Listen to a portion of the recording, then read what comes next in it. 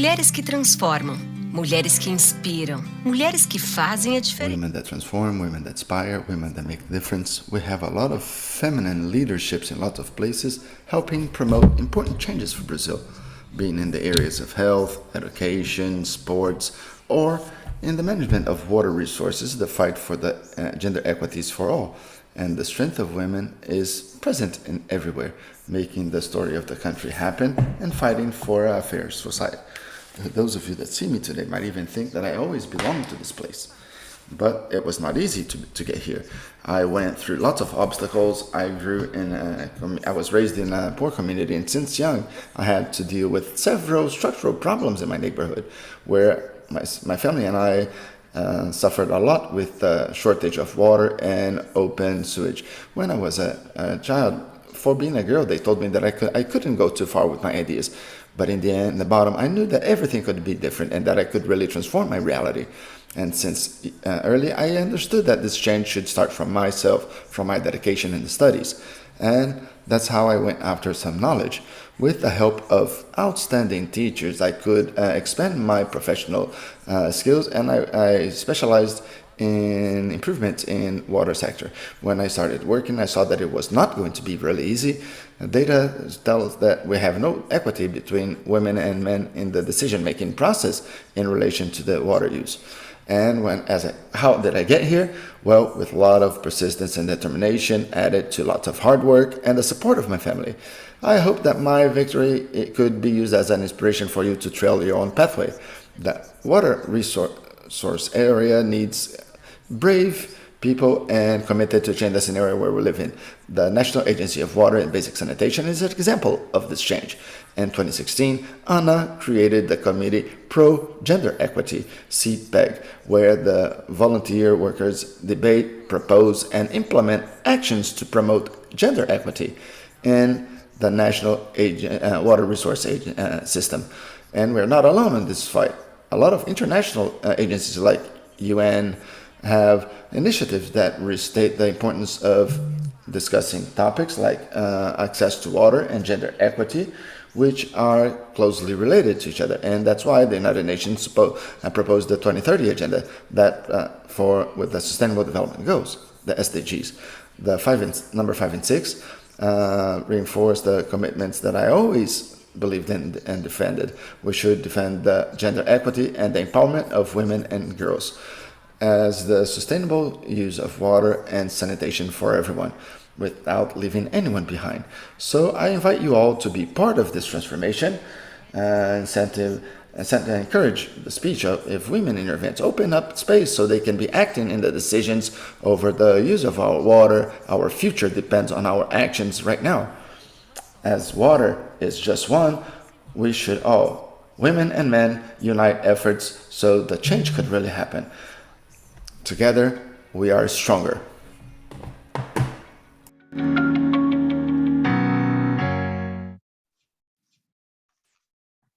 Bom dia, sejam todos e todas muito bem-vindas. Good morning. Welcome, all of you, welcome to the seminar, Women and Water Experiences in Latin America and the Community of Portuguese-Speaking Countries. This is another event from the National Agency of Waters and Basic Sanitation, in order to strengthen the participation of women, bringing this effectiveness for the water management sector.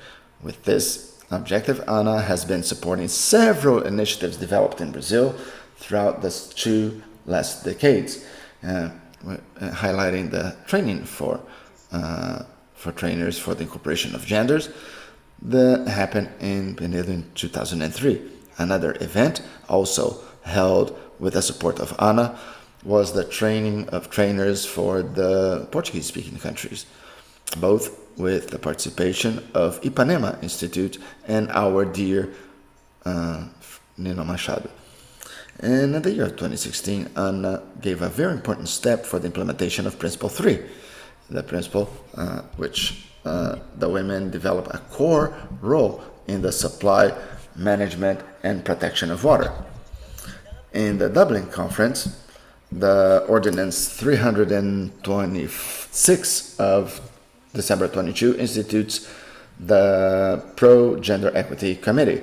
Today's event is an initiative of CPEG, the Pro-Gender Equity Committee, and the International Advisory Group from ANA that has the objective to debate and leverage the exchange between Latin American countries, Portuguese-speaking countries, in order to bring the importance and the leadership of women for the management of our waters. I am Daniela Nogueira. I am a senior researcher in the area of gender, water, and climate. I'm also a professor in the University of Brasilia.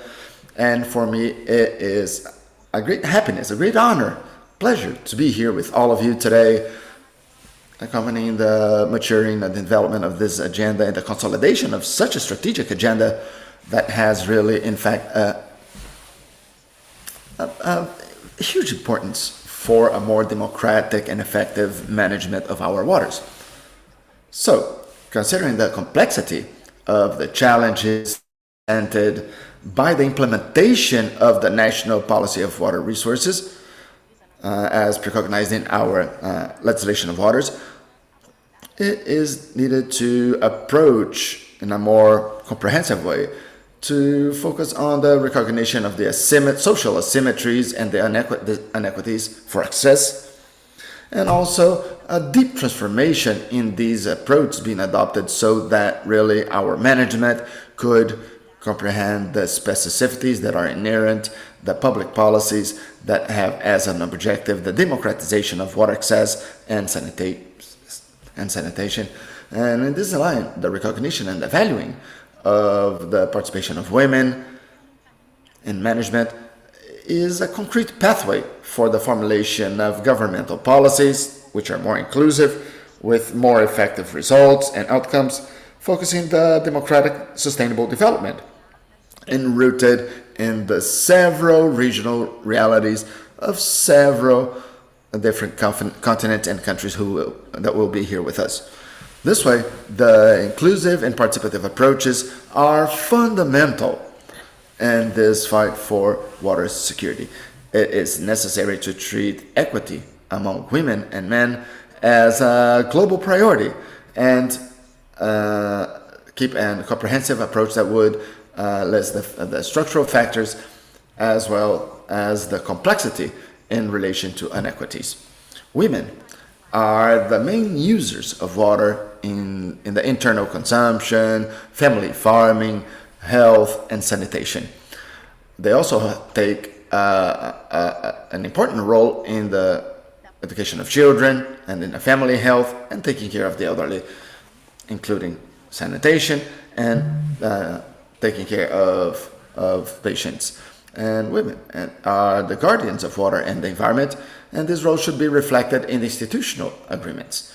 It should also be recognized in the several instances of the water system. The acceptance and the concrete implementation of this principle demands positive policies that would provide tools for the women to participate in absolutely all levels of the programs and initiatives, including the decision-making process in the implementation of public policies.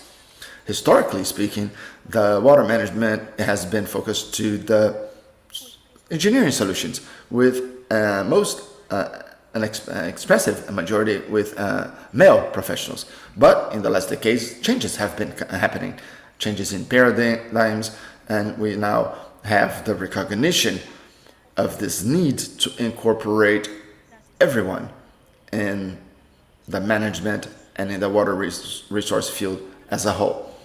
A decisive factor for the increase of us women in the management has been exactly the mobilization of the civil society. And in this line, according to what I said, the National Agency of Waters and Basic Sanitation has been created, spaces of debate and reflection about this topic, aligned to a world view about this top role of women as strategic managers of water.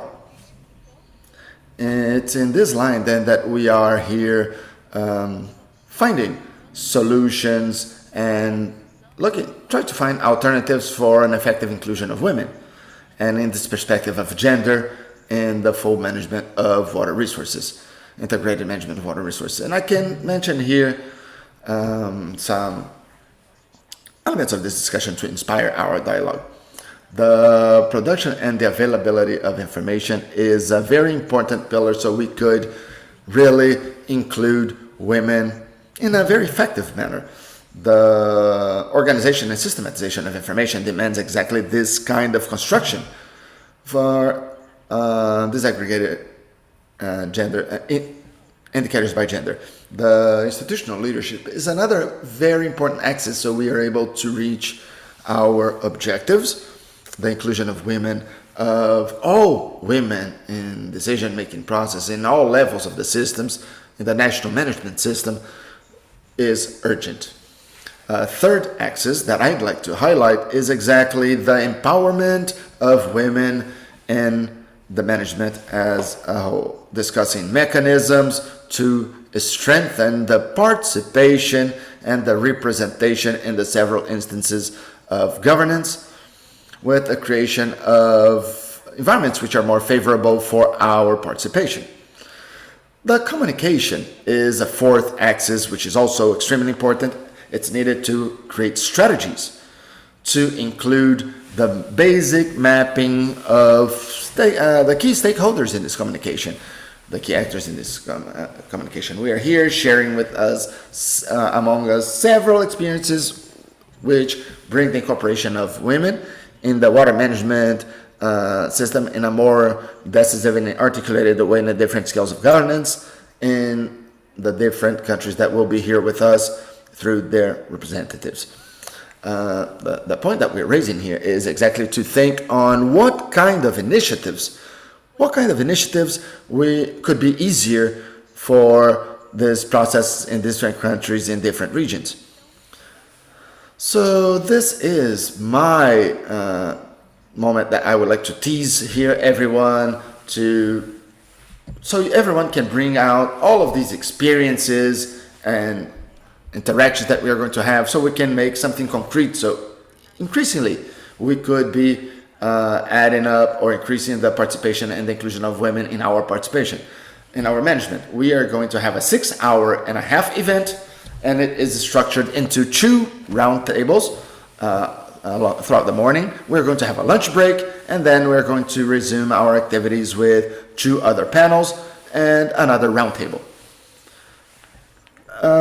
Starting from the second round table, then we're going to have a moment where we're going to have a Q&A session from the audience, with the audience. And these questions can be sent by this Q&A button or space in Zoom platform. So to start officially, I'd like to invite the President Director of the National Agency of Water and Basic Sanitation, Dr. Cristiane Dias, to welcome our seminar, to open our seminar. And Dr. Cristiane will also moderate our first round table that will cover the success cases and the participation of women in the process of this, in the decision-making process. So Dr. Cristiane, please, the floor is yours. Thank you so much, Daniela. Good morning, good afternoon, good evening, everyone, and all the participants. Welcome, all of you, to our international seminar, Women and Waters, Experience in Latin America and the Portuguese-Speaking Countries Community, CPLP, or ACLAC. This is another event of the National Agency of Waters and Basic Sanitation with the objective to strengthen the participation of women, bringing more effectiveness for the integrated management of water resources. ANA has been supporting several initiatives developed in Brazil and abroad. Have in mind our broad international agenda in these 2 decades, highlighting then the creation in 2016 of the Pro-Gender Equity Committee, according to Principle 3, as it was mentioned by Dani, according which the women play a core role in the strengthening and in the protection of waters. Since 2017, in our preparatory process for the 8th Water Forum, we had a start of several initiatives to develop and formulate initiatives, and this agenda, Water and Gender, debated in the process Citizen of the World Forum held here in Brasilia 2018. The event today is an initiative of the Committee Pro Gender Equity, as it was already said, and the International Special Advisory from ANA. I'd like also to thank every woman's participation and these workers, especially Gisela Foracini, who is a great colleague and a dear friend, and that made me adhere to this agenda, which is such a beautiful agenda, and that currently it is also my agenda. I had an international agenda in the previous years. I had a flight with 2 connections to be able to be back here to participate in this seminar and this meeting due to the importance that this theme has. And I am very happy to be here together with women that I admire so much and that are always an inspiration for all of us. So this event today counts with the support of the Project of South-South Cooperation coordinated by ANA, UNESCO, and the Brazilian Agency of Cooperation, ABC. I informed that we have simultaneous translation for English and Spanish and Portuguese, and I will be moderating this first opening panel. I will be starting introducing myself a little bit. My name is Cristiane Dias. Currently, I am right now the President Director of the National Agency of Waters and Basic Sanitation. I am Henrique's mother, who is 8 years old. So I am a mother, a wife, a daughter, a friend, and also a professional. The first time that I really understood, that I really comprehended that we are lots of times placed as references was in the classrooms. I was teaching civil rights, civil law in the University of Brasilia, and I was sharing this class with my friend, and we were in the same group, the same class, and my friend told me, well, the girls like you so much, the girls in the class like you so much, they think you're a reference, and they think you are a person who really they admire, and you are a reference for them, an example for them to get to where they want to be. And this calls to me, I thought that would be very weird, very strange. I said, what? Who? Me? And then I said, well, sometimes we don't know. We are not aware of the role and how important we are, and the reference that we could be for these other girls and women that want to be recognized for how hard they study and work. So after this day, I understood then that independently of the roles that we take and the tasks that we have, and also remember that we are examples to other people, because other people will be observing us, so we take these positions, and we must have this greater role to use these public spaces and use these highlight spaces to show that we really can be there, we really can do it, and other women and girls can also get there where we are and where we want to be. So today's event counts with women that work in different areas, but somehow they are women that are already playing roles in the society and in the professional world in a highlight position. So it's important for them to share their respective experiences of the itinerary that, or the route or the journey that each of us made, and how they interpret the agenda of these women in the current world. So about the water resource management, this is one of the main challenges tackled by our society nowadays. We have here a country which has 12% of fresh water in the world, but unfortunately it's not well distributed. So we must make this management role to level conflicts and to make water available for all the user sectors. And sometimes that is a great challenge, as we could see in this year of 2021. We had a hydro energy crisis, and we had to work very hard to be able to overcome this larger demand for water compared to the water offer available. So this is another objective challenge for ANA, to regulate the basic sanitation, which is a new competency for ANA. a participação das mulheres na gestão So de in this agenda, we have always been supporting the participation of women, including government policies that are more inclusive and that stop being just a speech and they start having concrete activities and actions. Recently, we joined UNESCO's initiative, okay, breaching the data gap and concluding concrete actions. So regarding the main topic of this event, it's very important to mention that many studies from many countries say that less than 20% of the water and sanitation agencies around the world, they are women and they are paid less. Their salaries are lower than their counterparts, male counterparts, okay? And please notice that there is a growing presence of women at several levels, at several water governance levels, even though the decision-making process that and power that they have is diminished.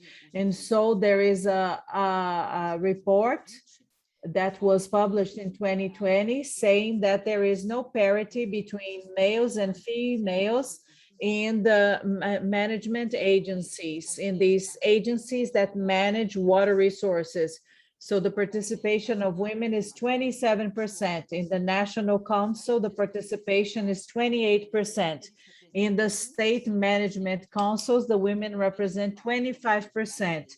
And the participation in the water resources committees is 31%. Therefore, the participation of the women in these levels of decision-making is less than 1/3 sometimes. We have to disseminate information. We have to add females and women to this decision-making levels, and they should be a part of the governance levels of all of the sectors, and this is very important. I see many women with a higher educational level, and women study a lot. They work really hard, and many times they cannot reach the top of the pyramid, and they cannot sometimes fulfill positions that are responsible for making all the decisions. And so people that have the span in their hands and they can make decisions.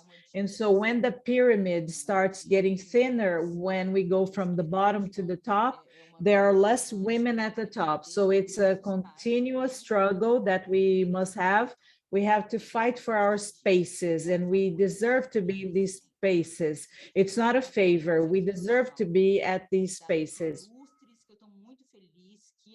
So ladies and gentlemen, we have brilliant guests here with us today. And I'm very happy to have all of you. And I would not like to stop my cycle here at ANA as CEO or director and president of ANA. And we have Ms. Luiz Heleno Trajano, president of the administration board of Magazine Luiza, Cecilia Malaguchi do Prado, coordinator of the South-South cooperation with international organizations of the Ministry of Foreign Affairs and of the ABC, Lídia Brito, director of the Regional Office on Sciences of UNESCO for Latin American and the Caribbean, Anícia Batistello Pio, manager of the Sustainable Development Department of Fiesp, and also Ms. Teresa Cristina Querino Vernaglia, president and director of Environmental BRK. Each guest is going to have 10 minutes, okay, to make their remarks. And then at the end, we're going to have 5 minutes for a Q&A session. And please remember to forward your questions via the Q&A box or the chat. So our first guest today is Ms. Luiz Helena Trajano, who is the president of the Administration Council of Magazine Luiza. She was responsible for the leap of innovation that placed Magazine Luiza amongst the greatest retailers in Brazil. So she has entrepreneur attitudes, and she has always adopted innovation in her team. For 23 years, Magazine Luiza has been in the ranking of the best companies to work at. She also works at 16 different entities, such as entities to advance retailers in Brazil. She was elected Personality of the Year in 2021. She is the president of the group called Women in Brazil that has thousands and thousands of participants, and they have offices in Brazil and abroad. She has received many awards and prizes as an entrepreneur, as a leader, as a woman. And so I would like to invite our dear friend, Miss Luisa Helena Trajano, to give her presentation or to make her remarks. Good morning, ladies and gentlemen. Cristiane, I'm so happy. I'm so happy. Oh, so we have a woman conducting Ana. How happy this makes me, okay? And so this used to be an area that only had men. And so my heart is filled with joy. It's an honor to be led by you in this area that is so, so needed, okay? And so some woman that needed water, and she tried to open her tap and that was blocked, and she was arrested. And so we need water to survive. And sometimes I tell my friends, my male friends, do not doubt this. Women can be friends with women, and so it's a great joy to see you there. So in second place, congratulations for having organized this event. Congratulations to you, to your team. It's very good for us to be here to raise awareness of the role of women in so many sectors. And after the pandemic, I believe that we haven't understood yet what we lived through this pandemic and what we're still living through during this pandemic. It's really, really serious. And I think it's going to last 80 years for us to overcome this, because we went through serious, serious problems during this pandemic. And I'm totally aware. I have given many presentations, many lives to SMEs. And so we are here together to discuss such an important topic. And so, Cristiane, you got this basic sanitation legislation, and this is a huge fight of the group of women in Brazil. Over 80 million Brazilians do not have access to basic sanitation, and this causes cancer. Cigarettes cause cancer. It has been tested, and so we need to reduce the deadline for Brazilians to have access to basic sanitation. And this is a fight that is going to involve all of us. I'm going to talk a little bit about management and why are women so important, okay? I supported the unity between men and women, okay? But I'm a member of a board that I'm the only woman. So if you want your daughters, your granddaughters, and your great-great-daughters in the board of these companies, don't sell your companies. Otherwise, it's going to last 120 years for them to become members of this board. And so I don't want to say that we are not assuming more and more positions than we have had 20, 30, 10 years ago. I have 3 grandchildren and 2 are women. I have a granddaughter who's 5 and a granddaughter who is 15. And they say, I want to take part in the group Women of Brazil. And so, God willing, when they are 15, I don't understand why my grandmother fought so hard. And I truly wish that they are not going to have to fight this. We still have differences in salaries, and also our fight for Black people and women is to see this, to have the men and the women working together. With all the respect to the man that I have male children, I have male grandchildren, and do you agree with me that no man would organize this? And after the pandemic, I'm totally alert and paying attention to everything. The management of the companies went from a mechanical, you cannot say that your son is sick, that your child is sick. This is a professional business, a professional company. And they were raised to do that. You cannot say, you cannot tell people that you don't know, and that was not true. If your child is at the hospital or in the hospital, if you're getting a divorce, if you didn't know something, this was true in the past. But then these paradigms started breaking these, and so the pandemic accelerated everything and the kind of management. So the management left this mechanical part to an organic part. The virus was totally organic. It didn't tell anybody why it was arriving, how long it was going to stay. So we changed to an organic management. And why are women ready for this? We are way readier to work in these kinds of scenarios than men. And so sometimes I say this at many places, the difference was really, really good.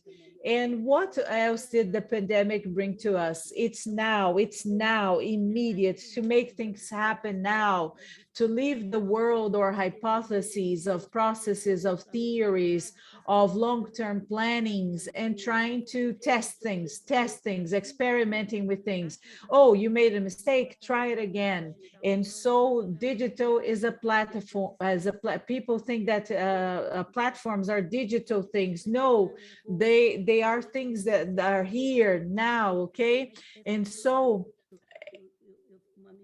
sometimes my friend told me the Brazilian flag says order and progress, and so Luisa always places progress first. So I would like to greet all of my co-panelists that they have much more experience than I do, and so I do not have much experience in this water resources sector. We have to do things, ladies. We have to do things. We cannot leave millions and millions of Brazilians without basic sanitation. We cannot allow poor women to be arrested because they opened the tap to get water for the families. We women have to work together, be together, stay together. I'm not a candidate for any political position. I'm not a candidate, but it's been 25 years that I sing the national anthem every Monday. And so on Tuesday, we had 500 people singing the national anthem. It's wonderful to see people again, to be together again. And so I love Brazil. I love this country. My children were born in Brazil. And what should we do? We should be part of movement so that together we can do that. I'm not a candidate, but I am a political being. And so I wish we had 100,000 women working together, and our organization is like that. 100,000 women, that is the greatest political movement in the world, but we are not members of any political party. And so we have 3 wonderful projects for Brazil that I want to launch. With 100,000 women, you have political weight. You have political weight at the National Congress, at the Senate. So I would like to invite you, organize yourselves into groups. We need to have the civil society making things happen. What I'm launching now is we have to do things now. Oh, I'm thinking about this. And if you show we have to do it now. The name of the movement is It's Now, It's Now. My daughter always says, don't give my mother any ideas, otherwise she's going to implement it now, today. Okay, and this is really common for women. Thank you, Cristiane. Thank you for your beautiful words.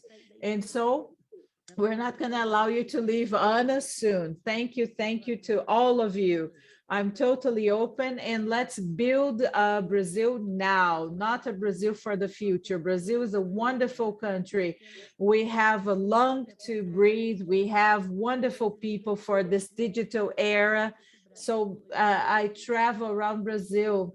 So we have many entrepreneurs and women are ready to do that. We have to be safe. We have to stop speaking ill of Brazil. And social inequality is not only the responsibility of our politicians, it's our responsibility.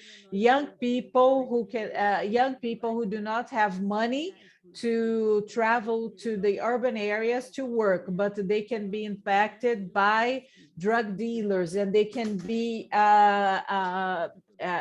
start selling drugs that are going to impact our children and our grandchildren.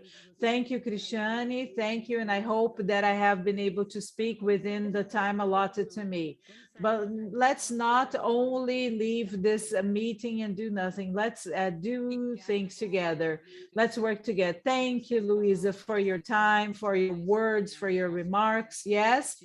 Yes, I also love my country dearly, and I was able to take part in a mission recently to show what we have, everything that is beautiful in Brazil, how much we work, and so we should value Brazil, our country, and to work towards having a better Brazil, to have this national feeling. You're always a benchmark for us. Your group, Magazine Luiza, is growing more and more. Thank you so much for your participation and your words.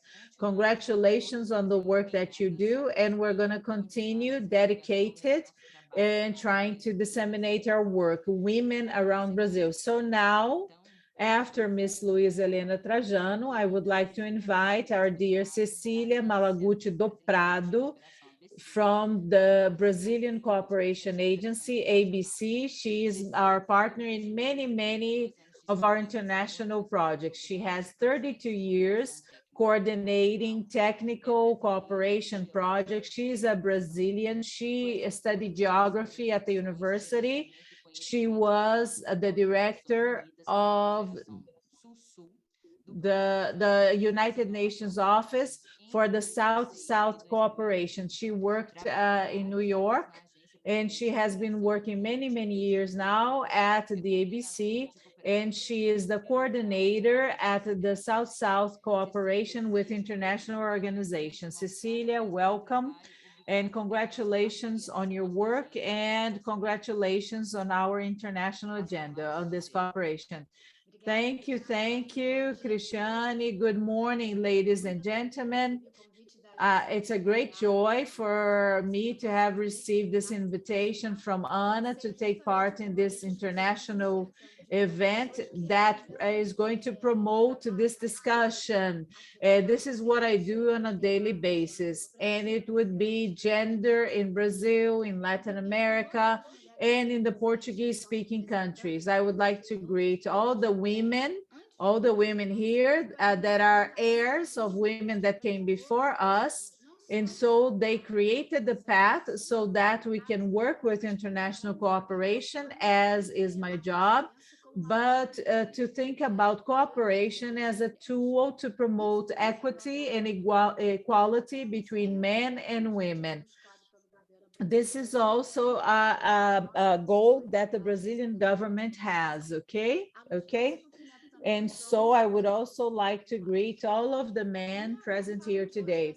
So my part here today is going to be a little more institutional, and I would like to discuss the efforts of the Brazilian government to promote the rights of women in the South-South cooperation. I would like to discuss the focus of the ABC. I believe that most of you know it. It's a central agency, and it's in the center of the international cooperation efforts of the Brazilian government. And we try to share knowledges, cooperation, experiences between all the countries. And we try to achieve we're trying to achieve local autonomy so that we can so that we can overcome the challenges that we have in our development processes. And we verified that in the technical cooperation between Brazil and other countries, based on this exchange of knowledge and best practices among underdeveloped countries, we have as a sound tool for the local development, and we support the promotion of structural changes. Since 2008, and ABC made the important decision to work together in cooperation with international organizations, and among them UNESCO. UNESCO is here present today. They are one of our greatest partners, and my department that supports trilateral South-South cooperation, and at this moment, we have a representative from UNESCO, Lydia. Our convictions about the advantages, the comparative advantages of working with international organizations. And so this is becoming more and more a part of our technical cooperation agenda, because our cooperation is Brazil and another country. It's a bilateral cooperation.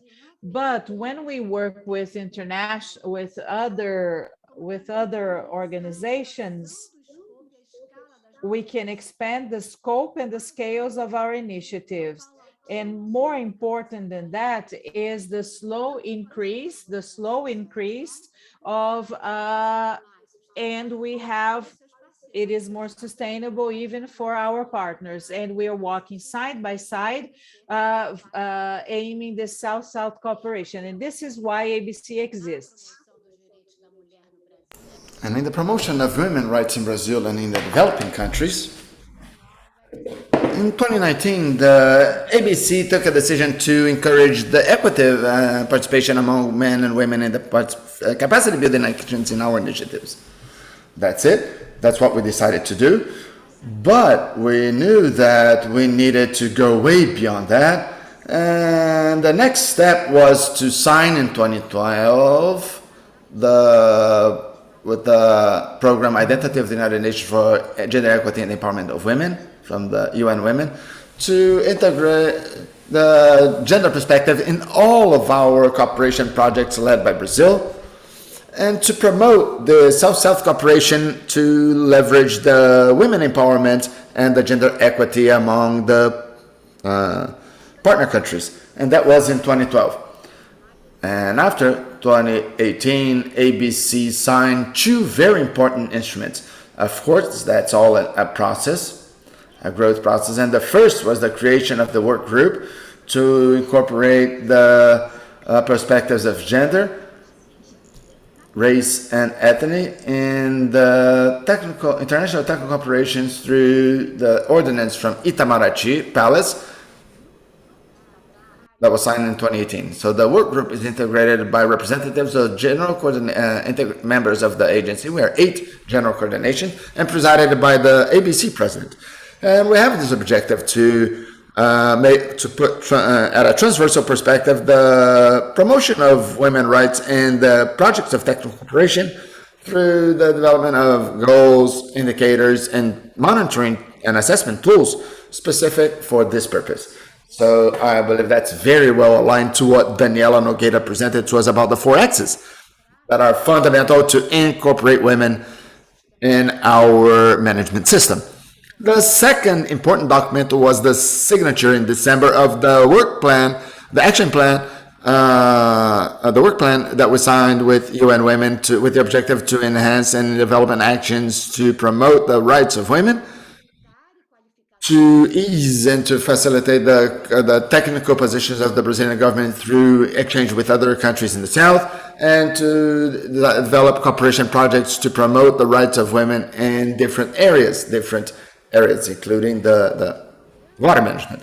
And the program with UN Women also will support the work group from ABC, mainly regarding the construction of goals, indicators, and tools. Our expectation is that at the end of 2022, next year, we will have a clear indication of what would be the actions that really could be contributing, so more partner women in these projects could be present in the processes, in the decision process in their countries and other countries. So these decisions will be added to other actions that are already being developed in partnerships with UNESCO and other agencies of the United Nations systems and ITU, and all the focusing on this topic of inequity between men and women. So I see the full convergence of the work being developed by ANA since 2016 in the constitution of this technical committee, with the Christian technical committee, and all of you here present as well, with actions of the Brazilian government to insert the perspective of promoting the women's rights in our case, in our technical international cooperation actions, in order to make possible that this inclusion aspect resonates in the practice of our actions. So that's the great point. So this way we would be reaching measurable results and transforming results for the realities of the women in Brazil and the world. I myself, as a woman, am responsible for the programs established by international organisms. I am very proud and honored to be contributing, even that very humble and modest, to start this process. We are aware that even though we represent more than half of the Brazilian population, data shows that men and women still are not taking the same number of positions in the decision-making process. Consequently, they don't have the equal opportunities to participate, reflect, debate, and think about the most challenging issues related to the development of our countries, such as the management of water resources. So I highlight this first challenge. So the participation of men and women is not equal. And the other issue is that lots of times the women are in these spaces, but their influence is still limited. With this limitation, then the women have a weakened participation. In the case of ABC agency, since I entered in the agency in '89 with that brief interval of time, the composition of those staffs of coordination in the agency have always been very balanced between men and women. But up to now, 34 years after the creation of the agency, the presidency of the agency has always been taken by a man. Not that I want to take this position, but that is a fact, a concrete fact. And having said that, I reinforce my personal understanding in ABC's understanding that here I represent, that the agencies that now involve the equitative participation of women in the several areas of knowledge, including the management of water resources, would be very complex, but it's possible to overcome. I consider it very urgent for all of us to be able to develop and have naturally the rights of women ensured in our daily lives, being in the positions of our professional positions, or in the elaboration of public policies, or also in our interpersonal relation with other women. We need to continue with the sorority. We need to experience sorority. It's not an easy task, but always when we launch light on the discussion for women, we take this first step. And one day, as it was said by our dear speaker, Luisa Trajano, we will not need to talk and to include more of the women, because we are already going to be a part of it. So I thank all of you for this attention, and more specifically my colleagues in this opening panel. They're important women, Brazilian women, that certainly due to their competences, now they take direction positions that make us all proud, and all the women and girls proud, and creating dreams that all of us, we can grow and take important positions, such as all of us, and contribute for the development, sustainable development, and equitable development of our country. Thank you. Thank you, Cecilia, for these beautiful words and for the work that you've been doing. It's so good to be knowing more about the planning, this international action, and the agenda of the women. I'd like just to say, girls and boys, that I am wearing pink on purpose. We have here a movement to wear pink, and and also purple. A girl color, let's say. And recently I was in Lisbon and I was able to participate in this panel. That was a legal panel, but the representative Margarete Coelho was there last. She was wearing pink also. And even with so many legal discussions, she took also this opportunity to refer to the women's agenda because she felt that she had to take this opportunity in that forum to talk about such an important agenda as well. So the spaces also that we are taking, we are also having this opportunity. We cannot miss the opportunity. So thank you so much for your participation. And now we're going to continue with our next guest, Lídia Brito, BK, a force here with a doctorate in force from the University. Lídia has been the vice dean for the University of Mondolane, the Minister of Higher Education, Science and Technology in Mozambique. She entered in UNESCO in 2009 as the Director of Scientific Policies and Sustainable Development in Paris. And now she is the Regional Director of Sciences for UNESCO in Latin America and Caribbean. Lídia, pleasure to see you again. Thank you so much for being here with us again. And I pass the word to you so you could be sharing a bit of your experience and your view, this so important view on gender. Thank you. Thank you so much, Cristiana, and also thank you so much, Luisa, Cecilia.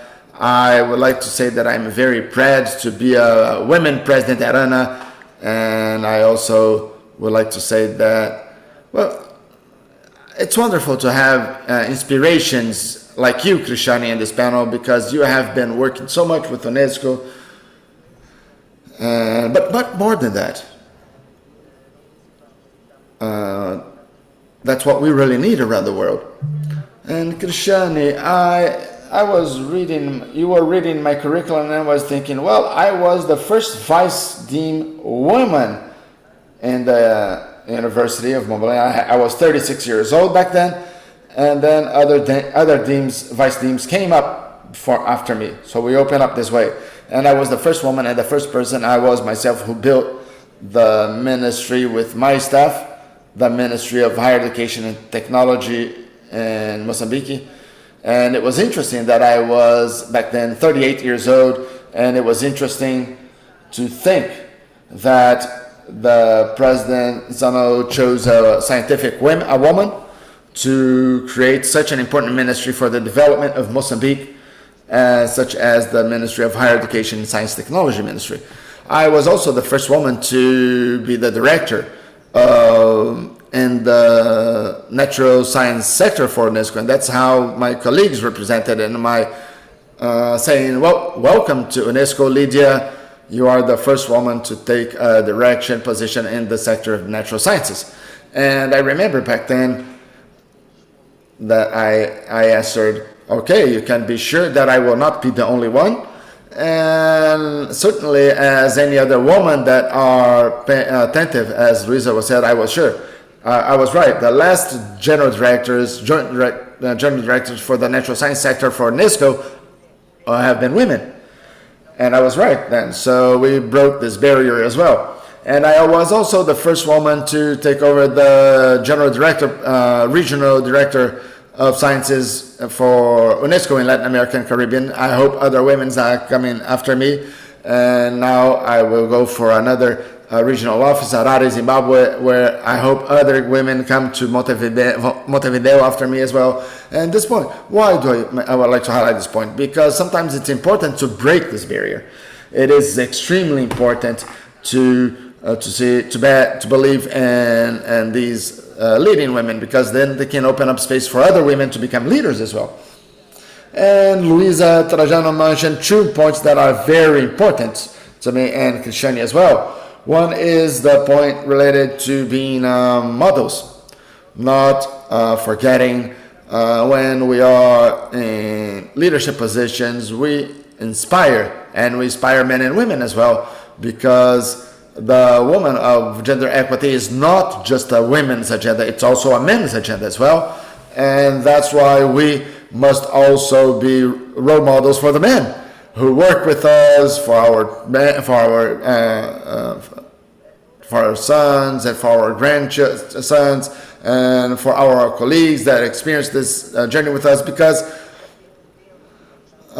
we also should be an inspiration role model, and that means, as Luisa was saying, to perform this connection between the masculine and the feminine world and open up spaces for the feminine could also be truly present and be something so that's our first reflection that I would like to bring. And for me, Christian, when I was the vice dean, a lot of problems was that we didn't have much engineering, women in engineering. I am an engineer, so we have to think that we have to make the women engineers to talk to those girls in high school so they could be already becoming engineers, so we could have more women engineers. I was vice dean for 2 years, and then I went to the ministry, and we were in the ministry launch creating the first indicators for science, technology, and higher education, separated by gender. And it was interesting that suddenly, instead of having 2% of women in engineering courses, we went to 12%, from 2 to 12% in 1 year. And everyone was saying, "Oh no, that's wrong, that's not wrong, it's impossible to go from 2 to 12% in 1 year." Yes, you can, because that would be the generation of women, girls, that would be, that were interested to become engineer, going to school to become engineers, and that's very important to be said. And another reflection has to do with the passion, connection to passion. Luisa was saying that she loves Brazil. This passion, this love makes me an interventionist and political, and I would like to highlight, add another word, and maybe this is one of the most important things that the women bring to their daily lives at home and also at their work. And this connection between passion and compassion. The woman is passionate, but also it's compassive. And this process of being passionate and compassive, she mobilizes dreams. They mobilizes the dreams and interest and creates network support networks. I love being a woman because I'm never alone. And I think that, well, that is important also for the public policies that we have. We have to add, to give more value when we recruit someone for a director position. We have to think that this person could or not establish a network, or could or not mobilize the dreams, interests, and capacities. And that is not considered, because a lot of the reference terms talk only about the skills, the hard skills, not about these skills that are, as Luisa was saying, in the moment of uncertainties as we are going through right now with COVID pandemics.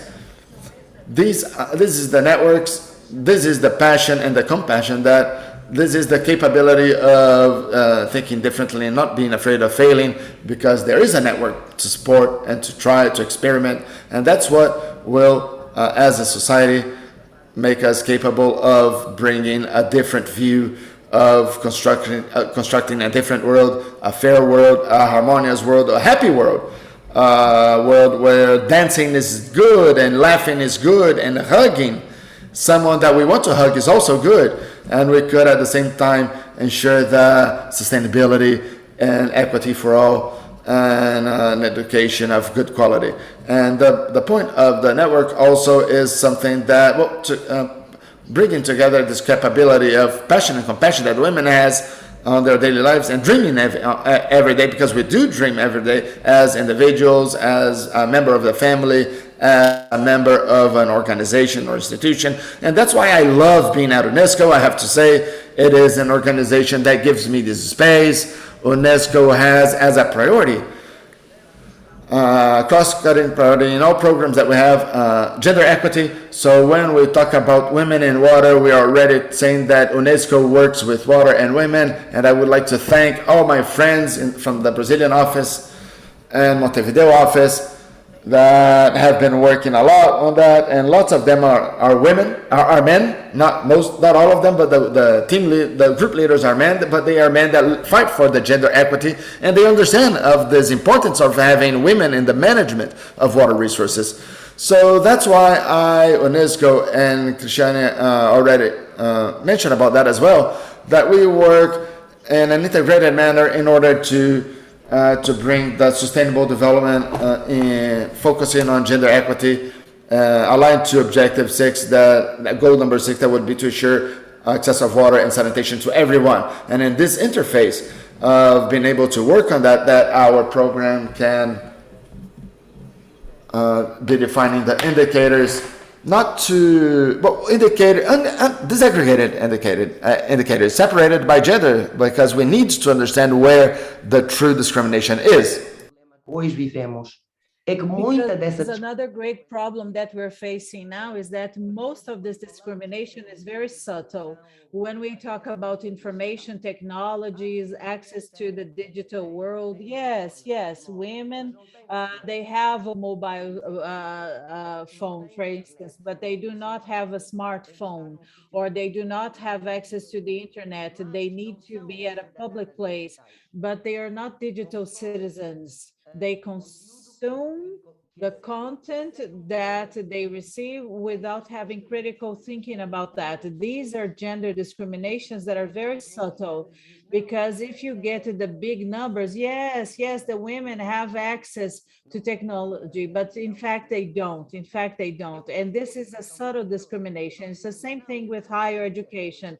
Yes, we have more and more women at the universities, and sometimes, yes, they go beyond men. But when we talk about the careers, and I believe that Miss Luisa Trajano mentioned that, or Cristiane or Cecilia, and then when the pyramid starts getting thinner, then we see the discrimination. We have 53% of women in the world, but we only have 2% of women at the top of the pyramid. And UNESCO tries to overcome this. And part of the work that we do, it is try to create knowledge, so that we can impact public policy, so that we can guarantee that we have pathways open to everyone, especially for women.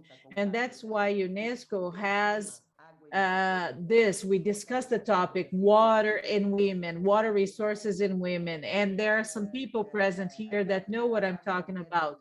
And so women and water, and so for development, we also have from the Dominican Republic, which is water and safety and security. So we have been working with the academia, so that the academia can help us find pathways so that we can continue. The program has an initiative, and Cristiane and everybody who works at ANA, thank you so much for promoting this initiative, because we need great examples coming from ANA,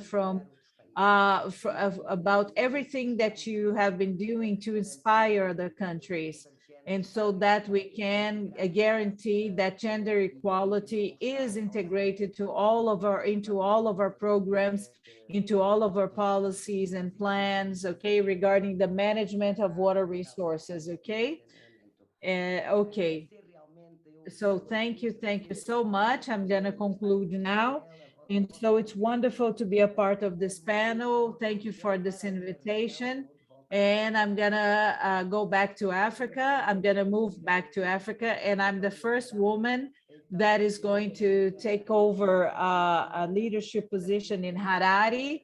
And so I'm going to continue on my journey of opening up pathways and doors. And I am here, and I have done what I have done. And because I had many, many women and many, many men following me up. And as my final remarks, I would like to say, I'm always going to be in love. I'm always going to be in love with the work that I do, and I'm always going to feed my compassion. And more than anything else, these two things, they're going to allow us and me to dream with all of you. Okay. Okay. Thank you very much. Thank you very much. Okay, thank you, Lydia, so much for your wonderful remarks. And you have touched two topics that are very important. The network, yes, women, they tend to create networks, okay? And women are different from men, truly are. And sometimes some of our characteristics, they are highlighted and stressed. And we have some characteristics that are different. And we are different from men, but it's important to have both of us to add oxygen to this mix. And you also mentioned something that attracted my attention: men that also fight for gender equality. And so we have a responsibility when raising our children, and we have to raise awareness among our colleagues. And like you, I have received the assistance from many, many men that helped me, that believed in me, that believed in my work. And so I had men that believed more in me than I believed in me myself. And I also try to share with other people what I received from other people. I was able to cooperate and to help boost the careers of other women because they deserve to be there. And sometimes they were invisible, mainly in a very masculine world. And so I also have the responsibility with my son. My son is 8 years old. He has a cousin who is 9. They live together, and on a certain day they were playing. They were playing, oh, I'm going to be a professor or I'm going to be a doctor. And she was the secretary. And then I said, okay, my son, no problem. Now let's invert the game. Now Mariana is going to be the doctor and you're going to be the secretary, because you're no, you're not always going to be the doctor. You're not always going to be the one in charge. You can do this, and she's going to do this. Mariana never accepted being always the secretary. And then they were a little shocked, but it's something subtle. It's a game. It's a moment for play. But men have to become familiarized with women at other positions, not only as the person receiving the orders. Okay, and the women can assume any position, can have any job. And so why not the other way around is also possible. So thank you so much, Lydia. Thank you for your words. And you made me remember these two examples. Now, to be part of the panel, I would like to invite our dear Anicia Batistello Pio.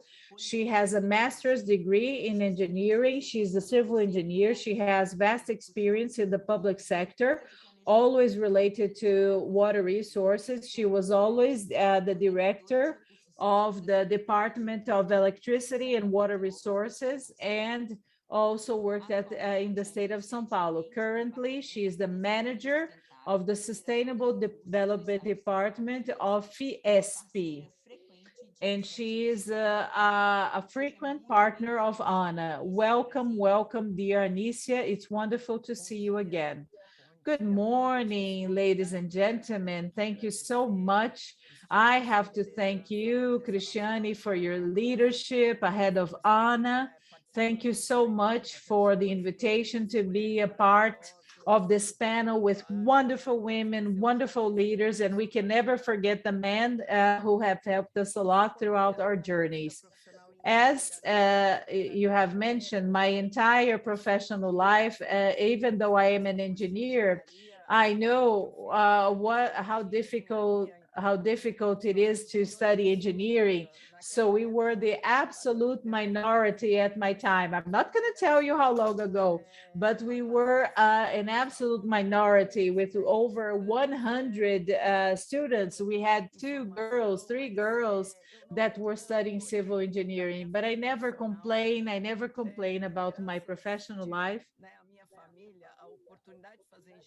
Thank God I had the opportunity to study civil engineering because of my family, and water resources have been part of my life since I graduated. And so it was a civil engineering construction that I did right after I graduated, but it was the Tietê River construction. construction. And so I left the water resources sector, and I allowed the waters to take me downriver. So my main objective was not working with water resources, with the environment, but but the water resources entered my heart and they never left me. So I only want to thank you because everything I have been able to achieve, and thank God I was successful as a professional, even though it was a career basically made for men, engineering, civil engineering. And then I started working in the public sector. And so civil engineering was also a place for more men than women, but I was very successful, thank God. So everything I did for water resources, they paid back double fold. And so I had a very successful professional career, and totally aware of this situation that we are a minority in most of the sectors and fields that we work. But I have another theory that I would like to leave my testimony with you. If you're not the greatest, you have to be the best. And I really, really enjoyed Lydia, Cristiane, Luisa, Cecilia. So everything we do with love. And whenever you do something with love, you do it better. And then you do it in such a free way, in such a wonderful way that you do not get stuck to preconceived ideas, to preconceptions.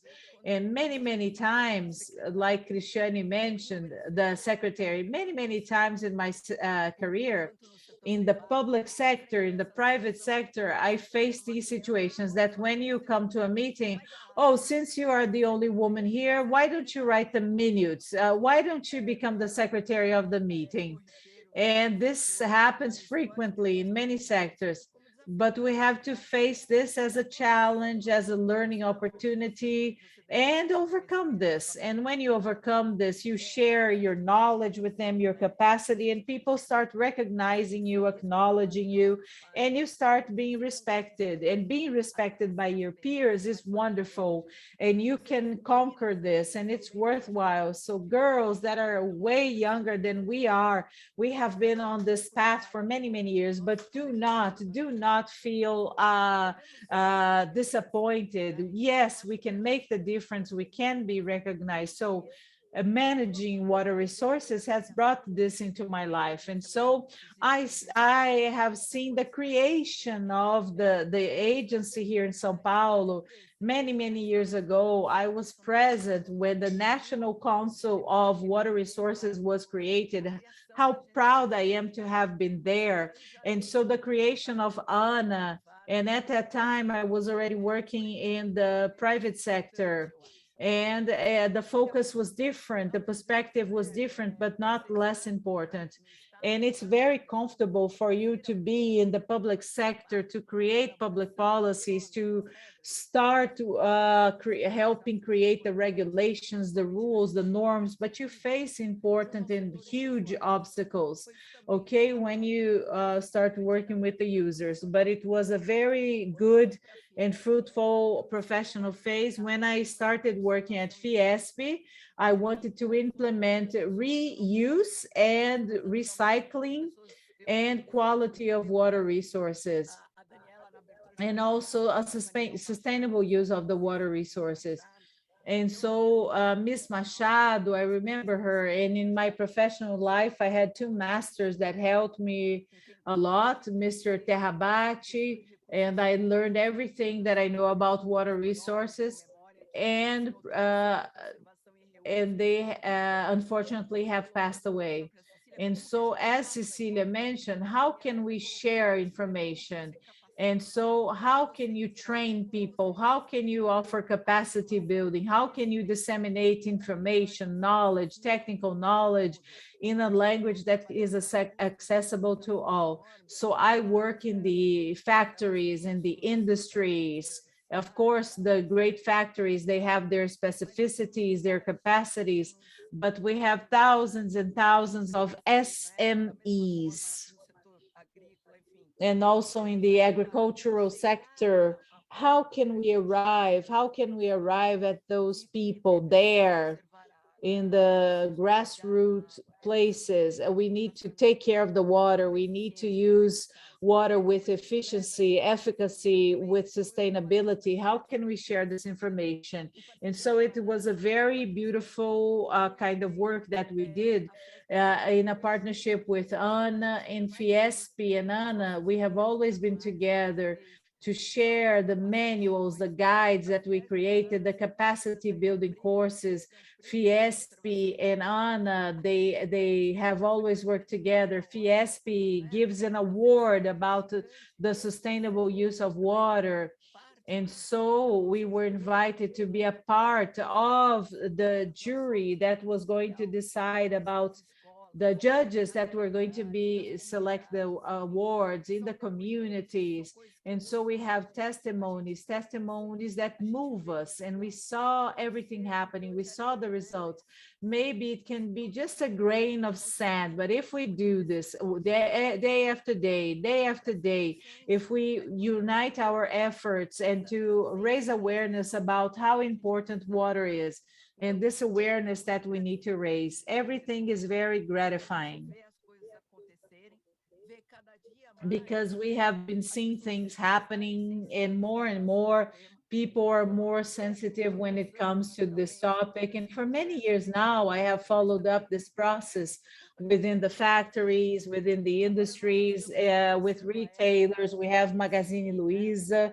And so we have been living the era of the ASG, the integration between the financial sector and the other sectors. If we read the sustainability report of the Central Bank of Brazil, and so inside the Central Bank of Brazil, they are now worried about the use of water resources, the metrics that they have been using when they want to grant funds and grant financing, agribusiness. So all of these technologies, it makes us really, really happy to also internalize this in the factories, okay? And so the industries, and so we have had great success in the water resources programs, and we also supply the factories. They are our partner, because the factories, they develop the technologies, they invest in the processes so that we can reduce the consumption of water, we can treat the wastewater. And Teresa is going to discuss this with us. This is a huge, huge challenge to treat the wastewater so that we can change the history. This is a great opportunity that we have in the hands of Christiani to change the scenario, to change these basic sanitation rates with a new legal framework for basic sanitation. We are also working, trying to provide solutions, trying to provide technologies, trying to reduce the price of these devices, and so that we can treat the wastewater, transform it into fresh water. I don't know if I have already overcome my time, because I love this topic. But I just wanted to make some final remarks. So, Christiane, I'm gonna provoke you as a lawyer because I'm an engineer. It's wonderful when we take part in systems that manage water resources. We have the rules, the regulations, the norms, and I would like to share with you reflections. There are laws that are inflexible. No man, no government, no the United Nations, the World Bank, the financial sector, not all of us are going to be able to change, which is the nature's laws. Everybody remembers, at least us who are over 18, we remember the Newton laws, the physics laws. So whenever we remember Newton, we think about the apple falling on his head. So nobody can change the gravity law, not even the Supreme Court in the USA. So we also have the law of action and reaction, and this guides our lives, this guides nature. Climate changes, they are a result of the actions of man, and nature is defending itself. And so nature is trying to refine its natural balance. So everything that we're going through now, huge droughts, huge floods, this is a reaction of nature trying to find its balance because of the man-created changes that Homo sapiens has introduced. So this is part of our lives, the actions and reactions. And I'm very grateful and happy to be a part of this channel because I always try to work with seriousness, with lots of love, and I have always received this back. And I have been acknowledged by my peers. So thank you so much. It was wonderful to be a part of this. Thank you. Thank you so much, Anicia. Your words just touched me. Thank you so much for your words and all the work that you've been doing and these final words as well. I believe that's exactly what has been happening in our lives. Thank you so much for being part of our panel. Well, now we are already advancing towards the end of our panel with our last speaker, someone that I admire so much, the person that at the same time is sweet and strict, really difficult characteristics to be able to juggle in. She is Teresa Vernalha, electrical engineer that has been more than 25 years taking leadership positions in multinational companies in the area of infrastructure for telecommunications and energy. Since May 2017, she is the president director of BRK Environmental, one of the largest private sanitation companies in Brazil. She is the spokesperson of the Brazilian network of the Global Pact for Water and Sanitation, SDG 6. She's the president of the ABCON Council, an entity of private companies for sanitation, and a member of the Consultative Council of ABGIB and the Council of the Brazilian Entrepreneurial Council for Sustainable Development and Trata Brasil. And she was elected for Executive of the Year by Exame Magazine 2020. And Teresa, thank you so much for being here with us. We are now interested to hear about your contribution. Thank you very much, Chris. Thank you very much for the invitation to be here. Thank you for everyone who was here before myself, Luisa, Anicia, Lydia, and Chris. Thank you very much for this initiative. I think that this is the water gender agenda is very interesting, and I was hearing everyone here how the stories, the pathways are very similar. I am also an engineer, and as an engineer of a group of more than 100 students, 10 were women. And from there on, we always were breaking barriers and open up pathways and always being the first in something. The first in taking a position in a telecommunication company and then energy. So I believe the stories are very similar. And I believe that the common point is that the fact of being a woman has never been an impediment to create and open up our pathway. And then being able to come up to help those that come afterwards, us. So gender and competence have no conflicts at all. Competence has no gender. To have a direction and knowing what you want to do in life is already a very important step in life. And these evolutions of life and the professional career that we end up choosing. In 2017, I went to the water and sanitation sector. I always worked with telecommunication that are very men's sector, and I went to the sanitation world. And I was surprised by a reality that I did not know, and I believe most of the Brazilians do not know, which is the 10th power of the world. A large part of the population has no basic sanitation access, and that's a social and an environmental tragedy. And I was thinking, what we already know that the woman is so impacted by it, but how can we measure it? How could we be working on that? as a company, how could be quantifying that and do something in relation to that?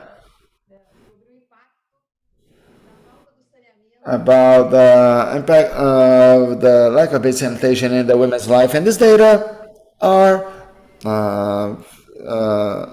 very strong. And one data that called our attention in this research, involved data from ENEM, DataSUS, and PNAD. And the point that most called my attention was that women that do not have access to sanitation have grades 25% lower than those that do have access to basic sanitation. And that would be a vicious cycle of the women that, well, who takes the children to the doctor when they have a diarrhea? Who would be missing a day at work? So the woman. So after that point, we started developing actions out of our company to with a specific focus on women and income generation. And an example of that was the program for refugees. It was the program called Reinventar, which was the formation of women, the capacity building of refugee women in vulnerable position as plumbers. And we hired these women in our operations. And now, when we look at the new investments that we made, I believe that now in Brazil we have one of the larger problems of the programs of infrastructure and sanitation and environment, maybe. So that's a huge environmental project. And these women, those that are not workers, they are women that could be certainly. They already have then a technical qualification, and they could be working in the communities and generating their income. So that's the importance of income generation and helping the women break the barriers so that of financial dependency that lots of times make her refugees, hostages of the domestic violence and victims of domestic violence. So this research showed a strong connection between the woman and the sector that I was in, and I believe that as a leader and as the president of such an organization, we have the role in society, and we have to open up, and we have to change this reality. And social responsibility is for us that have the word, for us that have the power to make this happen in a faster way. So this is an action to the society, but also outside to the society, but also inwards. The concern should also come inwards to the company, the gender equity agenda in our company and the diversity agenda also. And we talked a while ago about the ASG or ESG. It's not possible to talk about this agenda. So this is in the veins, right? The environmental, social, and governance.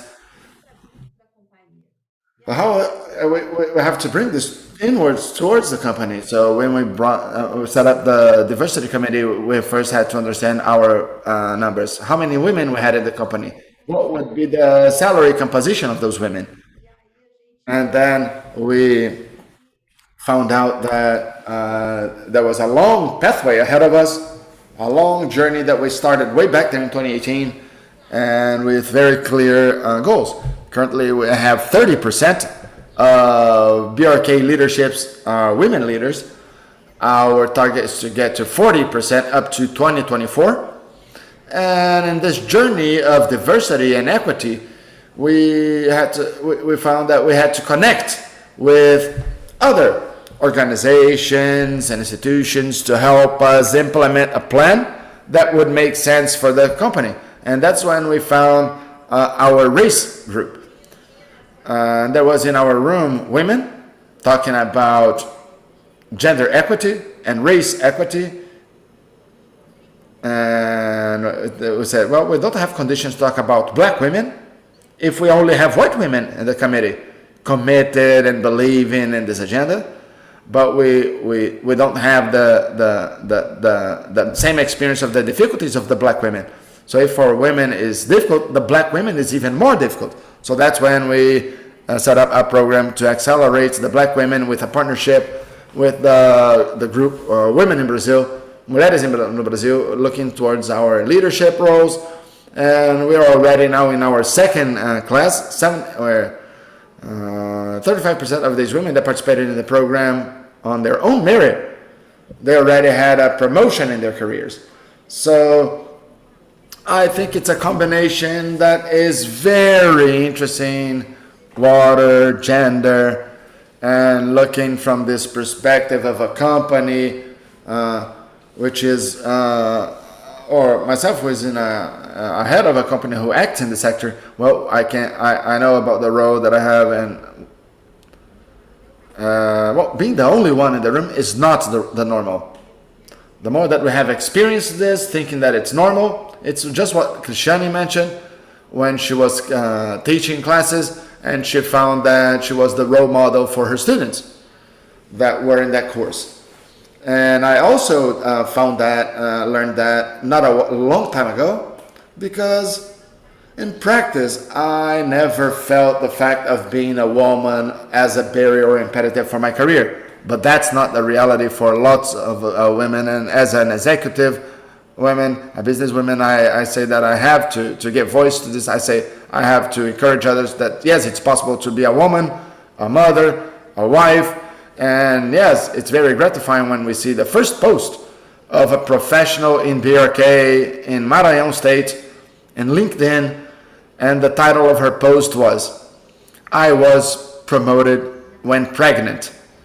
And that was very nice to see that her manager, he for she, was practicing then on the daily lives what we believe diversity really is about. So that's the role that we who are ahead of organizations, we don't have to believe and accept that our role is, our trajectory or the journey would be the same of several other women. And we really have, in fact, the role of, in our society to make, as Luisa Trajano mentioned, our grandchildren, grandson, great-grandsons, when they get there, they can say, wow, why they talk so much about this?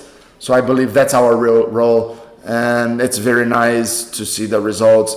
Then this post for me, I loved this post. It made my week very happy to know what we're really doing. In fact, is reflecting the other end, and it's also reflecting the end of the operation, but also the society. While we are employing women that did not believe that it would be possible to have an income and a profession through these initiatives of capacity building for women. So thank you so much, Chris, for the opportunity to share these experiences with everyone. And I think that we always learn with everyone's experiences, and we can see really that we are not alone in this journey, and we have lots of women doing lots of things when we unite to exchange, when we are together to exchange these experiences. We can see that we have a huge exponential potential in those actions to have a world with more gender equity and race equity. Thank you. Thank you so much. That is girls from my Brazil. I was looking here that all of the questions that we had scheduled somehow were already mentioned and answered by the speeches, the presentations. So I will take the advantage here to make a last closing thanking word for all of you, an acknowledgement moment. I think that is a closed even better than I could. Your words were beautiful. I was surprised here, and I'm very happy and gratified by the example that you raised, a woman being promoted while she was pregnant. That is extremely a rare exception in our real world. My friend, a colleague that was running into a position, in the moment of the interview, they told her, well, you have 3 children. If you have 3 children, you cannot take this position, they said, right? You have a huge burden at home. And she said, no, my children do not affect my professional life.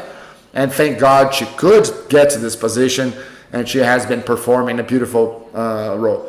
So thank you so much, everyone. Our struggle and fight continues. Thank you so much. Count on me here at ANA, and I will be continue fighting for a better management of water resources, a better access to water with quality, and also gender equity. Thank you very much, girls. A kiss to all of you. Thank you. Thank you so much for this beautiful panel. Thank you for this opportunity. Thank you, everyone. Luísa Trajano, obrigada, Cecília, Lídia, Anícia, Tereza. Thank you, Lígia, Anícia, Cecilia, Luisa Trajano. I am a suspicious person to talk about this topic.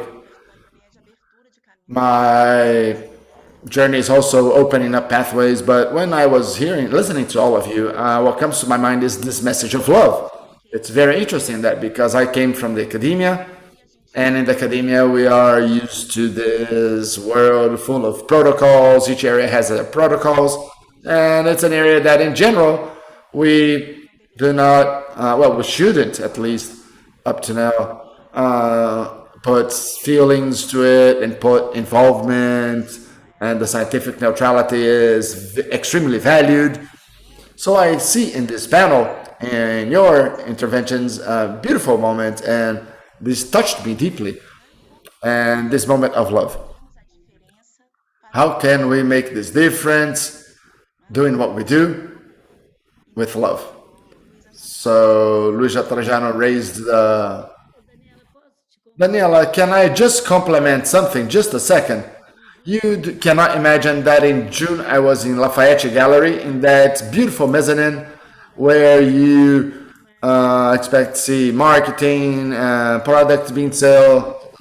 But when I got there, to my surprise, I even sent the picture here, Kishani, that there was a love, a big heart with the love, with the word love, A of love in Portuguese, A, amor. So that is the center of European shopping. The gallery is beautiful gallery, and I have the picture there. I sent you the picture. I'm sending this to you. And sorry, Daniela, because you mentioned that, and I had to show you this moment. Imagine in the center of marketing consumption in Europe, a place where you usually see things to buy, a huge heart, and you can show it's only a minute long. And I had to mention this to you that, there was the word love. Can we show it? Can we share this? It was in the center of European consumption or shopping in June, post-pandemic. So it's a very serious thing.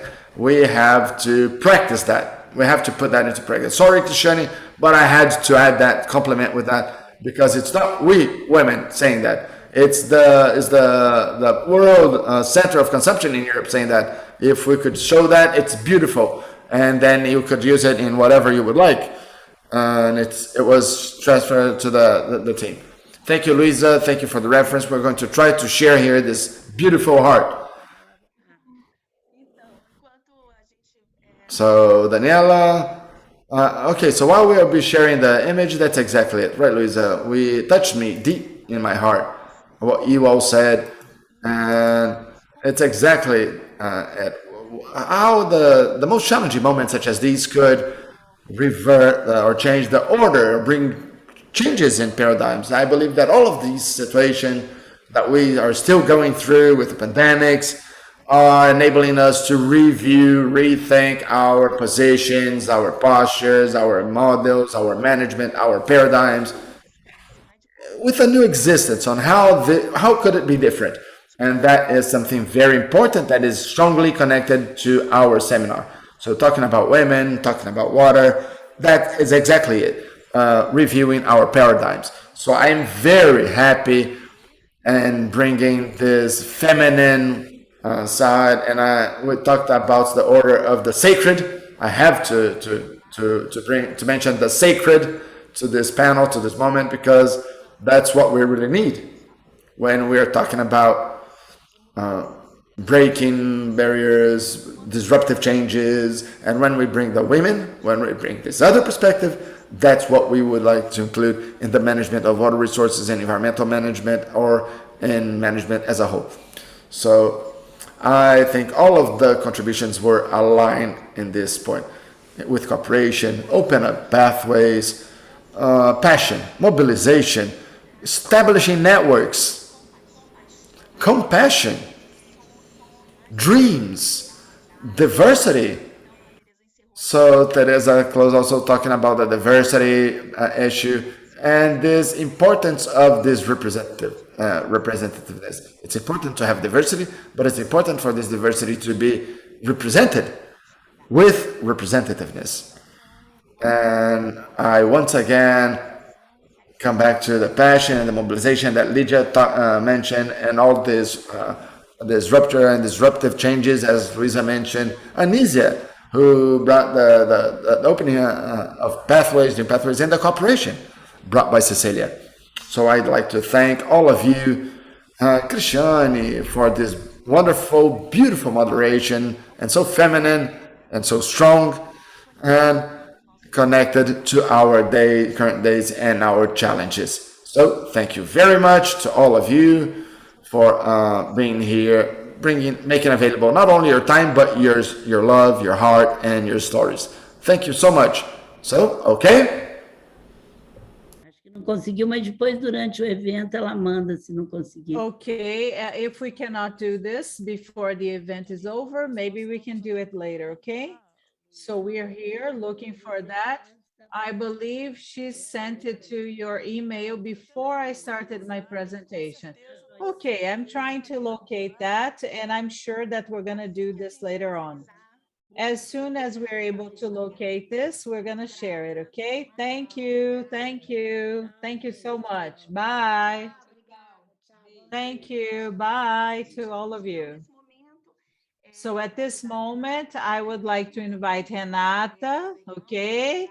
Renata Maranhão from ANA, and she's gonna be the moderator of the second panel, okay? And we're gonna discuss the gender issues related to water resources in Brazil. Renata is an expert in water resources. She is the coordinator of our capacity building courses and also the management of water resources. She has a master's degree in natural sciences, and she has vast experience in public management. Thank you, Daniela.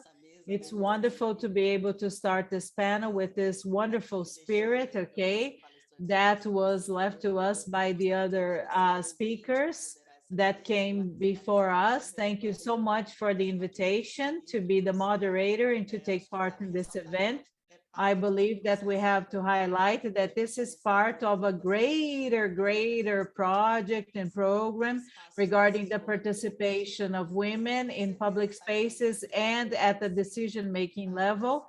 And I'm sure we're gonna leave this space well better and more motivated. And so before I introduce our panelists, this panel is going to discuss a little bit about the Brazilian experience, okay? I apologize, somebody forgot to mute their microphone. And so we're gonna talk about this, the water resources, and in the afternoon, we're gonna hear from the Portuguese speaking countries and from Latin America. And so how these gender issues, they are similar. And I would like to highlight these 4 points that Daniela mentioned during the opening. It's important for us to discuss our challenges, our purposes. It's important for us to make information available. And Fernanda is going to discuss this with us.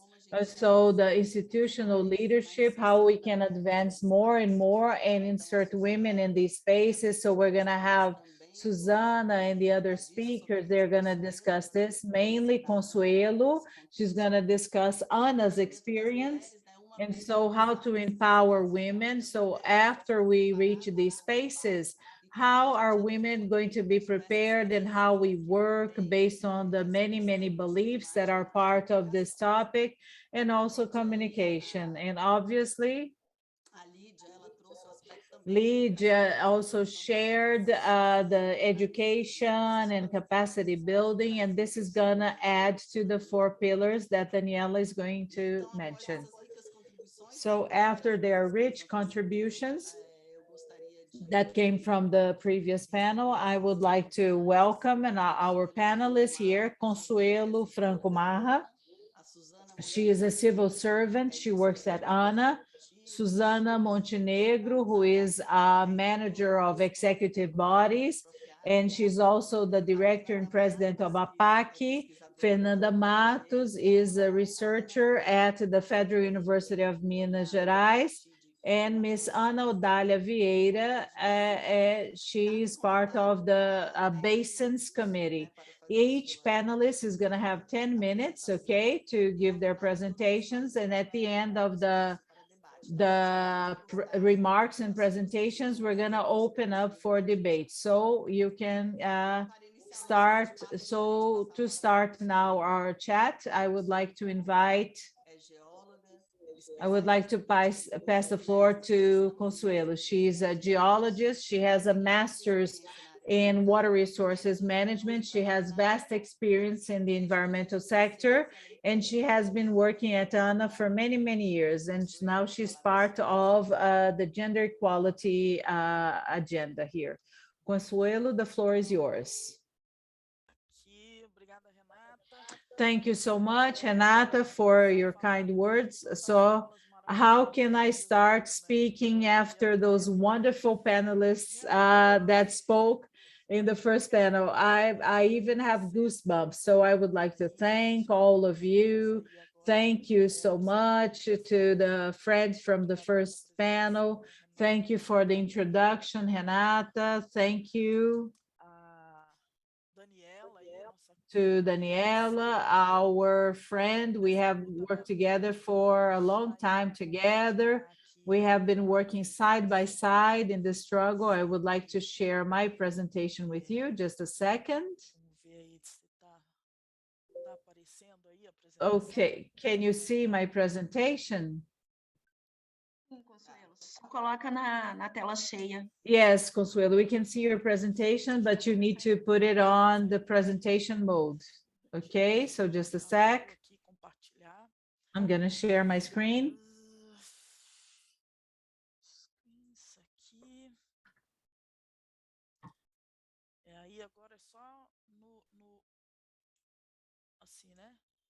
Apareceu, pessoal? Perfeito. Can you see it? Yes, we can see it. Então, gente, nós vamos falar aqui pouquinho sobre a questão de gênero. We're going to talk a little bit about the gender issues when it comes to the... Oh, the slide is so big that we cannot see the letters. Something is appearing. I don't know what this is. Let me see if I can share the screen. Questões tecnológicas, né, pessoal? Technological issues. Sorry, guys. Just a sec.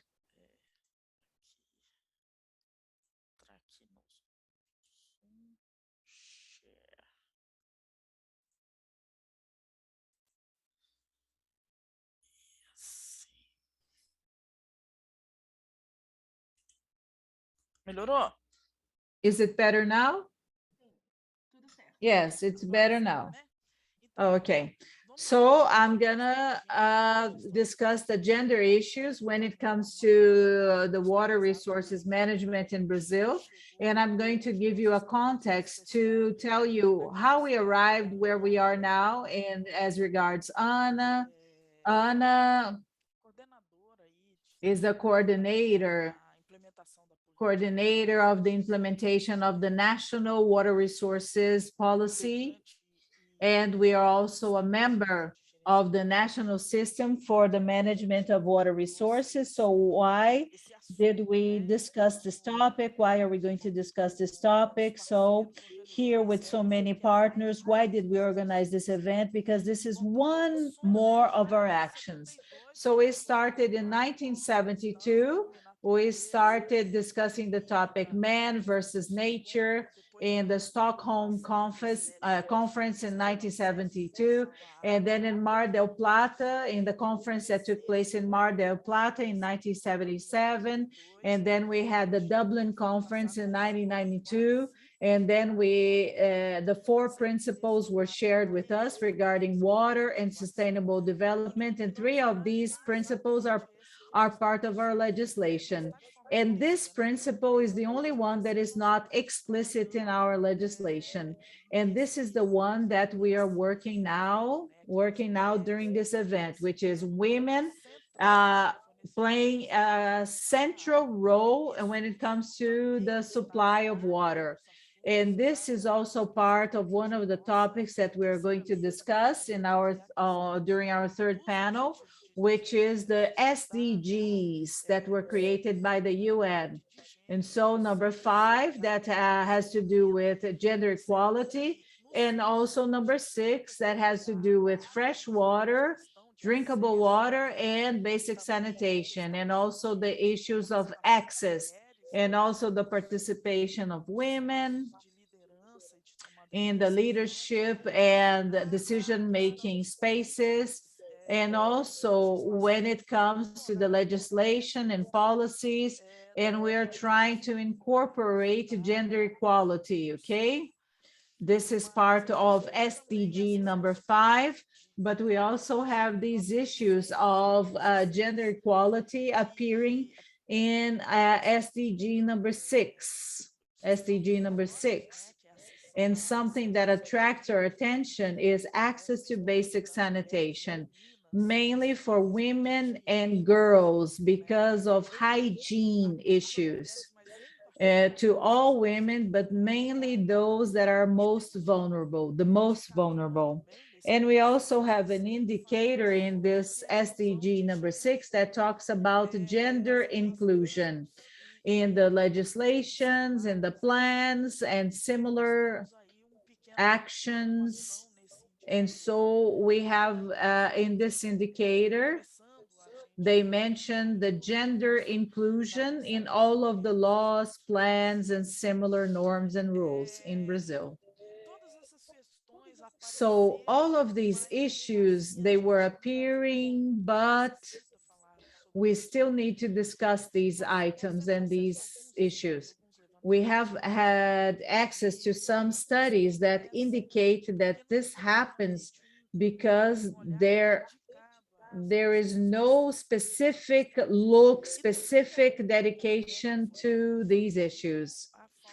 And also we lack data. We lack disaggregated data per gender because data disaggregated per gender, they help us create policies, create spaces in which these issues can be debated, mainly because we have identified that it is a problem. It is a problem. So you have data that this is truly a problem. So in order to overcome this problem or to deal with this problem, in 2016, our director at the time, Dr. Gisele Foraccini, decided to create a gender equality committee inside ANA, so that this committee could be the place for people to discuss the topic regarding gender when it came to the management of water resources in Brazil. There was lots and lots of negotiations. Everybody was satisfied. Everybody understood the reason why this committee should exist, but it was formally established and there were internal ordinances, rules, laws. And so we have 2 pictures showing this, who we are. We are 13 people working with this, okay, men and women. And so this committee has a consultative nature, but we also implement some actions. And this event is an example of the actions that we implement. And we're always trying to work with other partners, with partnerships and other sectors and departments inside ANA. So we are working with the International Affairs Department now. And we also have many work lines. One is to raise awareness. We work a lot with this aspect to raise awareness, okay, mainly in our country, because we have alarming rates of violence against women. And one of the first actions that we carried out was to test our waters. Let's put it like this, to find out how much we were understood internally when we carried out raising awareness activities. We created magnets for refrigerators with telephone numbers that women could call to receive support, and they could be rescued if they were suffering violence. And we had this at the entrance, and we published this in our social media. Look, we created these magnets. These magnets are at the entrance of Ana, and you can get it. And happily, and it was a happy news for us that the magnets ended really, really quickly. People accepted having the magnets with the emergency telephone numbers. And we started discussing these issues of violence against women, the overload of work for women, the pandemic, the psychological pressure that women were suffering. And we had a greater focus on the International Women's Day as a day of struggle, as a day to rescue them, as a day for them to fight for gender equality. Something else that was really, really nice, and this was accepted internally and externally. So these magnets for us to place on top of the tables and desks regarding how people should behave during our meetings. And so how can you have a more proactive attitude? And at this moment, we also wanted to attract people's attention to some behaviors that were not very appropriate on the part of some people, mainly men, during the meetings that we had at ANA, mainly when women were speaking. And these magnets were well accepted, and we discussed the issues of when women had the moment to speak. And so we raised awareness about the moment and the places for women to speak up. So when we have water resources debates, we usually have this kind of panel. So one woman and all the other panelists are men, or only men. This is very, very common in the water resources sector. And we thought that this would be a good moment to question this, Why do we only have men? Or why do we only have men and one woman? Oh, which woman can we call? Which woman can we call? So first we provoked them and said, why don't we have a balance here, a gender balance? Why aren't you trying to find a gender balance? So we started provoking these people in a good way, or raising awareness. And so we had these tiny, tiny ants biting the feet of everybody. So what about the gender issue? Are the gender issue guys and women gonna say something? And so alongside this, we started trying to find partnerships so that we could create a database structure in which we would have women willing to discuss all of these topics, taking part in panels, so that we're not going to hear more, we only have men because there were no women capable of taking part or with competence enough or being able to discuss this topic. So this is a bottleneck that that all of us, women and men, we have to fill these gaps. Yes, the women are there and they are competent. We just have to shed light on them. The other part is capacity building, and we work along two lines. So we're going to have the capacity building of the members of the committee about what happens in Brazil, what happens around the world regarding gender, regarding water resources, and the two of them together. So we participated in international events. We supported the creation of the Latin American Network of Women in Water. We had a session just dedicated to this topic. We have participated in international events, and we have given many presentations at NCOB, at a symposium on water resources. We have given speeches, presentations, and we had a lot of courses being offered. And we also organized a workshop in 2017 that helped us build our work plan. and we heard people from many, many countries and even from Brazil. Many of these people taught us a lot. We learned a lot, and we try to put this into practice as semi-presential or semi-face-to-face courses, online courses that are available on ANA's website if you're interested. If you're interested in these topics, if you're interested in inserting gender issues in the water management topics, and we organized the first dialogue about SDG number 5 and SDG number 6. It was a little more limited. I believe it was the last face-to-face event that we organized, and then we organized a webinar, and our colleague Fernanda, that is on this panel, she took part in this webinar jointly with me. And the other side, that is a collection of data disaggregated per gender. And so we have another issue. And so in 2018, we collected data inside ANA. And that is in our management report. That is a publication. We have at ANA in 2018 these numbers that are currently being updated. So in the publications of these years, these numbers will be already updated. So we had 38% of women, and in the leaderships at ANA, all of them, most of them are men at any level, strategic, technical, intermediate. We always have more men taking positions, and obviously that has a financial aspect involved as well, obviously.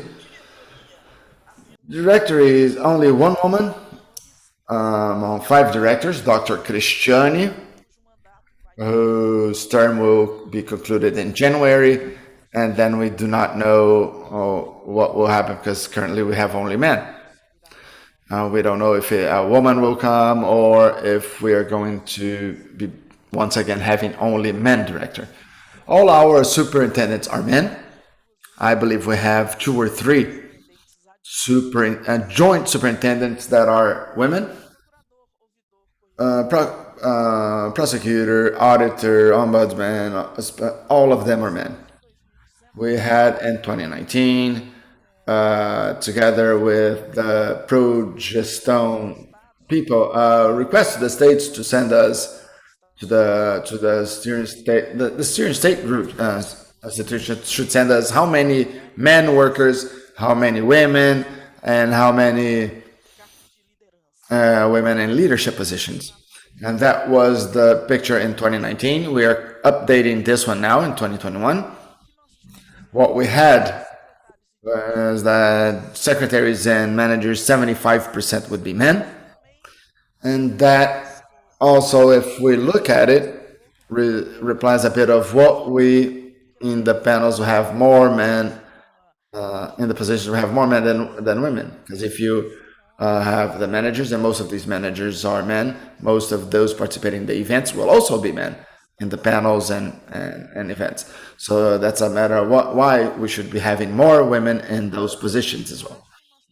And in blue, we have the men, in orange, women, and in yellow at top would be the women in leadership positions and advisory positions.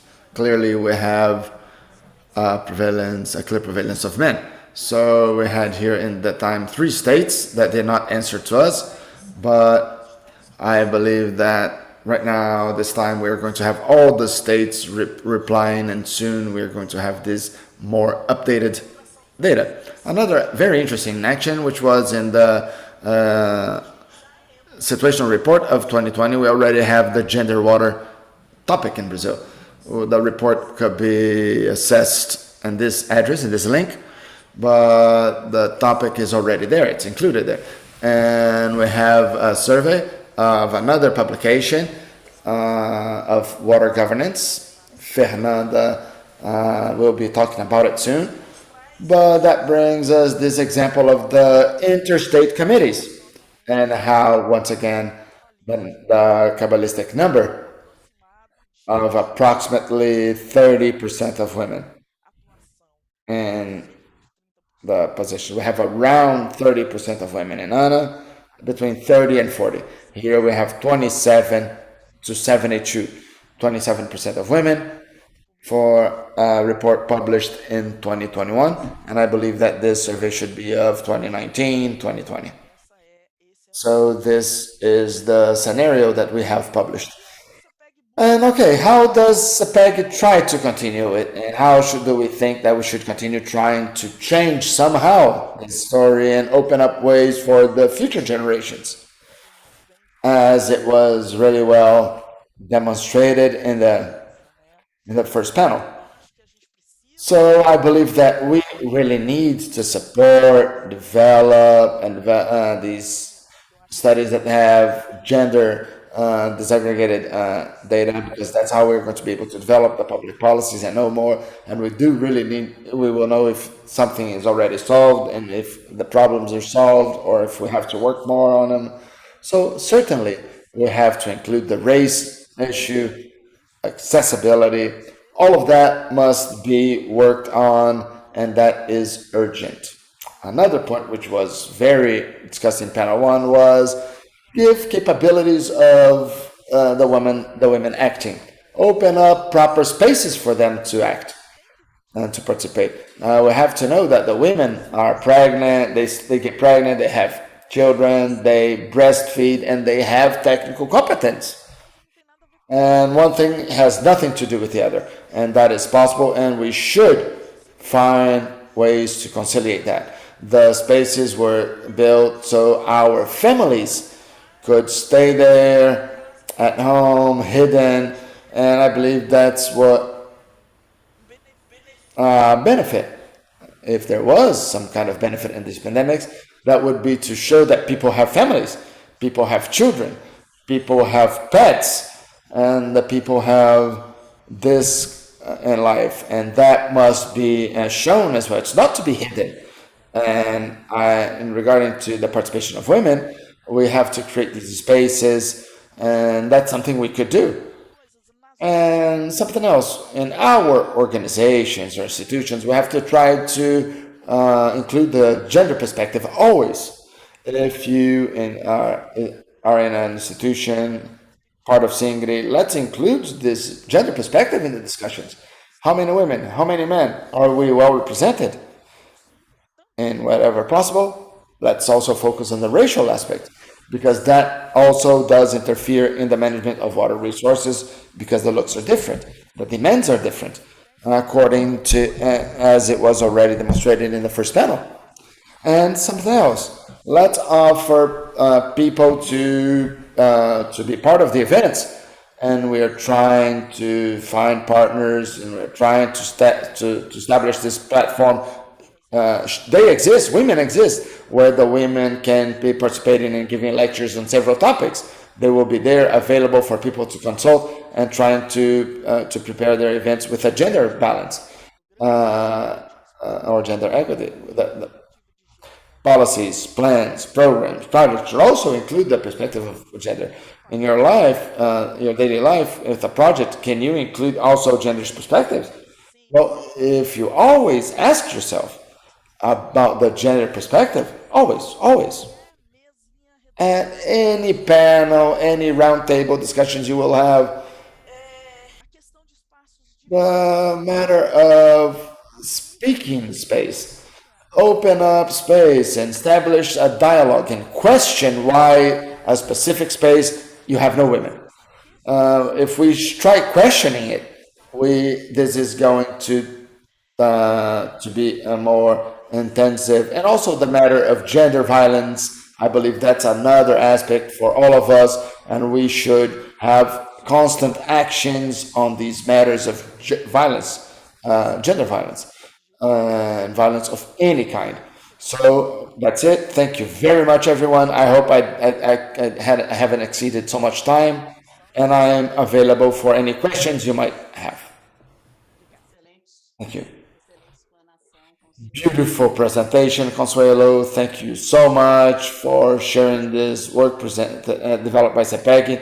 I also would like to congratulate you for the work being carried out. Several women in other areas are dedicated to this agenda and has already become a reference for other body organs and institutions. And Consuelo is the one that, just a WhatsApp message. Whoa, how nice. This is two women in this webinar.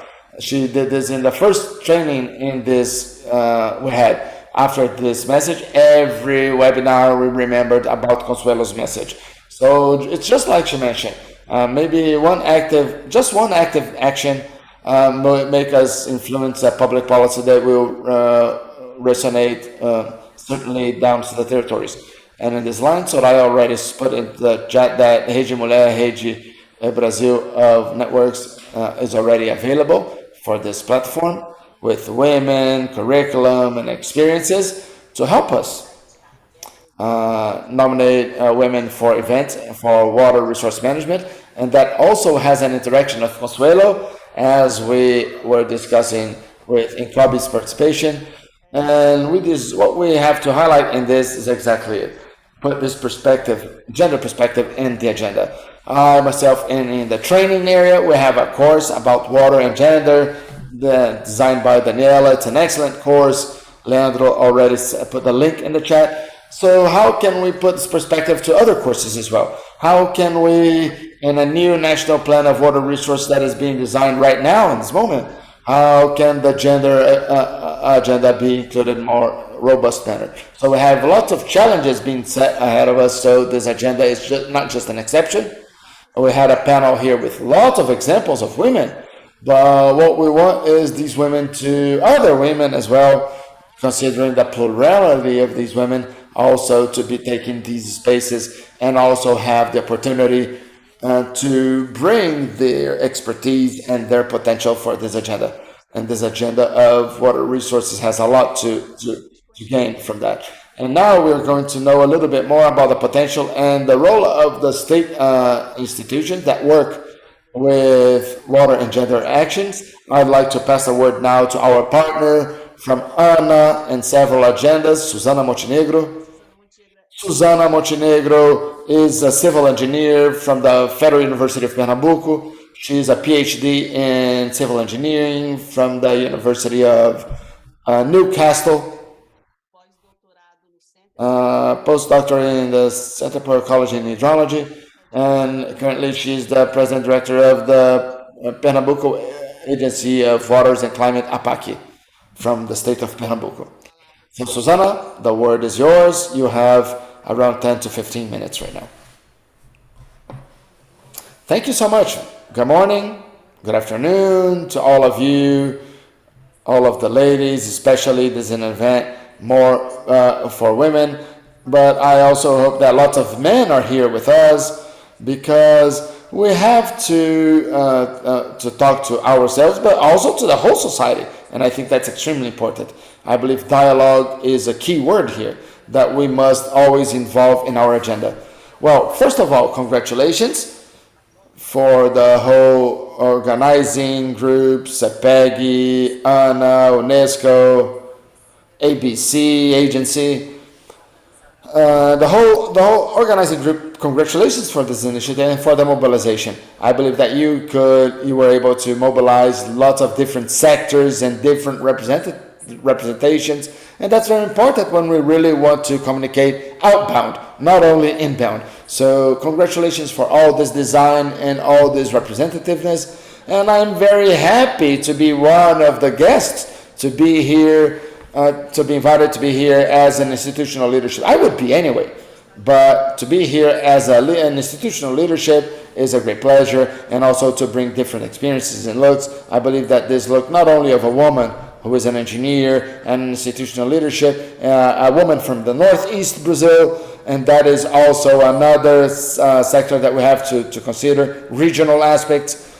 So that is a great opportunity for myself as well, to share a bit of my experience as well. I learned so much here today. Thank you so much, not only for the invitation, but for the opportunity to learn so much here today. And I'd like to highlight the opening words by Daniela, talking about those inspiring axes, and we see that is already included in Ana's agenda and Sepeki's agenda. And by coincidence, a bit of coincidence, but these coincidences in life, sometimes they have some kind of a message there, and they will be, my presentation, I believe, already contemplates the axis somehow, including what Renata was highlighting in relation to the capacity building that was also mentioned by Lydia. I also would like to congratulate all of the women from the previous panel on behalf of the President Director of ANA, Dr. Cristiani, but all of you women who were in the panel, and you were outstanding. Each of you bringing your own view with a lot of complementarity, bringing the idea of the academia, the industry, and different views and complementary views. So I believe this is a great opportunity for all of us who are here watching and participating somehow. I also would like to thank Renata.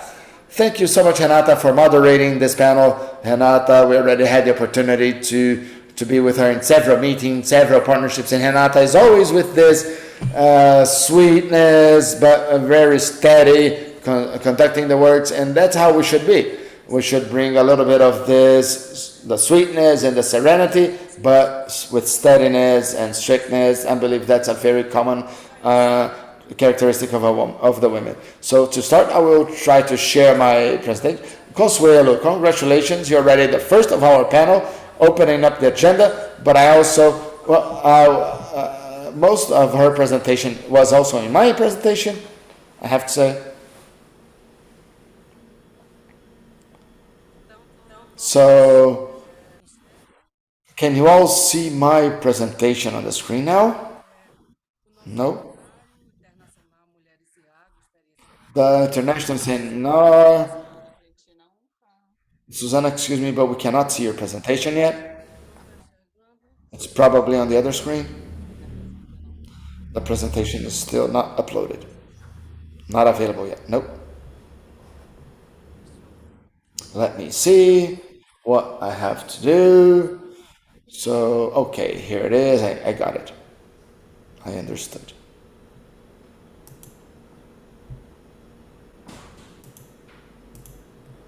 Here we go. And now? Yes? But I should put it on full mode, full screen presentation mode. Yep, that's right. Here we go. I think I got it now. Well, our seminar. And here I bring as a first slide in the seminar to, still, unfortunately, common characteristic reality, mainly here in the northeast region of Brazil. Women with the buckets and cans of water on their heads. And here I put the question, this is also water management, water resource management. That is the reality for, it's also in the principle of Dublin. And of course that we still have a long way to go, a lot to improve in the justice and access to water. Why women still have to carry water, cans of water on their heads. And here I put also the Declaration of Dublin that was already well mentioned, but it's always my inspiration. Whenever I make a presentation, a speech, or a lecture, I always mention the gender issue. That's also extremely important for me. And I always bring the Declaration of Dublin as an inspiration. And also as an initial milestone of the insertion and inclusion of women in the insertion of water resource management, in the drinking water, equilibrium of the ecosystems, and food security. And this agenda is multidisciplinary, right? It's interdisciplinary. So we have the women of all areas of knowledge in this agenda, in this gender agenda, women, gender, and water. Women and water agenda. So that has already been said here. We are going to have a panel later on. I would like to highlight SDG 5 and 6 whenever I make my presentations and give my classes. I bring always the attention to these two presentations, Dublin, Conference of Dublin, and the SDGs. And here I'd like to highlight, besides 5 and 6, I'd like to highlight SDG 7, which is the partnerships in favor of goals. And I think this has already been said. We have a lot of capability of adding information, creating networks, and establishing partnerships. And I also wanted to highlight this here. And SDG 6 also includes several other SDGs also. But now going towards my presentation that I will start with about the state of Pernambuco. And the national overview was already brought by Consuelo, and I tried to bring some points, but I already knew that Ana was already going to add that. So, but I here bring a little bit of the challenge of APACI, which is the management institution responsible for the implementation of this water resource policy management. But we also added other attributions as the PISFI, which is the transposition of San Francisco River, the water transfer in San Francisco River, the dam safety. The dam safety is also an attribution of the dam security policies, and we also have to differentiate differential in our policies. Besides the conventional instruments, we also have here in the state of Pernambuco, the 1997 policy was reviewed, and we have as instruments the enforcement of water resource management and monitoring instituted as an instrument. So our challenge is equal to all of our managing agencies. But here we have the water transfer from San Francisco River. We have here the meteorology institution as well. Gestor de recursos hídricos. Então, nós temos também Jointly with the water resources management body. So we are worried about the climate, the time, and I always like to say that everything that we do, all of our instruments, they are the basis. They are in the basis. We always try to share knowledge, and this is very dear to us, very important. So every time we carry out our analysis and we grant concessions, they are based on specific studies regarding underground waters and water sources. So who is responsible nowadays? Who are the leaderships within my state? Of course, I have to speak first about my state for implementing this policy, for conducting these studies. This is our panorama. So our collegiate directorate, we have 3 directors, female directors, women, and 3 male directors and 1 male director. So if we start discussing the gender issue, yes, we started opening up spaces. So the spaces are being opened, but we have been occupying these spaces due to our competence, due to our efforts, due to a huge drive. So the 3 directors, they are civil engineers, and they have been working with water resources since the end of their graduation course, undergraduate studies, with master's degrees, with specialization courses. So they achieved these places because they deserved it. There was no quotas, but we were able to reach these spaces. And this is a little bit of the history that I wanted to share with you regarding APAC and the state of Pernambuco. So we have tried to bring disaggregated data, pieces of data. So we have 116 civil servants. 40% of them are made up of women. And the female management includes not only representatives in the board of directors, but in all of these departments. Legal department, monitoring and surveillance department, support to water basins, watersheds, okay? So management of all of the coordination and communication, management of the San Francisco River and Basin Department and how to operate it. And this is really, really hard. So we have a woman who is the manager of the PISFI.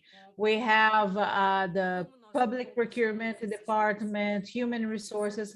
How did we achieve these spaces? Due to our competence. And here at APAC, in order to fulfill all of this mission, we have representatives from many, many fields, biology, human sciences, from the engineering departments.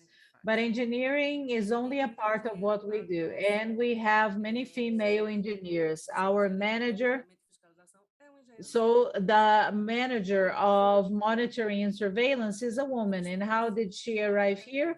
Due to her efforts, due to her competence. And so this should be great inspiration to all of us. And it has already been. So in the state, APAC is a government agency regarded to our Water Resources Secretariat, and our secretary is Fernanda Batista. She's also a civil engineer. The executive secretary of Water Resources is Simone Rosa. And so I decided to share these pictures to share with you, because I wanted to pay homage to them, okay? Manuela Coutinho Marinho is the president and director of Compesa. So Compesa is an agency that controls the water resources in our state. She is a civil engineer, the Metropolitan Regional Director, Niadia Ramos, and also the Director of Development and Sustainability is Ms. Camila Andrada.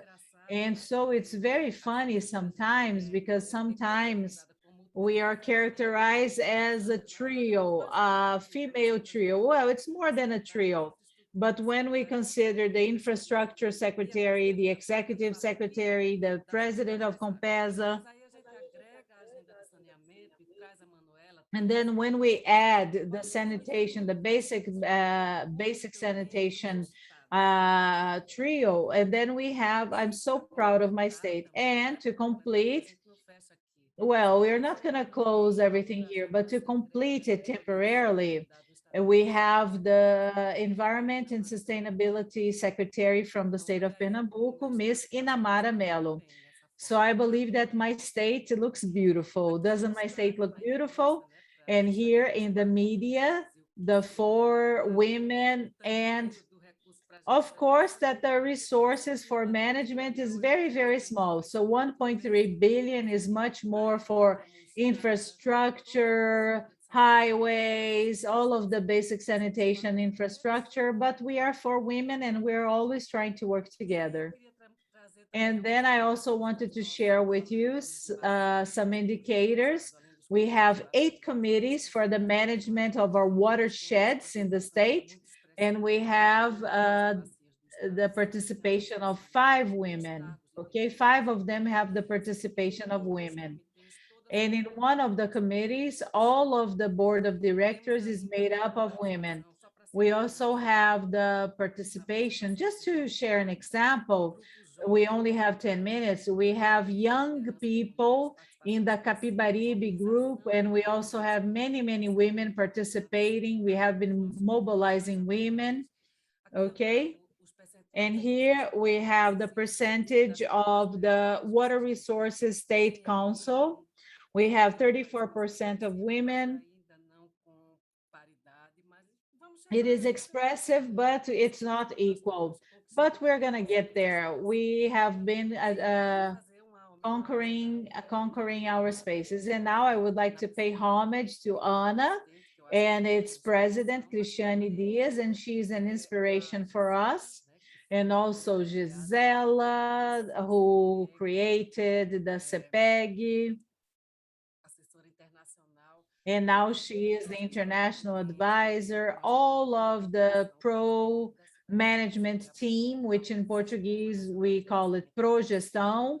Okay, they are responsible for managing our waters. And so I'm sorry, I'm not going to share all of them. We have Flavia in PSV, and we are very, very proud of all of this. Even though we don't have full equality, we're getting there. We're getting there with our merit, okay? And here we have a little bit outside of the management body, but also going through the policy sector. We have the directors that are almost concluding their terms in office. And we also have the participation. Our president, I believe she is watching this event. I hope so. Our director. We also have a participation in this tax and fiscal council as an effective member, Miss Andrea Souza, and we also have Miss Ingrid. And so we have women taking part here. And we have the private sector, we have public companies, we have the academia, and all of this is very, very important. And I love these pictures. I love seeing these pictures. Okay, we also have ABIS, the Brazilian Association of Basic Sanitation, and we have all these women. And so we are here, we are here. And then I arrive at the academia. And so our group of water resources at the Federal University of Pernambuco, we have the vast participation of women regarding teaching, research, and two of these professors, they were the coordinator and the vice coordinator of the Prof. Água, okay? So we have a specific participation in my group of women in the academia. And we also have other departments and other women. And I believe to wrap up, I would like to discuss the Prof. Água, which is Prof. Water. I teach in the graduate courses, in master courses, and PhD courses, and I also work at the national level when it comes to the courses on water resources management, okay? And we have a wonderful partnership with ANA. We have 14 public universities, either state universities or federal universities being a part of this. And so professors, we have 39% of us are professors, okay, and 50% and 50% of all of the students. I believe that this brings to us great joy, and this shows that the agenda is being implemented. The gender agenda is being implemented not only inside the management bodies, but inside the secretariats, but also in the people who are going to arrive. People are going to arrive because if this is a professional master's course, and I'm very proud of this. And so we have this postgraduate or graduate courses. And I helped create this at the Federal University of Pernambuco and at the State University of Pernambuco, okay? This had to do with agricultural studies, but also in the use of water in a sustainable way.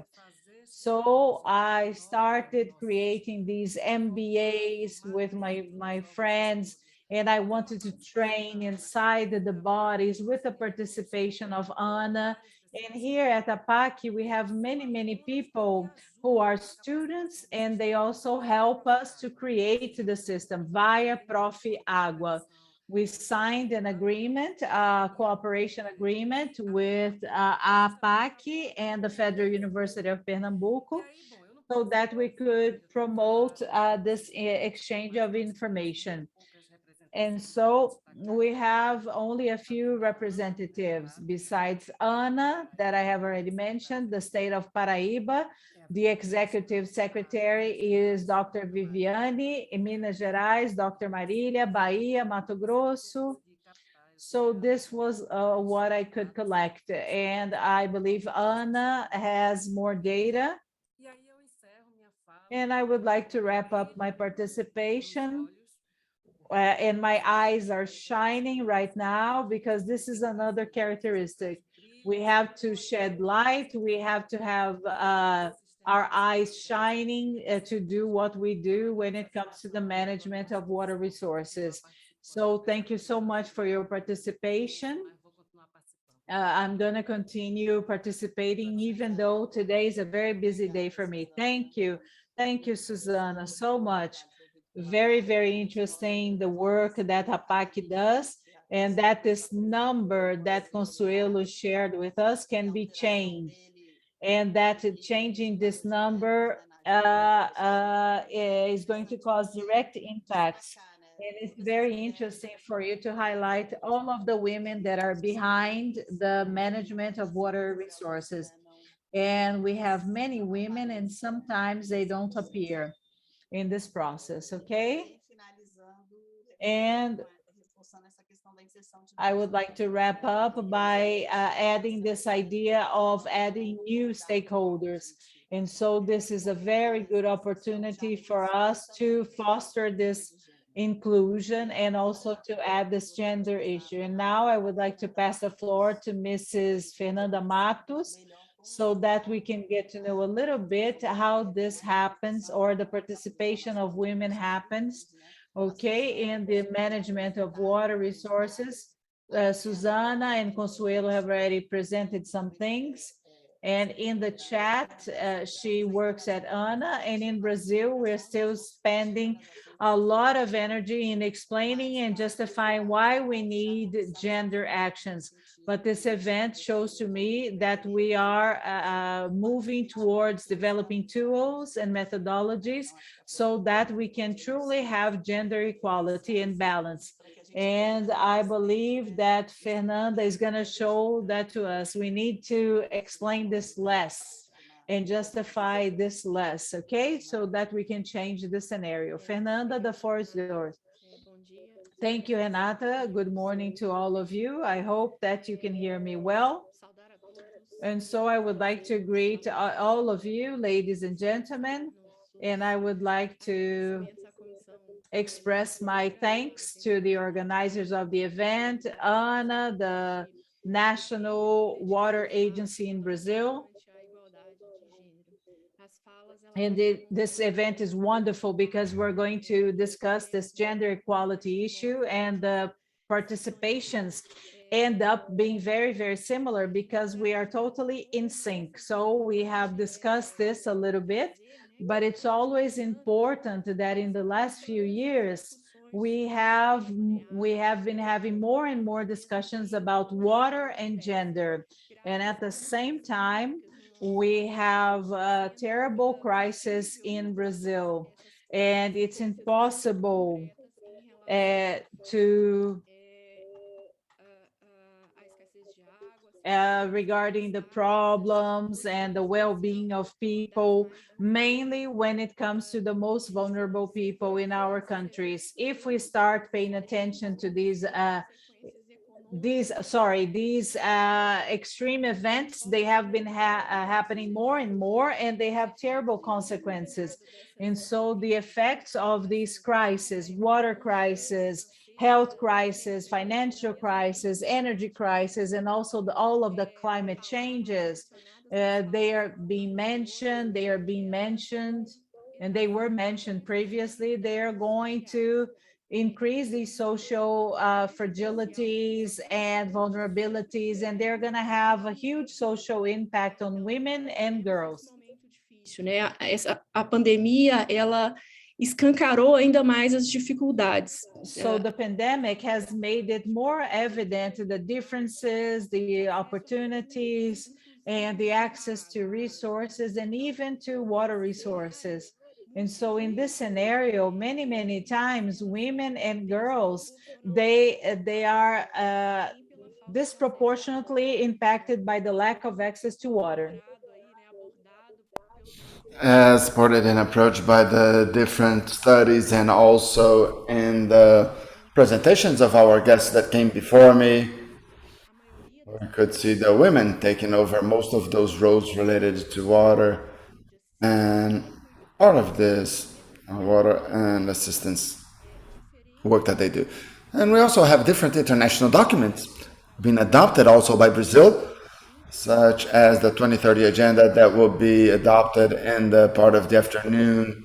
And they have recommended, and they still recommend that we should be performing efforts to hit the gender equity and empowerment of women, mainly regarding water. So the participation of the decision-making processes and management of waters remain very low. And in this matter, that I will focus my presentation. uma apresentação aqui. So now I will be sharing my presentation. You can let me know if you can already see my presentation. Obrigada. Então, né, esses dados, né, foi falado um pouco pela. So this data, as mentioned by Consuelo, they were also mentioned in other presentations. They are part of a study developed by the University of Administration called the Picture of the Water Governance. So what would be this scenario which was identified? We have here more than 15,000 spaces of participation spread out among federal, state, and committees and councils, and we could map all of that. And we tried to apply a research questionnaire which was a little bit more extensive. So I thank you all, those of you present here who answered our questionnaire, because it was extensive, but there was a part also that tried to identify who would be participating in those spaces, how these people participate, and what these people notice in the collegiate institution. So we have lots of questions, not only multiple choice questions, but also subjective questions that brought very important and wealthy teachings to us and learnings to us. And if we could see all of those 15 spaces, who would be participating again in the? Oh, here we have the Kabbalistic number being mentioned again, and we have an average of 30.2% of women participation in the collegiate institutions, where would bring. Now, as mentioned, how we could expand this participation, why these numbers are so low, so we could, based on those numbers, try to question the whys and make lots of questions and try to establish actions that could maybe try to increase the numbers. So here we have these numbers, right? That's being 30%. We have some states that have a percentage closer to the balance, like Brasilia and Sergipe, but on the other extreme, at the end, we have Espírito Santo with only 19% of those participants in the questionnaire that were women.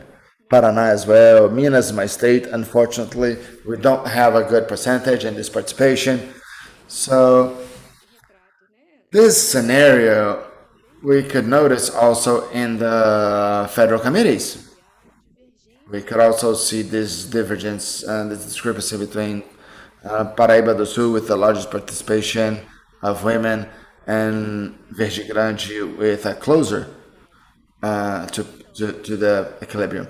Now, looking to this data, we could see that, well, this group that would be in the space of the committees, how much do they reflect the water basin in terms of parity? So it was already mentioned, but it's important to reinforce that 52% of the population in Brazil are made up by women, are composed by women, and more. But in the collegiate spaces, the men would be more than twofold in these representations spaces. So this low participation of women of this group can result not only of women, but all other groups that we can also observe that in relation to income, education, when you have an homogeneous group, and then going towards the women's side, this low participation of this group can result in decisions-making process that are biased or mal-informed. But in the case of the women, it could also hinder the achievements in relation to the women's human rights. It's also important to think over those aspects as well. But focusing on these scenarios, what else can we identify? Well, women are more present in the age groups, the younger age groups, so maybe that it's also a reflect of these new courses where it would favor this participation of women and this expanded debate.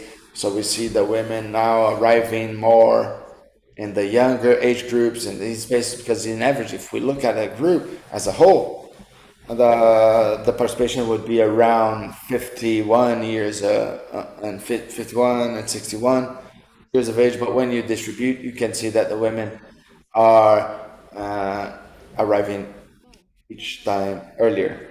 So now in relation to the school level, the schooling level, the education level, reinforcing what was said in the first panel, yes, the women, when you look at those participating in the questionnaire and you separate by gender and school level, you can verify that the women have a percentage of schooling higher than the men. And in general, it's already a higher education level, but the women is even more. And this could demonstrate the effort of being part of it and being able to find a space. But I did not bring in this material, but it's also possible to identify that even though the school levels would be higher, the income of the women would be lower for women. And so this brings us this challenge and this picture of our society, which is also present in the water basin committees. So here, it's already closer to what Krishani was saying. When we had made the questionnaire and we asked, do you participate in the collegiate directory as well? Well, for those state levels, 20% of those that answered the questionnaire also participated in the directory. Out of these 20%, only 6% would be women. And for the federal committees, 14% would be participating in the directories and 5% would be women. So what did we do? Well, we got these answers and we said, well, let's identify where the women would be more present and redistributed their answers. So we separated in groups and we observed the women that participated in the directory, what would be the positions that they take. We could see that more than 60% of those positions in the state committees for women are in the secretaries, joint secretaries. In the federal committees, this percentage is even higher. You could see that only as a secretary, the federal committees, we had 52.94%, which already expands a lot in relation to the previous one. So once again, it repeats the previous words. So besides a lot of the recommendations that were made as brought by Consuelo from the international events, and since the 70s, Susana also brought that. And we noticed that this inclusion and participation of women would still be far from the ideal, even though it is better, but in an isolated way, we identify even lower participation in some committees. Researchers that brought this look to this profile. So we also look into this data.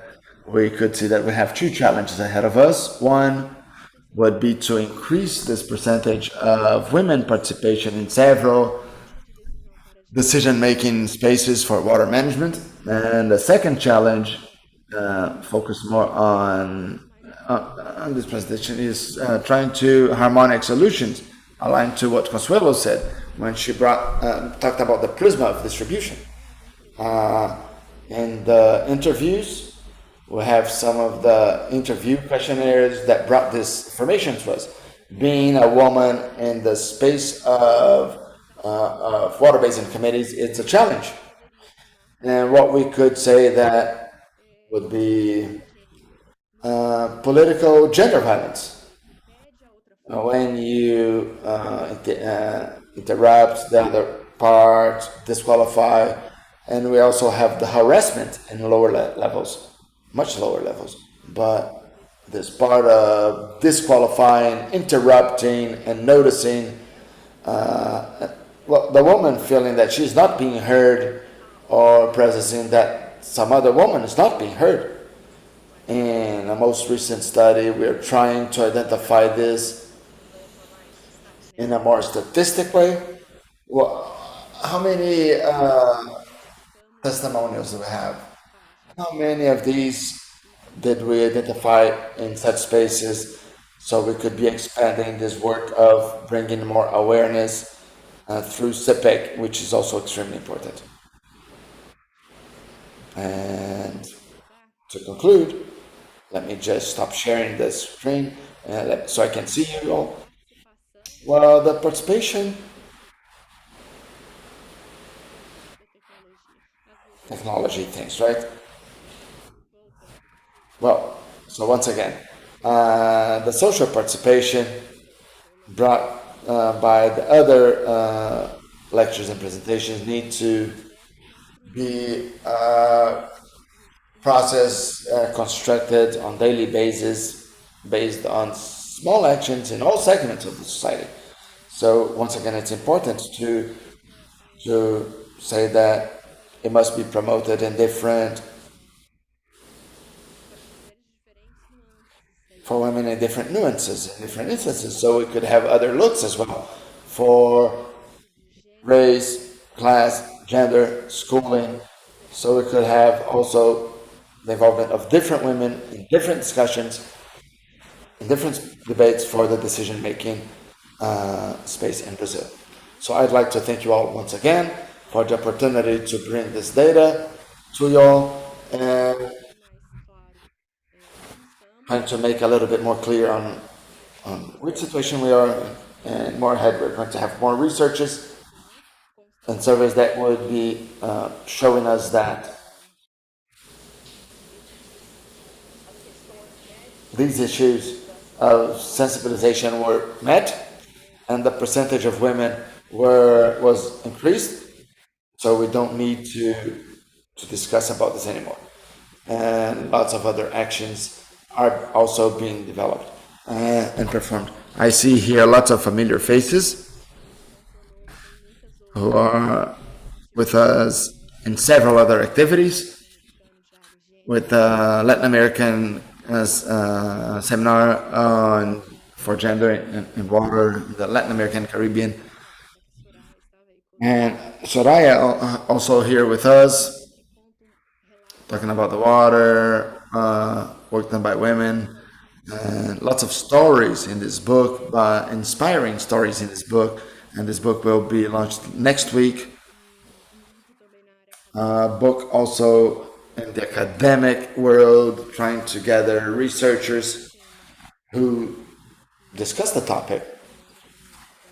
Well, we have a long journey ahead of us. Thank you.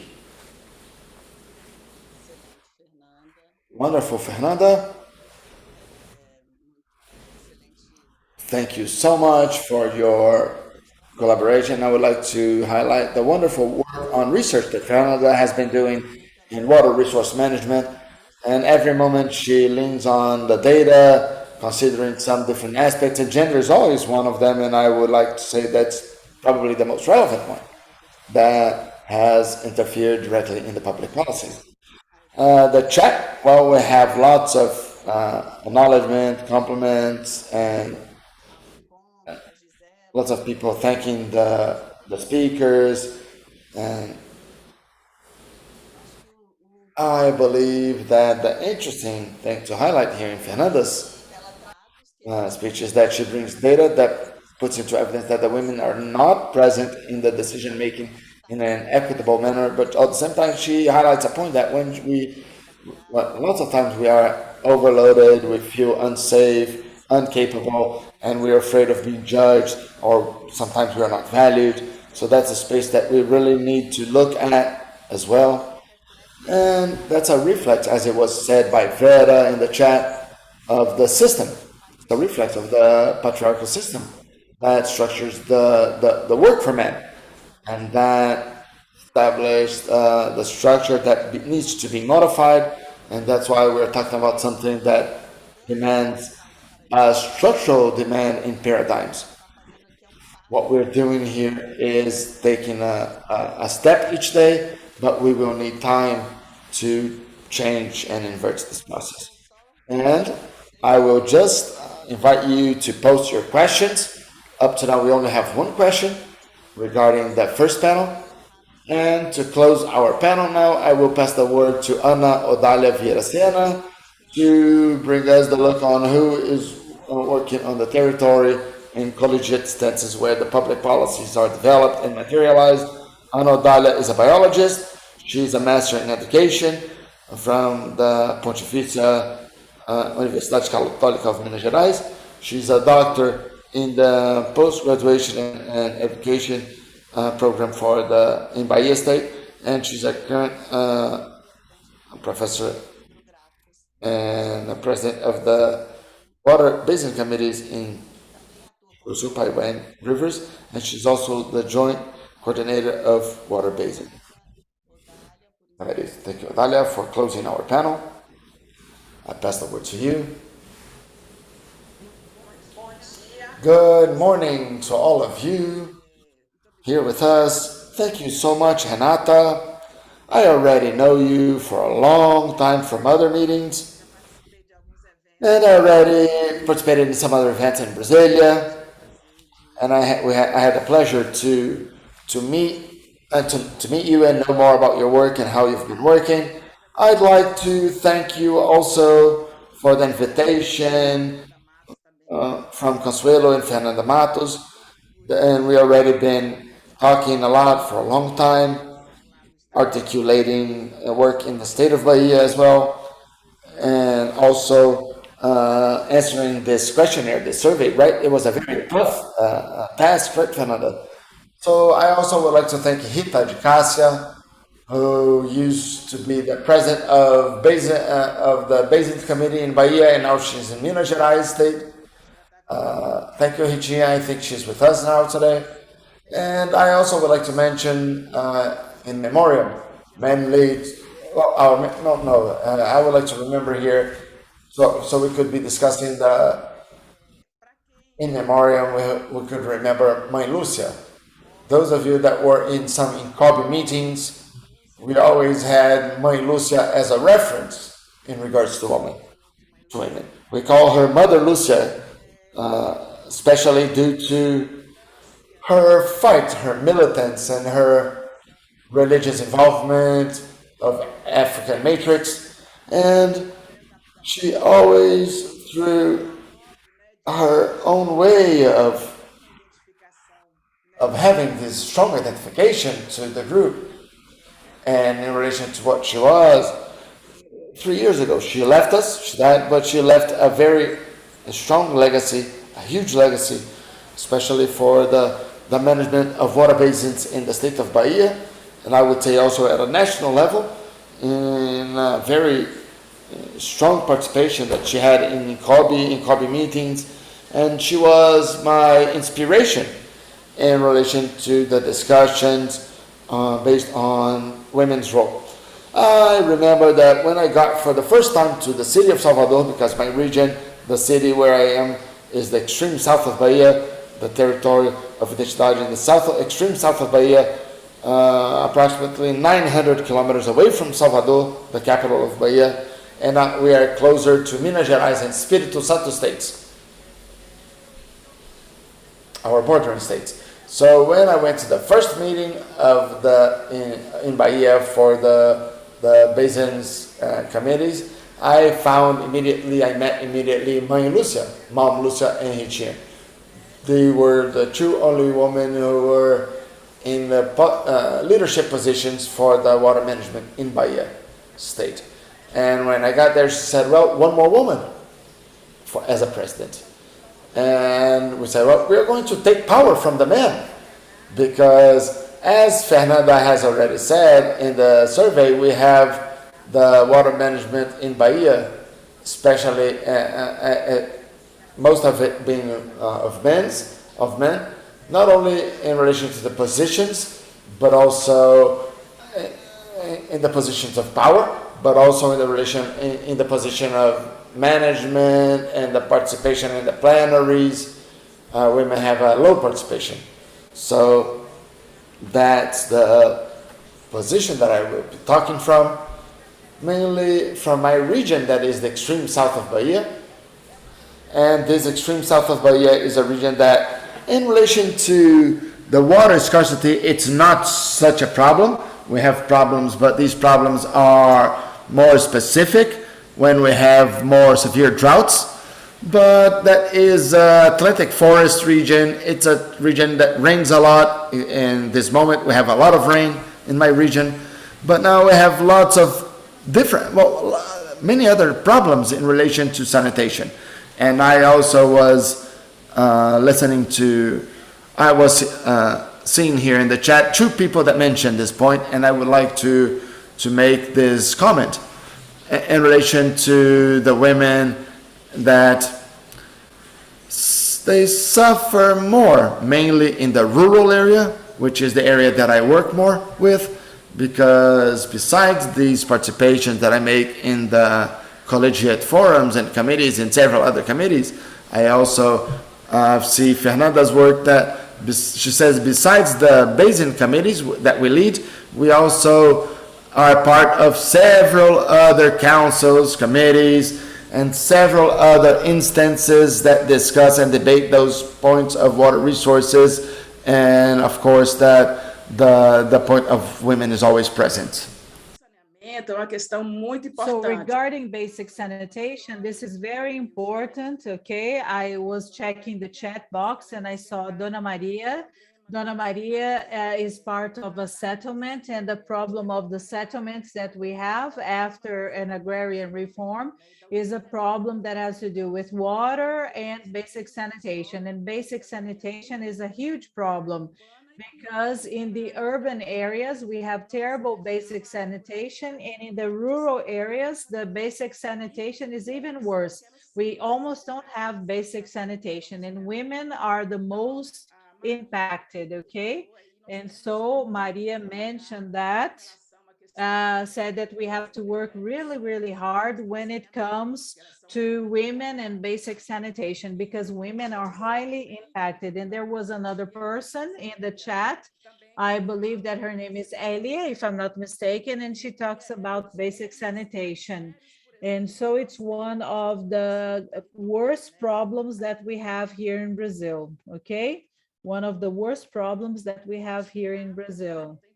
We have water, but the quality of the water is really, really low. And the basic sanitation.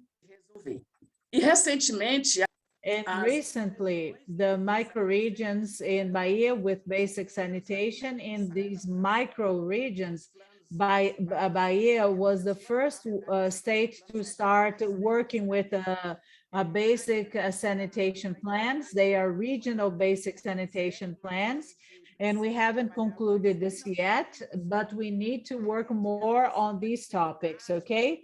And we also had a difficulty because the people that are working so that they can create these basic sanitation plans, they are people from the Water Resources Secretariat of the state of Bahia.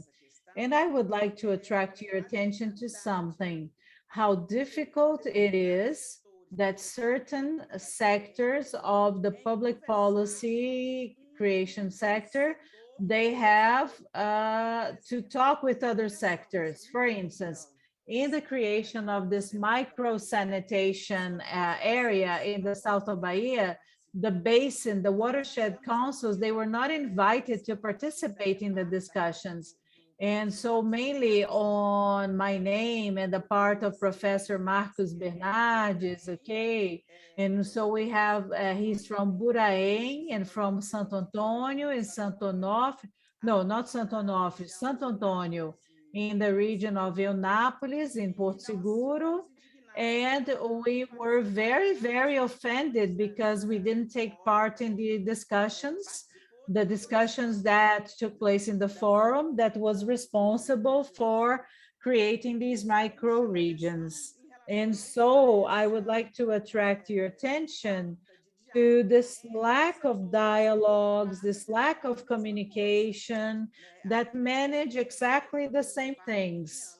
And so I even gave an example during an event that Ana nowadays has already incorporated the basic sanitation issue at the national level.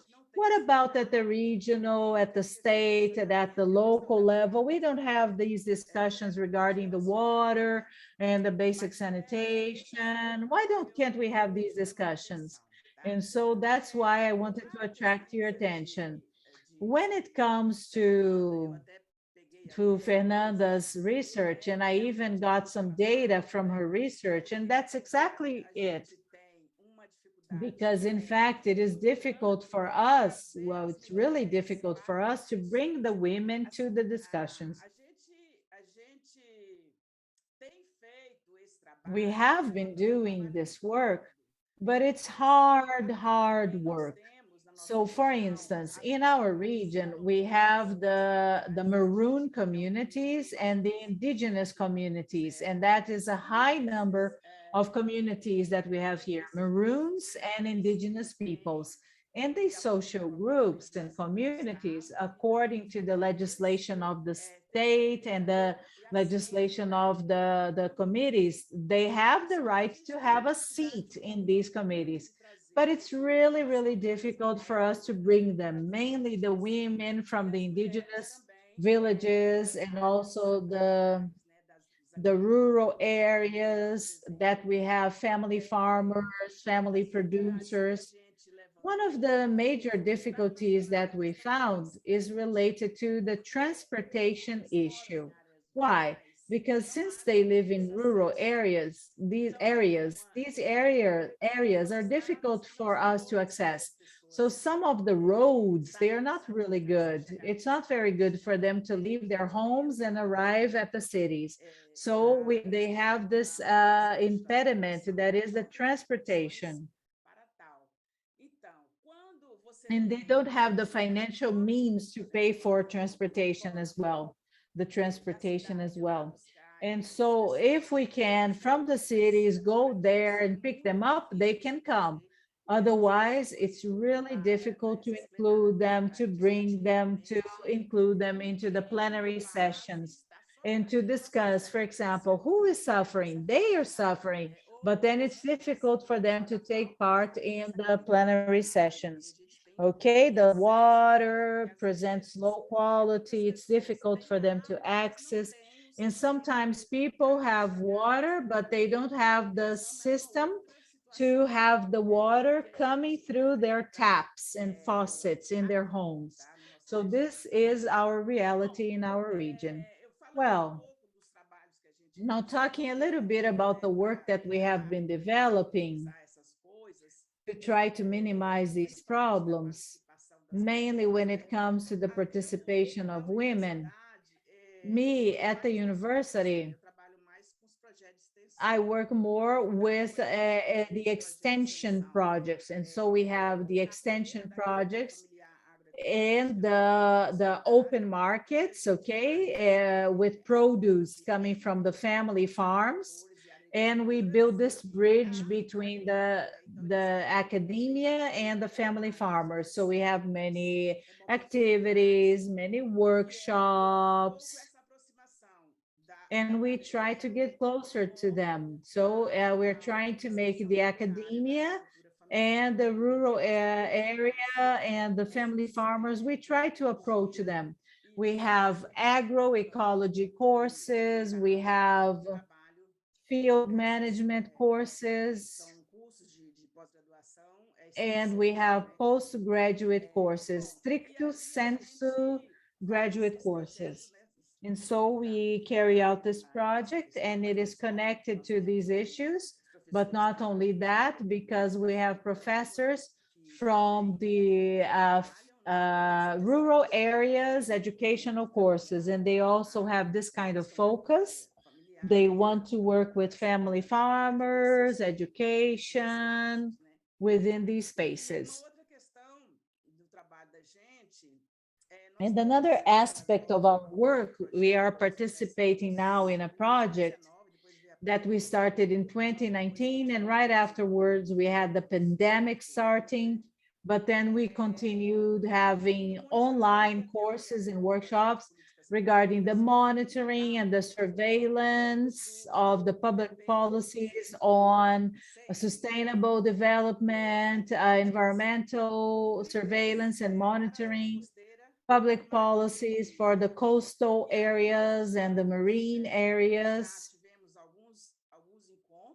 And we already had some meetings, some events, some workshops,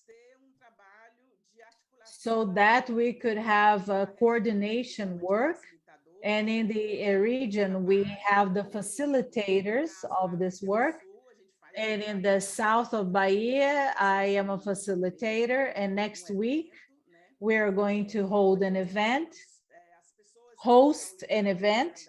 And the people who are connected to the environmental education courses in the municipalities, we have 13 municipalities within our region. It's 21 in total, but we subdivided the region. So we have a part related to the tourism. We have the Whale Coast area. And so it's in the extreme south of the state of Bahia, and the other one, which is the municipalities involved when Brazil was discovered, including the city of Eunápolis. So the work that we're doing is being done in the region. We have Professor Alessandra, who is a professor at the University of the South of Bahia. We have me and people from Teixeira de Freitas, the municipality called Teixeira de Freitas, and other people. Maria Cristina, Tita, they have been working with us because they work within the environmental conservation areas. We have the Marinha de Abrolhos Park that is part of our territory. So we are doing this work. And we have a special focus, and we have a greater participation of the women, and we also offer environmental education. And so we have a meaningful number of women participating in this environmental education part, because women are predominant when it comes to education, the educational sector. I don't have data that have come from researchers, but women in the educational sector, they are predominant. So we have many, many women. Regarding the work that we have been developing, well, all of the work is connected, okay? So we have the monitor work that we do. And so we had this event in Brasilia, and we met one another in person, and Renata was there, and other researchers, they were there. And so we took part in the workshops, that we held in the Northeast region of Brazil. We subdivided it into regions, Brazilian regions. And we also have the extreme south of the state of Bahia, and we coordinated the public policies with the environmental education activities. So we aim to continue after these meetings that we are holding, and we're going to try to coordinate this issue of the projects, of public policies, environmental education, in the territories. Our main target is to have in the 13 municipalities to implement, well, to try to do this, to try to implement with the public managers, try to help them build these policies, but having dialogues with the civil society, because all of the work that we do, we don't only involve the government, we also involve the civil society, because the participation of the civil society is very important. So we have the monitoring, we have the research. We're also going to work with research within our territory in the extreme south of the state of Bahia. And we're going to try to list and work with some aspects related to this. And we're going to also have research. We're going to do research involving the participation of women. So all of these issues,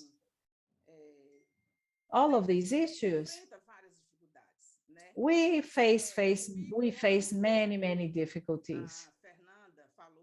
When Fernanda discussed these topics regarding what the women feel regarding this topic, harassment, yes, I believe it is harassment. I believe it is harassment.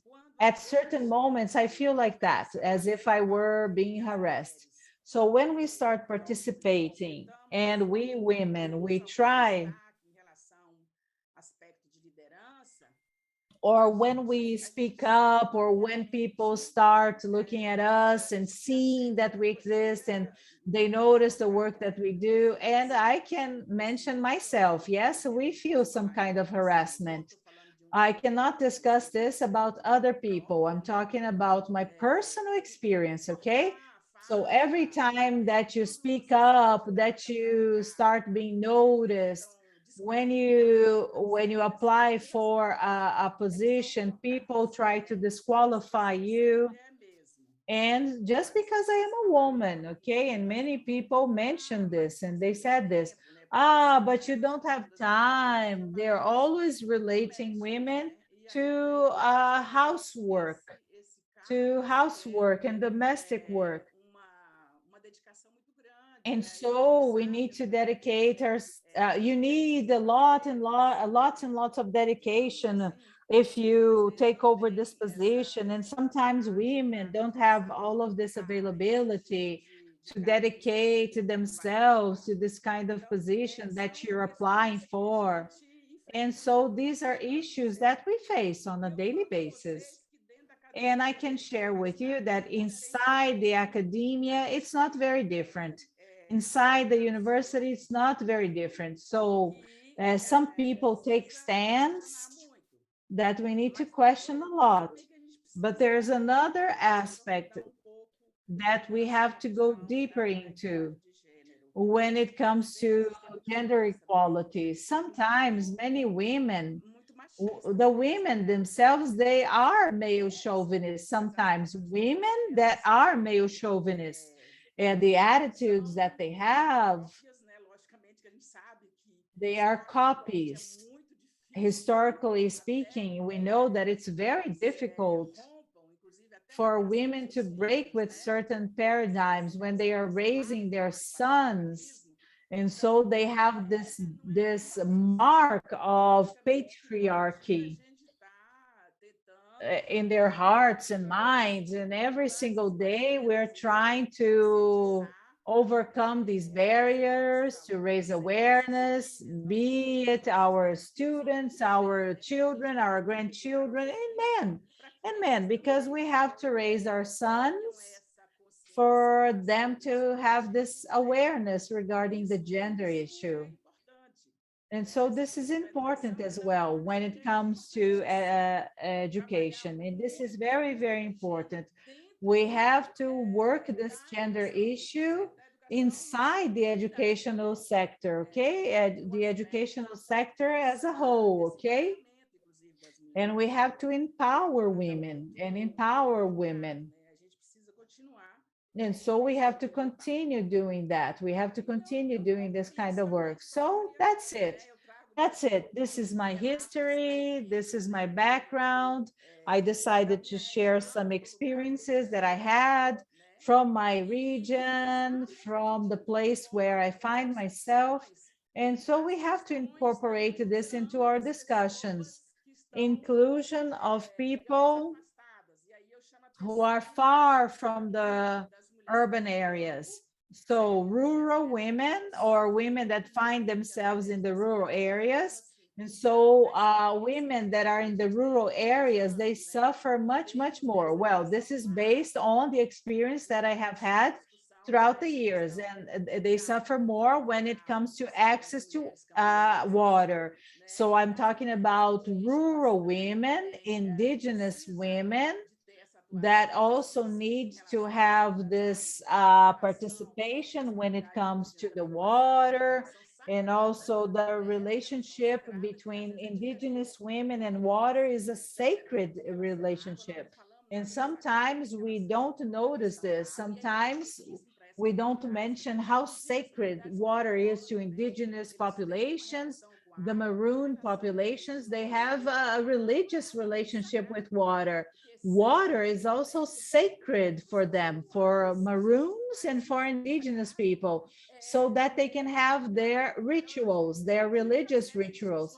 So I believe we should also have these discussions, and also including these other people that are invisible, because sometimes we are in the academia and we talk to our peers, but we forget that we have other women that suffer even more than we do, because of this direct relationship, because of the way they live, because of their traditions, because of their rituals. And we must discuss this, and including women from these areas, these women that are hidden, invisible, so that they can discuss with us. Because the relationship with water is not only a scientific relationship, an academic relationship, it's a living thing, it's life, and it's related to their religions. And because of conversations that we had with Mother Lucia, okay? And she inspired me. Thank you very much. Thank you for the invitation. Thank you for attention. Thank you, organizers, because the event is wonderful and it's going to continue being wonderful. So it's a great way for us to exchange these experiences in many, many ways, right? At an international level. This afternoon, we're going to have meetings and presentations by foreign speakers. And so I'm here at my place where I deal with people. I'm here in the south of Bahia. Thank you very much. And I'm totally at your disposal. Thank you. We thank you, Ms. Odalia. You wrapped up our panel with so much experience, with so much information, and also you discussed the gender issue, also involving other issues. Many people commented on what you spoke, Teresa, many people, Rosette, Susana, talking about the plurality of women, the women involved, the Black women, Gypsy women, Indigenous women, Maroon women. And you also discussed this network, this potential of creating network, adding other agendas into our public policies from an educational perspective, having this inclusion, including this gender issue. We're almost wrapping up our event. We have 3 questions here, and I would like to say the questions. We only have a few minutes. One first question comes from Dani for Consuelo. How can we contribute, we, civil society, directly or indirectly, with one of Ana's projects when it comes to the agenda for women? I work in Rio Grande do Norte and I'm studying environmental studies. And I'm almost concluding my dissertation or my thesis. This is a question for Consuelo. The other 2 questions is for all of the panelists. Jesma has a question. The first question is, how can we assess the dissemination of information about gender in the collegiates and the priority measures, and how can we open more spaces for women? Does this depend on laws or on the attitudes of the directors and leadership? And an anonymous person asks, besides capacity building courses and raising awareness, what would be other strategies to strengthen the participation of women in the decision-making spaces? First of all, Consuelo, first of all, answer the first question, and then if you would like to say, to make a few remarks about the other questions, feel free to do that. Wow, I'm learning so much.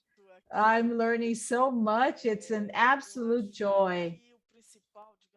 I believe that the main message for those who want to contribute with this agenda is occupy these positions, occupy these spaces. I believe that there are highly capable women out there, but that choose not to occupy these spaces. Not occupy these spaces for several reasons that have been mentioned here, even because of incorrect attitudes coming from other people. And sometimes they oppress or suppress these women. And so occupy these spaces, never give up, and question what's happening. Why is this a representation space or workspace or management space? Why doesn't it have so many women? Aren't they capable of doing that? Because there is a difference. Susana shared the data with us that are fantastic. The quality in that we find in Água, and I have already discussed this with Professor Jefferson. I have fallen in love with this. I'm a student of Água. I concluded my master's course in Água. She was my advisor, and I was always fascinated by the 50-50%. This is amazing. This is wonderful. But I want that 50-50 to be there, to be reflected on what Susana was showing us, and what we don't need to have 50-50 really, but it shouldn't be in the 30-70 as well. It should advance, it should grow, and soon, from some time, we should be back here, and then we will be around 40-60, 50-50.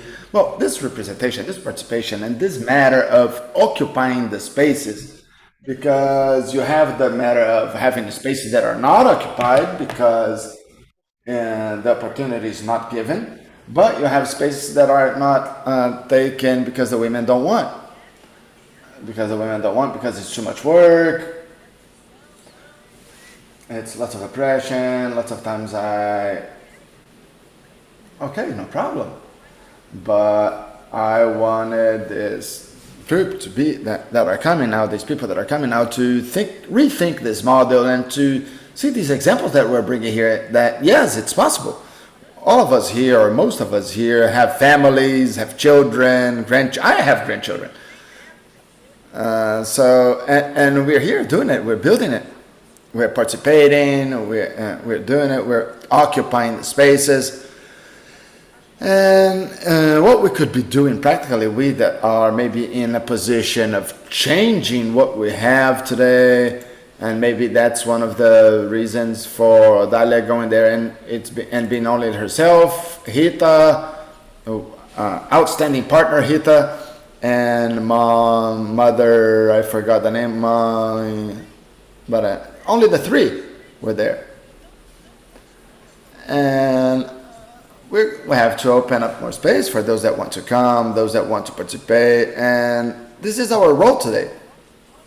As Susana was saying, these spaces are open now, and these are being taken or occupied by competent people that are ready to occupy those spaces, and they're there. Lots of them are there, and lots of them are not occupying the spaces for which they are perfectly prepared to, because there is a difference between what you bring from the academia and what you really see in the management of water resources. And that's what we really need to conciliate. That's the point that we need really to work on. And for those of you that are coming, you should be engaged in that. You should question that. Go after it. Why this? Why that? Why is it? Why? So when you are disturbed in what is said, it's extremely important to be disturbed with what you say. And this brings the transformation. And I would like to thank my partners in this panel, these beautiful partners that I had this panel. I am enchanted by this quality that we could bring to this event, and this is certainly the result of all of us here presenting and working on the backstage. Beautiful event. Thank you so much. Renata, you are an outstanding partner in the moderation. Perfect. Thank you so much. That's it. Thank you so much, Consuelo. As you mentioned, that I would like just to mention some other points. The first, that Gisma is a man. We have here some participants, men, in the chat as well. And the second, that the event is not finished. We're going to close the panel, but we still have a long agenda in the afternoon. So we wait for you guys in the afternoon session as well. So now I pass the word down back to Susana. Well, I'd like to thank you. This was a great opportunity, not only to hear fantastic stories and outstanding experience with multiple dimensions, and also to position myself and to talk about my state and to share the experience on how we're occupying these spaces, Consuelo. That's right. I believe that we have all this work. My journey started way back there in the engineering course, and you overcome the challenges and the empowerment will be happening. You have to work on the trust. You have to just go, even if you're afraid. And our example is always extremely important for whom we work with, for those that are in a class. I have 2 kids, and maternity was not a problem for my career in the academic formation, of academic contributions, of management contribution. And I believe that now the icing of the cake is Prof. Água, Prof. Water. So how can we have this post-graduation program in the management system with 50% of women participation? They're coming here, they're getting here. They will occupy these spaces. And something that Renata was saying that I found very interesting, and we are here working on it. And we have to try to put it more explicitly in the National Water Resource Plan, because that's one of our major challenges. It's being closed, but after we have the implementation of it. And then I've been worked the workshops promoted by MDR and the discussions with Anna. So it is the moment to launch this look, right? And all of us here present with our contributions, try to see if we have some other spaces to include more explicitly. And we should be monitoring as well the indicators. I think that is extremely important for our agenda. And I also would like to thank you once again. It's impossible to mention all the names.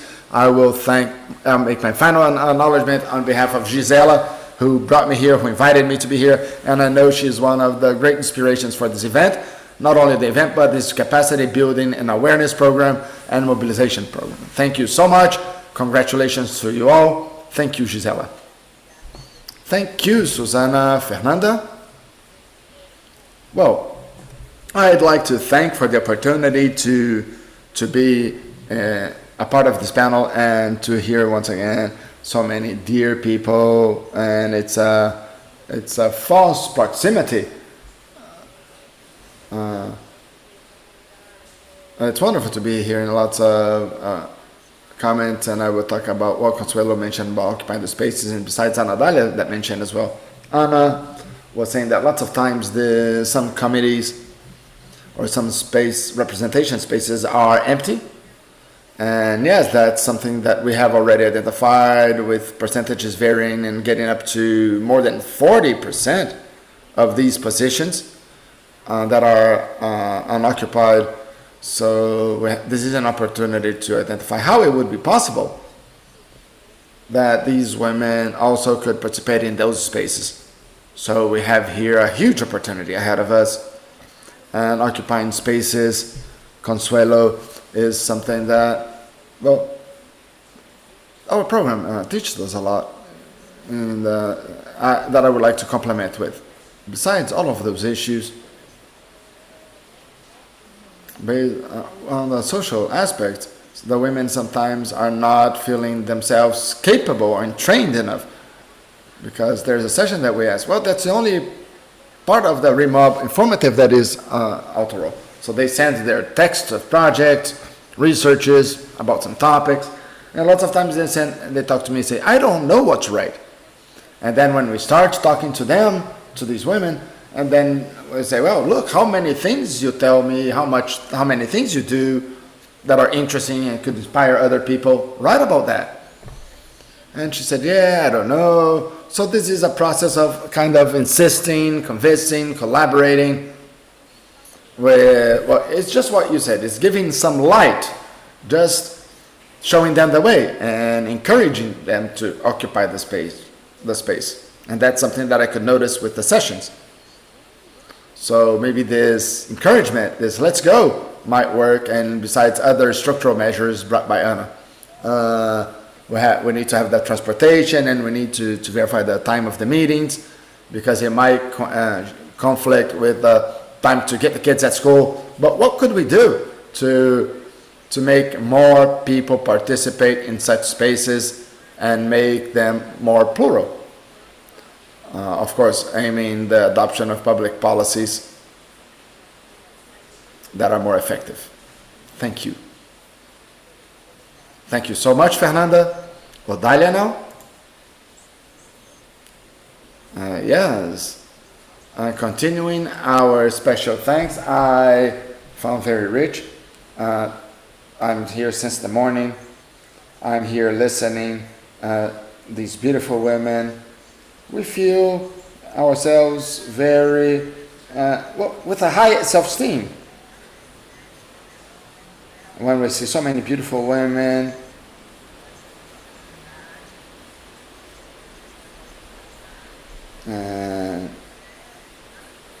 so that's wonderful. And I will be reinforcing. When I entered the academia, I was already a militant. So it was important for me to do my post-graduation work and the mastering work. My professor said, well, you need to leave the stage, right? The stage is like a person that goes up in the stage and talks in a... I always was in the environmental and social areas, right? And the political area as well, because we make politics every day. So as he said, look, if you want to be a researcher, come down off this stage. Come off the stage so you could be talking more on the perspective of science itself. And then in that time he was telling me about a neutral science. And I said, oh my God, how can I do that? And then thank God I found another professor that told me, hey, no, you don't need to be talking about a neutral science. Of course, that after we had several other authors, as Boaventura Souza Santos, that brings the points of science, and now I'm studying the citizen science, and I think it's wonderful to work with the citizen science, because that's what I identify myself to. I identify myself to this, and when I go to those settlement areas, because I work with lots of time in Promera as well. Promera is a education program for agrarian reform from INCRA, and it still exists, but it's kind of forgotten.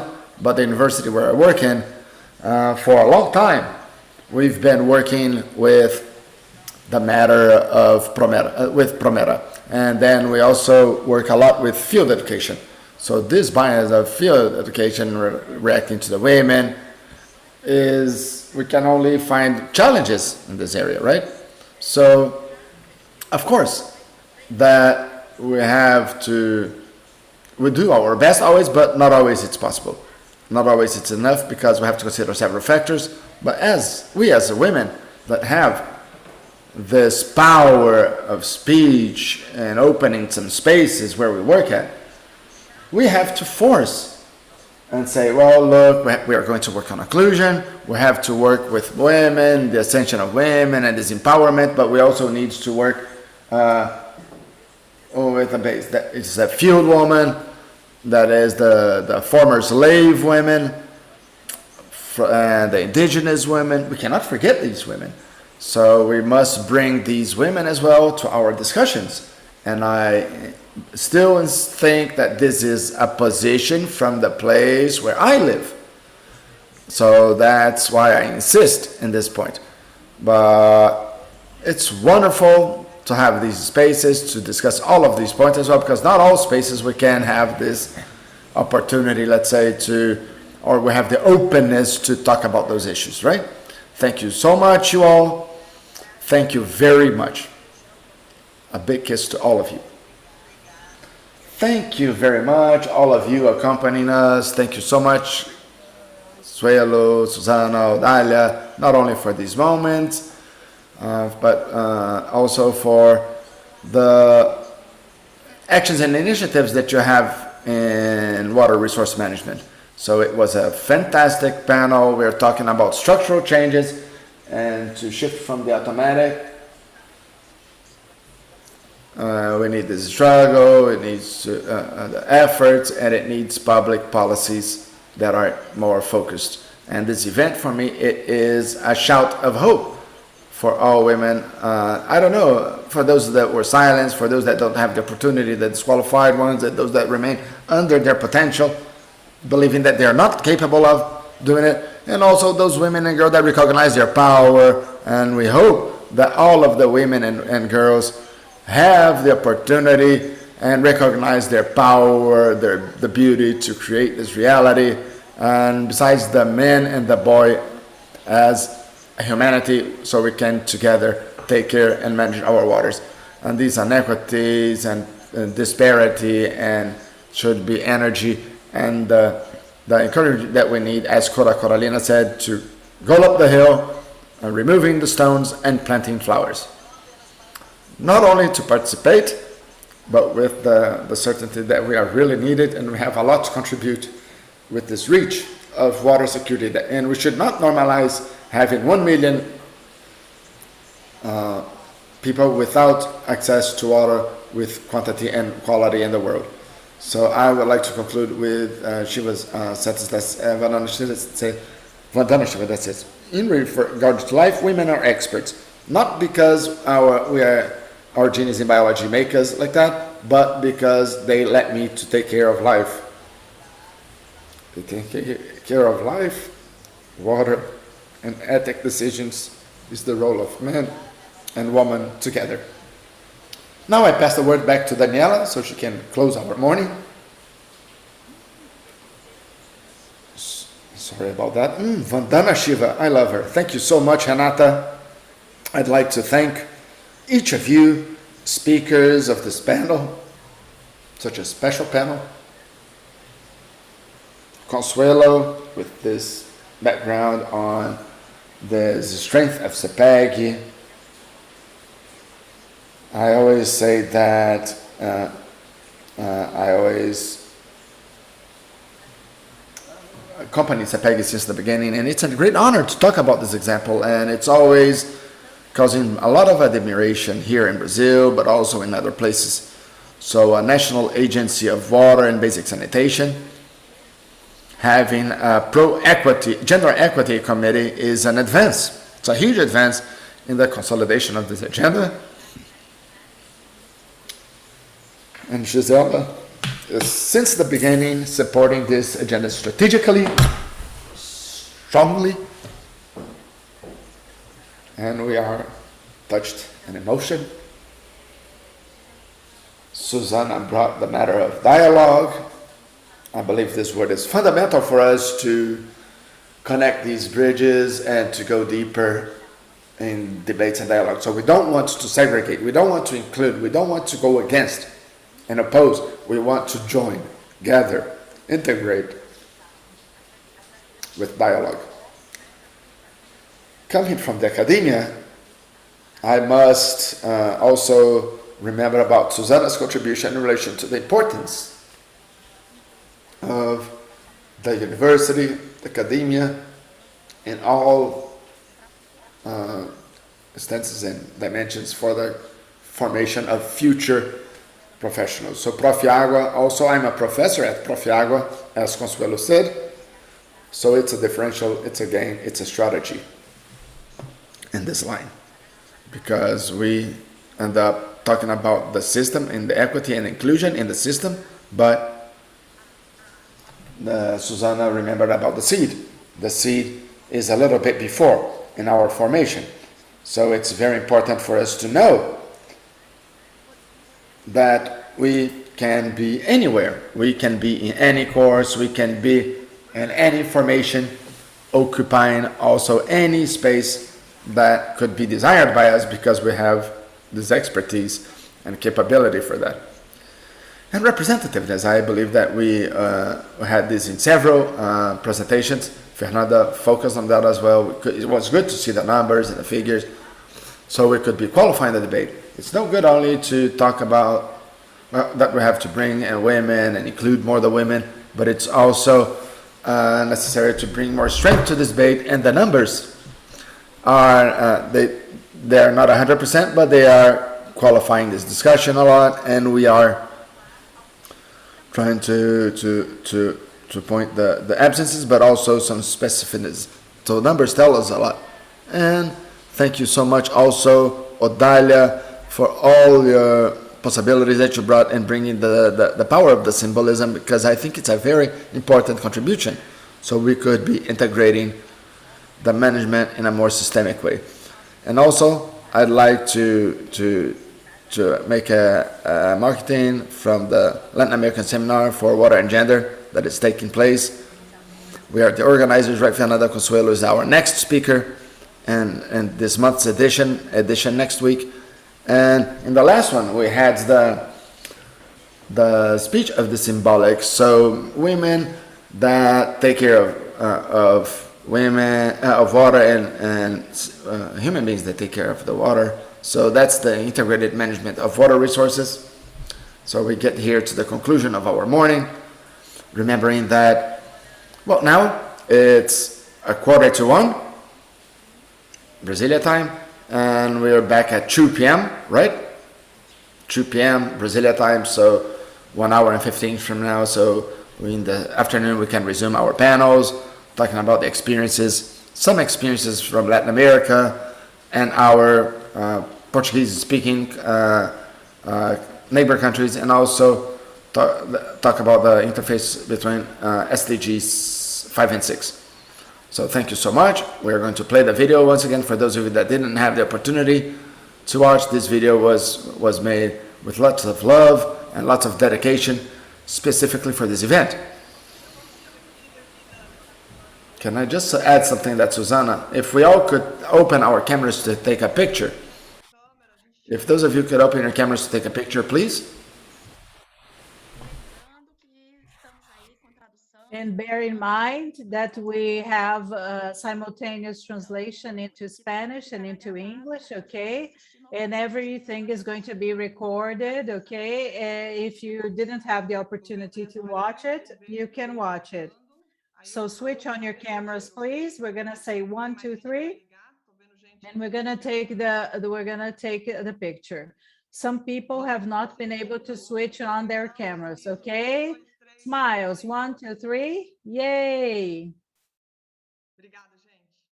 Thank you, guys. Thank you, guys, and see you later. Have a wonderful lunch. Thank you.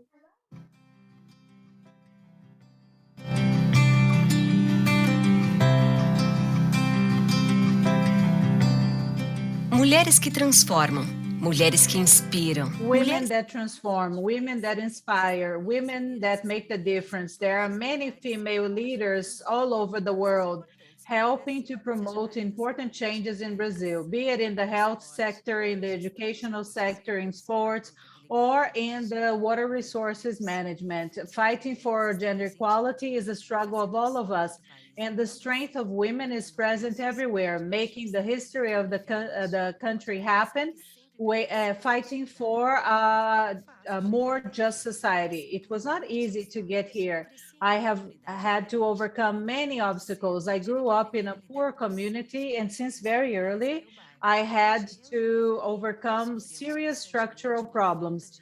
My family and I, we suffered a lot with the lack of water and lack of basic sanitation. When I was a little girl, people told me I couldn't go far because I was a girl, but deep down, I knew that I could change my reality and make a difference.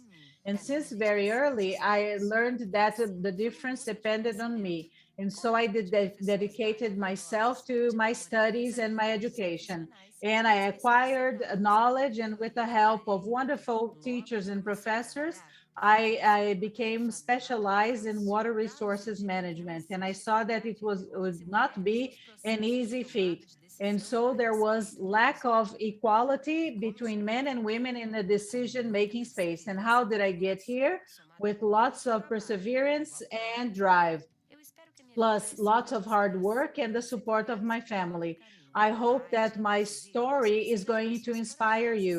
Water resources needs people like you, people dedicated to change the scenario that we have. Ana is an example of this change. In 2016, Ana created the Gender Equity Committee, the CEPEG, and civil servants and volunteers, they debate and discuss activities and implement activities inside the water resources sector. We are not alone. Many international organizations, such as the UN, they have initiatives that restate the importance of topics such as access to water and gender equality that are closely connected.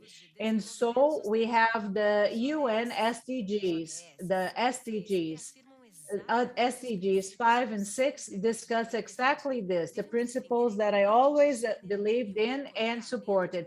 We have to defend the empowerment of women and also defend the gender equality and promote water and sanitation for all. So I would like to invite you to be a part of this transformation. Encourage women to speak up in many events, open up spaces so that women can help us decide what is going to be the purpose of the water. So our future depends on us. Water is only one. So women and men should work together so that changes can happen. Together we are stronger.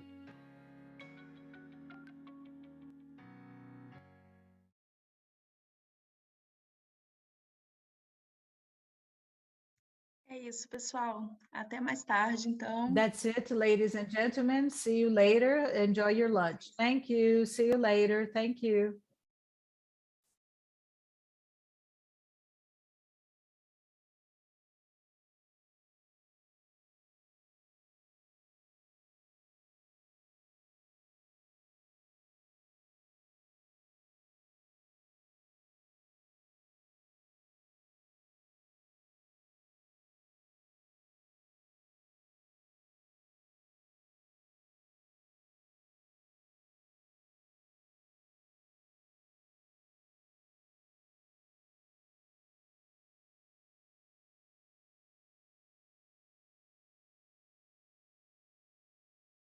Olá, boa tarde.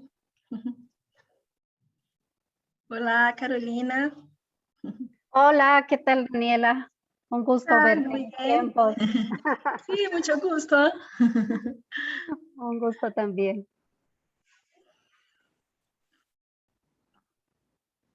Então, vamos esperar um pouquinho para dar 2 horas, né? So let's wait until 2 p.m. sharp, okay? And then we are going to start. Sí, recibieron mi presentación. Sí. Deixa eu ver aqui Ajá. quem estava cuidando disso. Acho que é o Saad que está...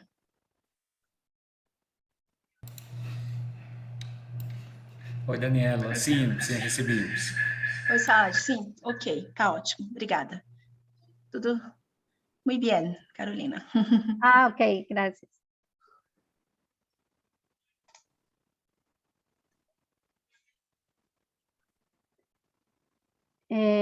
Probablemente cuando yo empiece la presentación, algún momento cerraré la cámara porque el internet aquí no está muy bueno.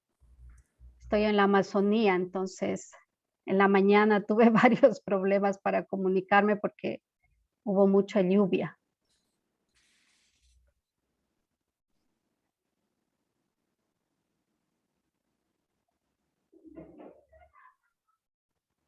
Sim, sim, sem problema. Ok.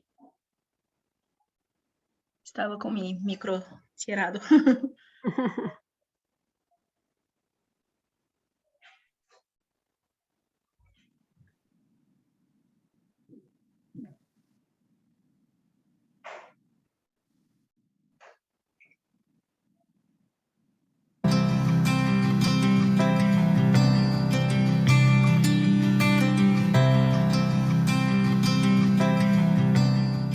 Mulheres que transformam.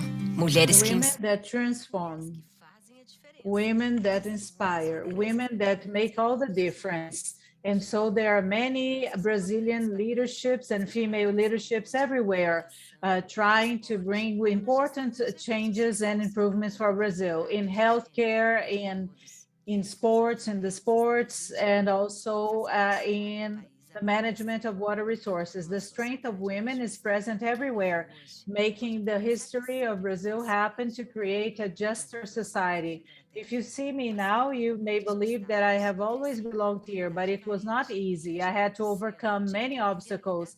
I grew up in a very poor community, and since a very early age, I had to overcome structural problems in my neighborhood. And my family and I always suffered because we didn't have enough water or basic sanitation. And people told me that because I was a girl, I couldn't overcome problems and that I wouldn't grow to become much. And I decided that the change had to be on my part and I had to dedicate myself to my studies. And so with the support from wonderful professors and teachers, I was able to become a better professional and I was able to get many improvements in the area. And so data indicate that there is no difference between men and women when we are making decisions and in terms of the use of water. And how did I get here? Because of lots of dedication, drive, and studies, and with the support from my family. So I hope this is going to inspire you. The area of water resource management is going to need me and you. And so basic sanitation and water is an example of this change. In 2016, Anna created the Gender Equity Committee, where people debate, discuss, and promote gender equality within the national management system of water resources. So we have many international organizations, such as the United Nations, okay? And they are talking about access to water, gender equality, and everything is connected. So that's why the UN proposed the 2030 agenda that discusses the SDGs. The SDGs 5 and 6, they discuss exactly everything that I defended and believed in.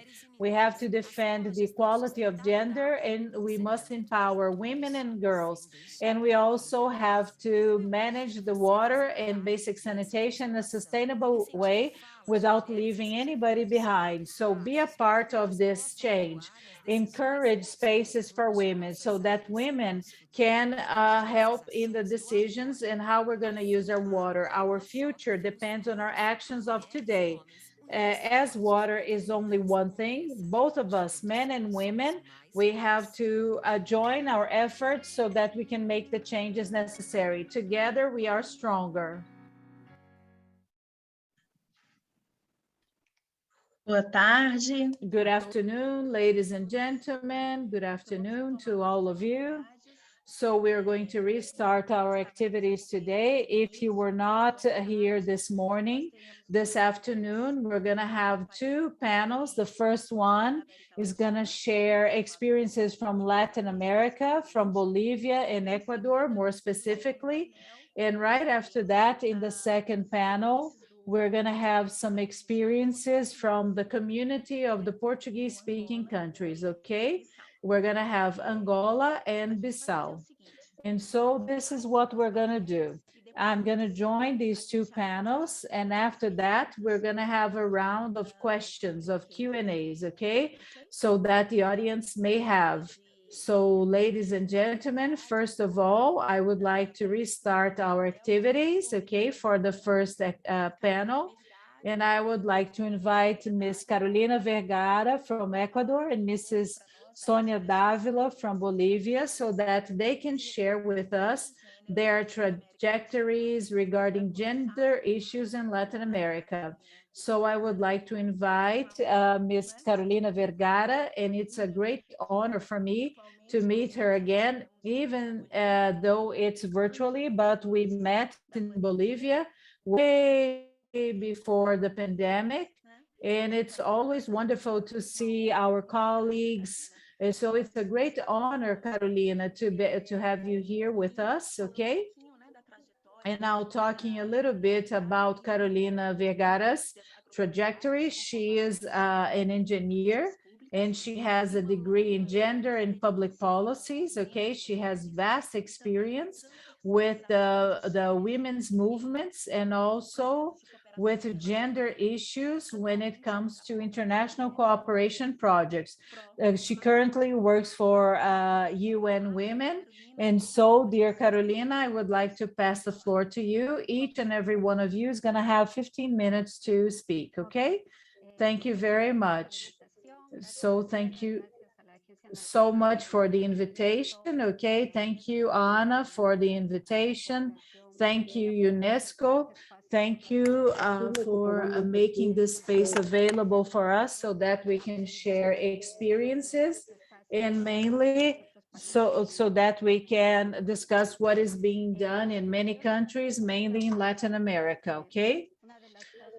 So one of the things that I wanted to share with you is I'm going to have a presentation about the experiences, okay, about mainly when it comes to gender equality in our countries, okay, in our binational projects. Am I able to share my screen? Yes, yes, you may share your screen, okay? Okay, thank you. Just remember, ladies and gentlemen, that we have simultaneous translation available, okay? So we are translating into Portuguese, into English, okay? So it's going to be easier for you to follow the event. I would just ask Carolina and Sonia to speak a little slower so that we can have a good simultaneous translation, okay? Okay.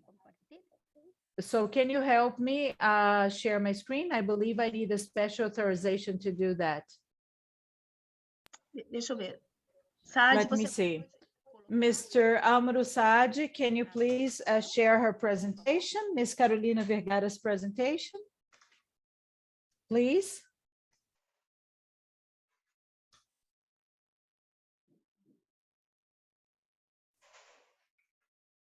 Porque no me deja. Because I don't have the permission to share my slides. Maybe if you update me or you promote me or enable me as a co-host, maybe I'll be able to do that. Okay, I got it. Yes.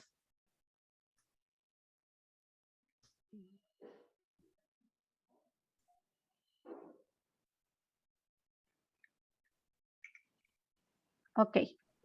Entonces, okay. So I'm gonna start my presentation.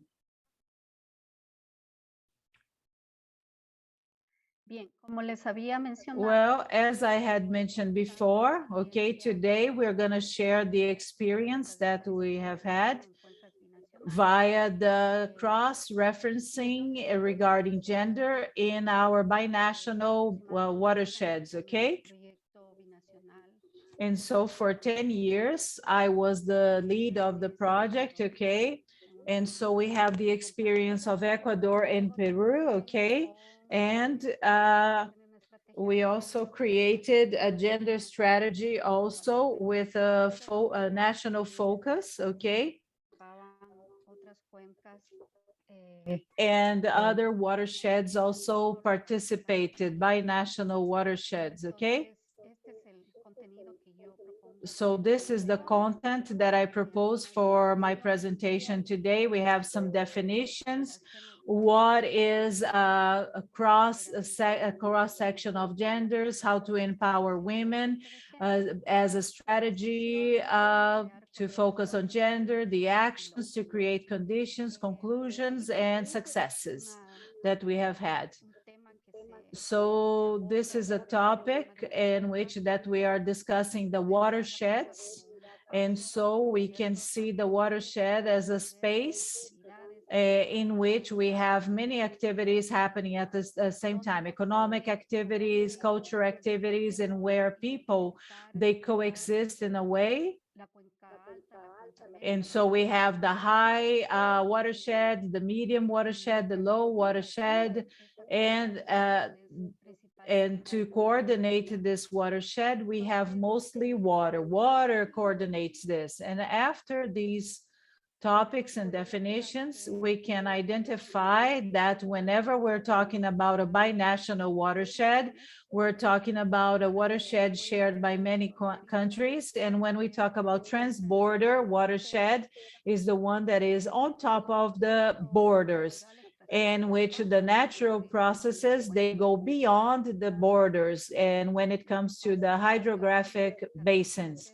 And so we have upstream, okay, downstream, what happens throughout the entire basin. And many territories depend on the water that comes from these political borders. And so we have social factors, economic factors, regional factors, technological factors, productive factors, physical, biological, cultural factors. And this is very important because in the processes that we have, mainly when we have the strengthening of the participation of women, the women, they were the actors that more clearly knew what the watershed meant. So they decided to work together so that they could have a joint management of the water resources, okay? When we talk about cross-sectionality of gender, and so the technique of genders, okay? And so this power to incorporate the focus on gender to design policies, programs, and projects, okay?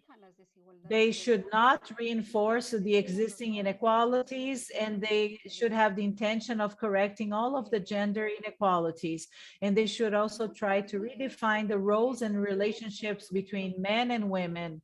And so in many situations, we have seen that people are talking about gender, and this is part of a document, but when it comes to the actions, we are not able to truly find these issues of gender. It got lost. And so this is an image of a calendar that we had from the World Bank, and we saw exactly how these projects were implemented.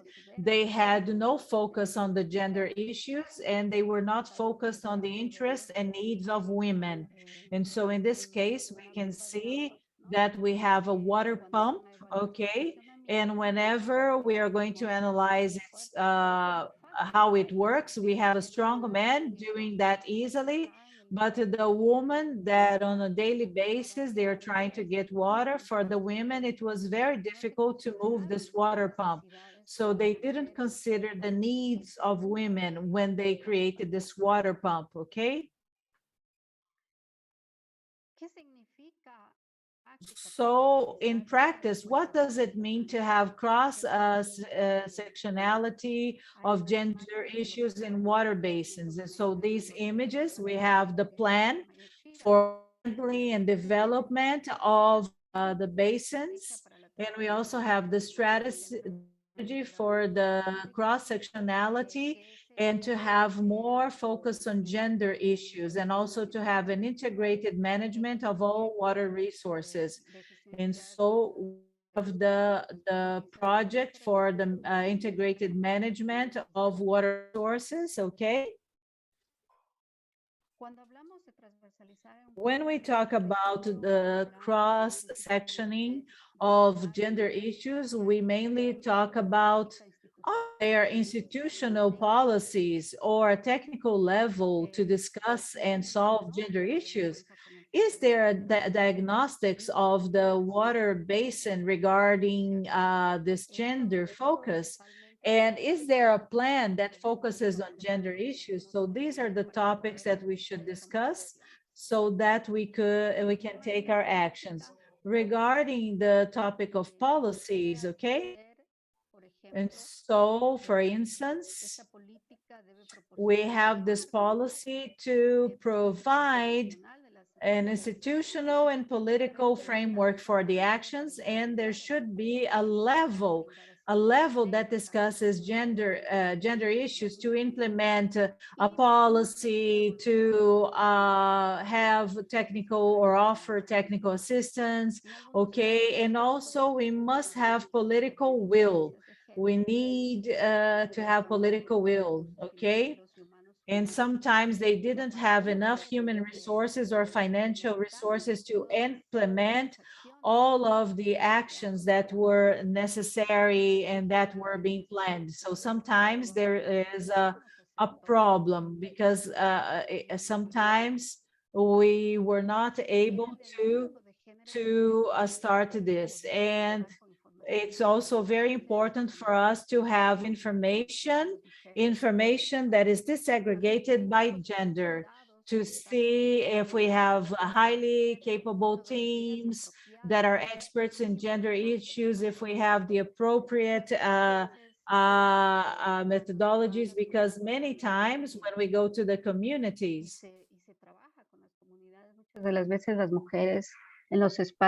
and when we go to the communities to work with them, lots of times the women, there are some men and women, and the women maybe don't give their opinions, they don't open up themselves. So that's why it's important to have just a women's group to know exactly what are their needs and demands.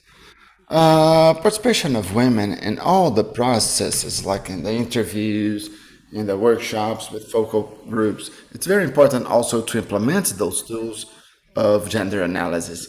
And here, for example, we could see when a person or a man is doing a gender survey, and we see the woman in the back cooking, and the questions are being made to the man. And when this diagnosis and analysis is presented at work and the office, well, they say these are the authentic opinion of the women. But we all know that it's not really the truth. And the point of planning with a focus on gender, how can we make these measures that contribute on gender equity and actions that could operationalize the policies and generate situations, and we could have a cross-cutting focus on transgender issues besides the specific issue. Well, we also could see that we had several areas related to the productive sector and institutional work, and transversally speaking, we incorporated this gender focus in all components, but we also had actions focused on empowerment and participation of women in regards to approaching violence, let's say.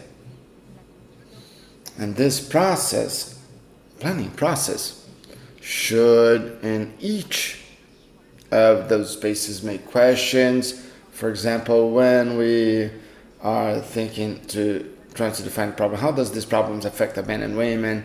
What solutions are being identified? How would they affect the men and the women? If these proposed solutions also would be solutions that the women have had proposed. So that's why the methodology is so important in some cases when we work exactly on those issues. The proposals by the women are different, and they should be complementing the ones made by the men. And that makes the process being more robust. And the matter of methodology, which incorporates the gender context, and also the strategic partners that should be committed to promote equity among men and women, and also the partnerships with those women organizations. That's extremely important. And the objectives, when we go focus on the equitative results, we have the results for the development and empowerment of women, products and activities. How are men and women going to benefit according to their different needs and capabilities? Sorry about that. And the implementation team also has a balanced composition of men and women based on gender. And that is also very important because lots of the times the women, or they don't give their criteria and opinion, but technically speaking, above all, when the women are going through violent situations, and we have also to designate resources enough to increase the benefits of women and their participation, and considering the needs of the as priority, not as secondary or optional. I believe that this is extremely important because most of the times when you look at some projects with a focus of gender, then these issues are not a priority. They're taking a second or a third level of priority. The most important, I don't know, but would be focused on climate change and the matter of gender. And women is not being considered as a priority. In the monitoring and assessment in relation to results, it's important to define these indicators to measure impact, and also to measure these different impacts among men and women and the benefits that this transversality has for the sustainability of the actions. In the case, for example, of the project of water resources in the transbordering basins, Transamatia and Almeida, what was proposed as a component for this transversalization of the gender focus had to be with the participation and empowerment of women in the decision-making spaces, and the strengthening of capabilities of the stakeholders. This was what was proposed together with the authorities and the technical teams, and with men and women that were participating in this process. Even though it was proposed an action plan, let's say, to make this transversality real with some strategic objectives and results that would have to do with the strengthening of the institutional capabilities, internal and external, with these specific actions for the empowerment and participation of women in the decision-making spaces of the integrated management for water resources. And the transversality actions, I'd like to mention with you that it's exactly in this moment right now that it's being developed or designed a second phase of this project in which it will be incorporated in the strategy, and it will be implemented all of those action lines that have been proposed. It is also important in the case of planning, the binational planning, which is an experience for Catamayo-Chira Basin, focusing the gender issues on the development of the basin, and for the national management instruments. We also saw as needed to incorporate gender in the binational and national and international norms also, so we could have a much more solid framework which would allow us to carry out all of those actions. The two experiences. Well, one of the things that was seen as important for the empowerment of women, the strategy of transversalization of the gender focus, was that in the binational project Catamayo-Chira, where we worked up to 2011, a full process was made to reach this empowerment of women. And it has to do with what is being mentioned here.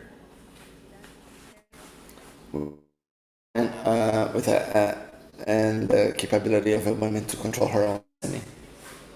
In relation to these 5 components, there is a proposal of a work or a consultancy by the United Nations with 2017 network, talking about the self-esteem of the woman and the rights to exercise the opportunities and resources, control their own lives in their homes and outside, and the capability to guide the social chance to create a social economic order that would be more fair. So it's important also to go through the capacity building process with women. One of the things that was identified then is that it's really needed to consider the gaps and the gender barriers that impede the participation of women. One of them would be the global burden load of work. An unpaid work performed by the women. We have 21 hours of women usually work. 20 more is higher for the women, which is 25.5 hours per week. And in the real world, in relation to gender research of family relations of gender violence, it was performed in 2019. 65% of women had some kind of violence problems, and that was also one of the factors that prevent the participation of women. Lots of times women want to participate. It's probable that they go to a meeting, a workshop, but in the next one they don't go back because the husband did not like her to be in it, or because she's already experiencing in her house the violence, and that is an issue that must be approached. And when we developed the plan, we included that point to be approached in the plan. Even though that we didn't have an idea about this matter, we said that the plan should approach only those topics that had to do with the environment and had nothing to do with violence. And that was a very participative process. The women fought and were able to include that because exactly for being a barrier, the participation is not allowed. So all of those issues of the global burden and the decision making, and also the difficulties to mobilize them because they don't have resources enough, or they don't know really well the norms on gender and for the integrated management of water resources, and the lack of recognition in those roles by who promotes programs and projects. And that is also something which must be considered, because a lot of times the technicians say, well, it's okay, the project is working with a focus on gender, and what most somehow memorize, and well, it's okay, but you don't know really what happens and the actions as well. So people are now more sensibilized, and now they can go deeper into those inequities. Well, I would like to share here some examples of what would be now the participation of men and women in drinking water and sanitation. Here we have the Ecuador and Peru. We could see that 91% of these spaces is for men, and the sanitation ones, 96%. 95% and 96% respectively. So the participation of women continue being very low in this space. And what actions did we carry out to strengthen the leadership and the empowerment of those women? It was realized that their action plan, together with them, we needed to have this capacity with the diagnosis, and all of them, before they had eaten all of the sweet, but there were some issues related to some normatives, and if they could complain, and how they would be developing a plan so they could also be closer to the authorities and talk to them as well. And 70 leaders participated in this process, and this plan was developed in 4 phases. For preparation, in the first phase of this integration, we had the idea of knowing the binational basin and the events developed by the countries, and in the second phase would be the capacity building and research, so how the women would be learning and how they would be implementing this learning process and reality.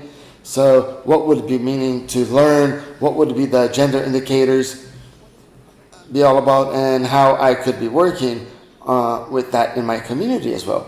So in phase 3, I have the strengthening of the process,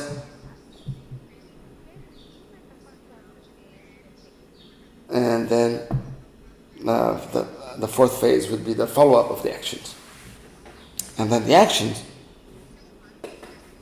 we have the binational space for the incidents and the events of integration to strengthen the binational space. Above all, if we're able to make the women to have an identity of the basin through the knowledge of their natural context and common problems, more specifically about women that have the authority in the institutions and local government, women that produce at local levels, and also to strengthen the leaderships and also the women that were in the defense and the promotion of rights. And these actions had to do with the exchange of experiences, meetings, methodologies, instruments, equity agendas, regional equity plans, and the systematization of the experience in the binational platform. And we have for that the support to be able to work with those issues.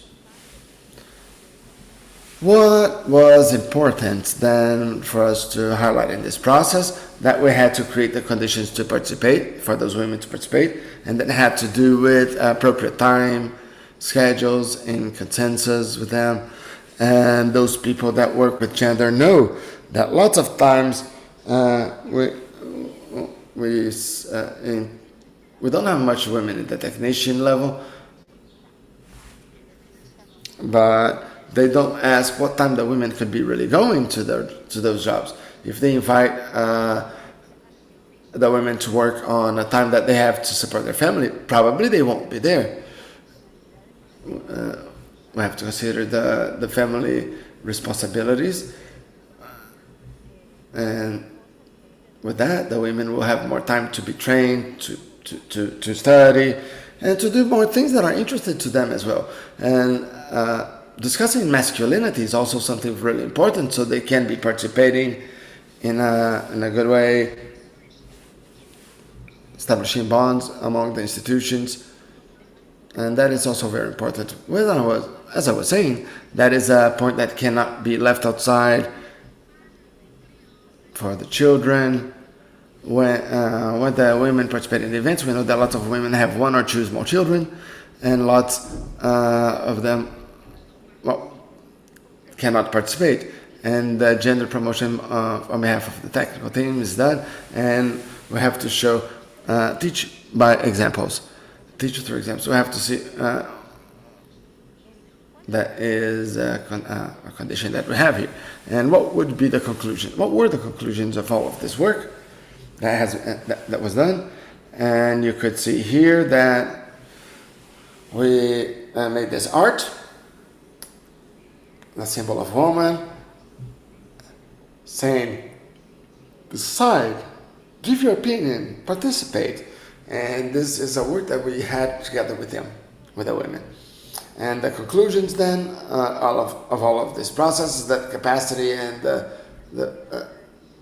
process to strengthen the capacities of the women and create conditions for their effective participation gives more sustainability and enriches the development processes. This is possible to be incorporated to the programs, projects, or plans to have this specific look on women and the societies of strategic interest, such as notice that women are recognized as the caregivers for the basin. They plan the technical aspects and they contribute with the integrated management of their space. With the women that are authorities, institutions, local governments, and also the representatives of different organizations, institutions in the decision-making space.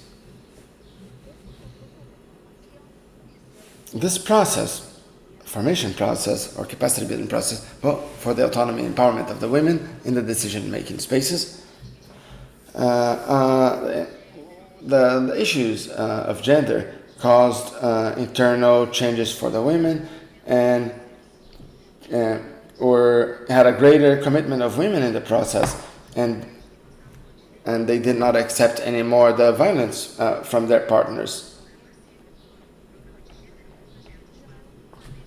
And this contributed for the strengthening of the institutional capabilities and the empowerment of the organization of those women in the basins, as you could see to your right.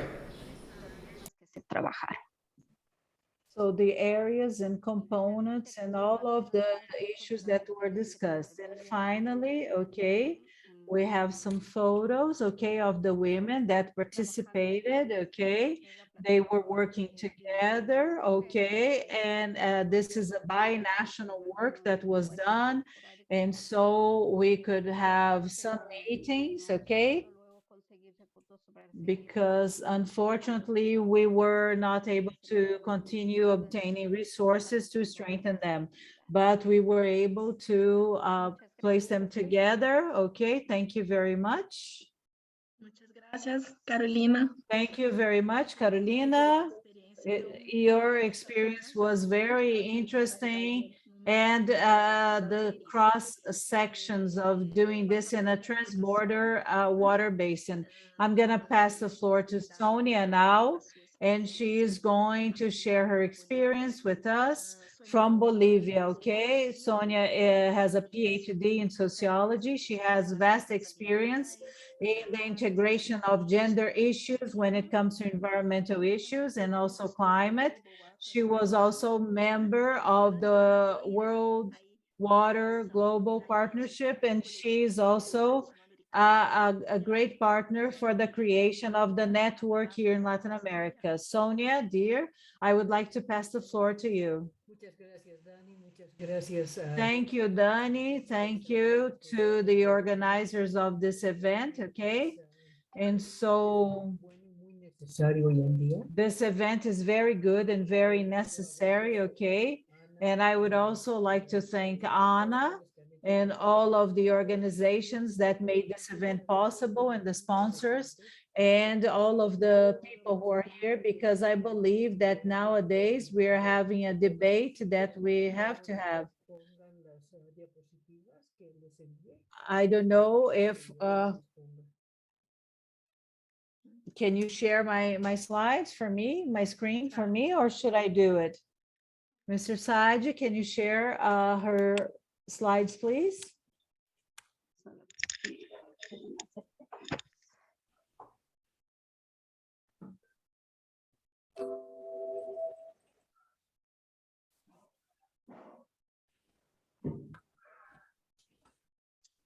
Só um instante. Just a second, please. Sí, a ver, yo puedo presentar, a ver. Maybe I can try sharing my screen. Sádia. Mr. Saad, Mr. Almossad, can you share her screen?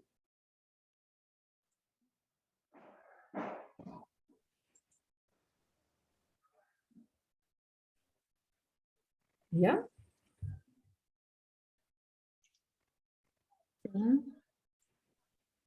Oh, can you see it? Can you see it?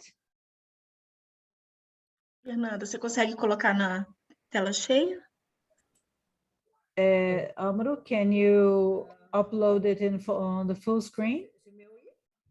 Yes, now can you see my presentation? Yes, we can see your presentation. Thank you so much. Lo que yo voy a presentar ahora es más que nada. So what I'm going to present to you is a proposal for the implementation of SDGs 5 and 6. And this was an experience that we had in Bolivia, in which I'm going to discuss mainly SDGs 5 and 6, okay? Agua limpia y saneamiento. Okay, gender equality, clean water, and basic sanitation. And this has arisen because for quite some time we have been working with this. And we had a process here in which we started having this experience and how this could be a good experience between us and Mexico, Ecuador, and Bolivia, with Daniela as well. We worked on this together, okay? And I believe that something that helps us a lot today is for us to have the power to truly find support. And so the SDGs, they talk about this need for us to have more participation of women, of empowering women and girls. And this is very important. And so this is part of the 2030 agenda. And this 2030 agenda, I believe that all of us who have been working with these issues regarding women and girls, we should make this be taken more into consideration within plans and projects. Article number 3 talks a lot about the needs to fight against inequalities within the countries and among them and between them. And I believe that this is very important because we know that the different societies, they have different ways of dealing with these issues, of working with these issues, and also regarding water resources. Why?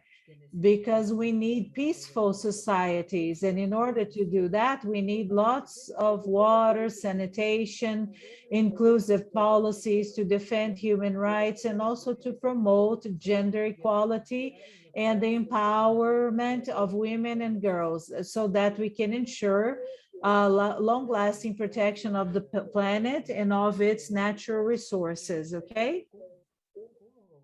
Nobody can doubt this, okay? So how are we going to do this? This is the question. And one of the things that we should do, we have to work with the natural resources. And Article 7 talks about the need for us to create a world, and so that we can reaffirm our commitments regarding human rights to fresh water and basic sanitation. And we must have better hygiene, better food, and enough food. And this is one of the biggest problems that we have. Our world is a world in which we need to have a production that is sustainable, that is resilient, okay? We must have accessible energy that is reliable and sustainable. And I believe that these two articles, number 3 and number 7, they are being strongly promoted for 2030, okay? And in order for us to move forward in terms of these SDGs, It's very, very important for all of the organizations to demand that these articles be followed and that there is a focus on gender equality. So I was able to participate. I was able to participate in a project that was related to the Ministry of the Environment and of Water Resources. And it's very interesting because everything that is related to water and natural resources is totally separated, and there are no guidelines regarding the offering of equal opportunities. This is discussed within the Ministry of Justice, and they work with everything that is related to gender issues and also indigenous issues. But there is no group among all of these technical levels. So this comes directly from the Ministry of the Environment and of Water Resources. And this was very interesting because we were going through a terrible political crisis. There was a change in ministers. There was a change in ministers. And the minister himself later on, he created 3 directions: the administrative direction and the planning and legal affairs regarding this Ministry of the Environment and Water Resources. And also we had 2 directions here from a man coming.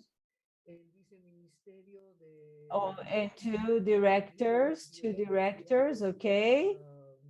Okay, regarding water resources and risks, and 2 directors regarding fresh water and basic sanitation, and 3 directors from the Vice Ministry of the Environment, Biodiversity, and Forest Development and Management. So all of them, they were men. So what you're saying is that there is no balance. And the interesting thing, when they got in touch with me, and so they decided that a plan should be created so that we could do a cross-referencing of the management, or to have a. And when we talk about an action plan, we should include issues regarding climate change, gender issues, gender equality. And so we had to create a plan to discuss climate change, okay? And this was the project also ICA from Bolivia. It is a multinational project involving Andean countries. We have Bolivia, Ecuador, Colombia, and Peru. And we had to design and implement a methodology to give greater focus to the gender issues in the activities to this ICA project in Bolivia. And there were many projects, as I mentioned before. Okay. And we had to ask,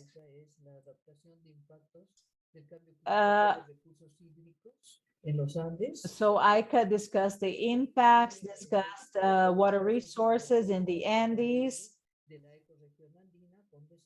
and it was implemented by the ministry responsible for this global operational plan. And so we arrived at the conclusion that we were 4 women. On one hand, we had technical issues being discussed, and then we joined the efforts of the Ministry of the Environment and Water Resources, and they were responsible for the operational plan. And so all of the decisions and all of those that were making the decisions, they were trying to complement the plans or to interconnect the plans, okay? because sometimes they only talked about this. We have to solve this. No, this is not it. Yeah, this is very important. This is very important. But we have to develop a project that is interesting for all of the countries. And then we had the second level with civil servants from the municipality of Sacaba.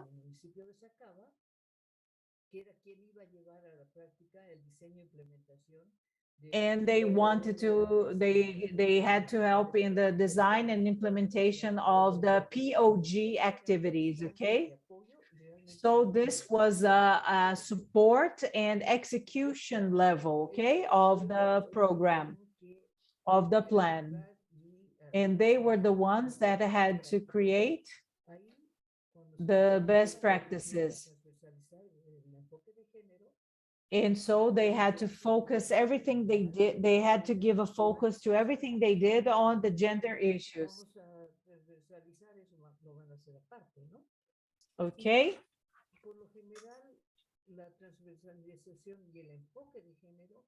And so they had to carry out activities with a main focus on gender issues.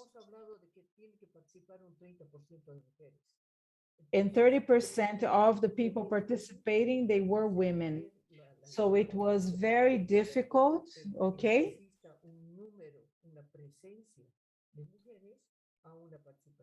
to have a presence or a number of women to represent a real participation. Another issue was the third level.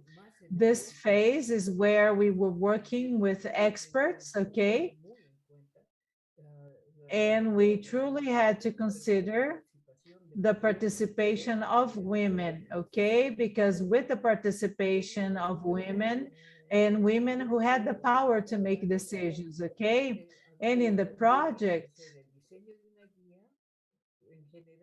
we had to design.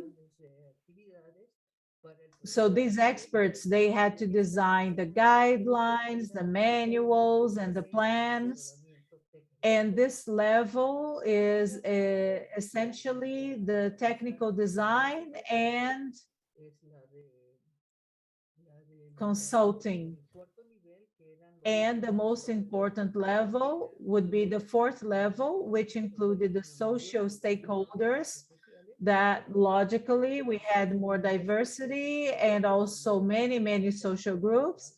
And they were going to benefit from the activities designed within the global operational plan.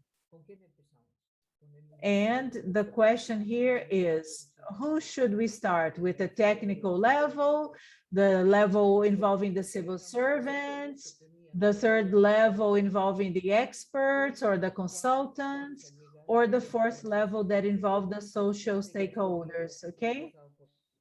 And so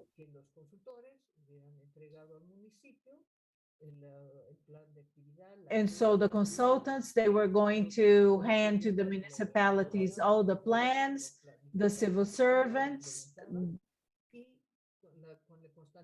they planned and designed and implemented everything, and everything was followed up by the technicians and by the Ministry of the Environment and Water Resources civil servants, okay?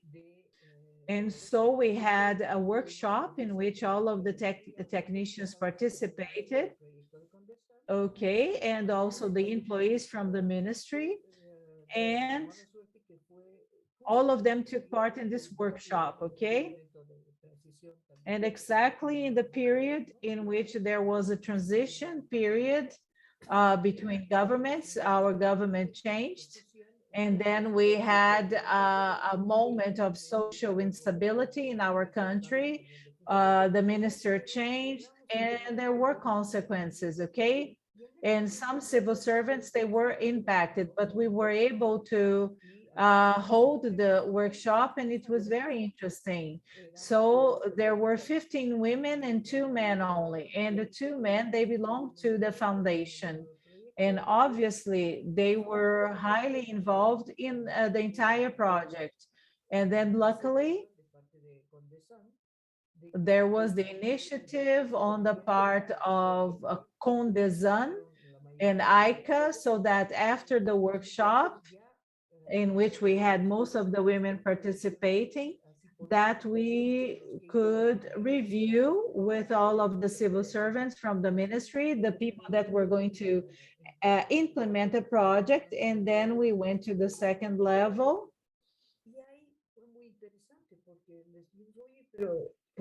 And it was very interesting because, oh, why didn't you go? Why didn't you go? It was a workshop for women. No, it was a workshop for both men and women.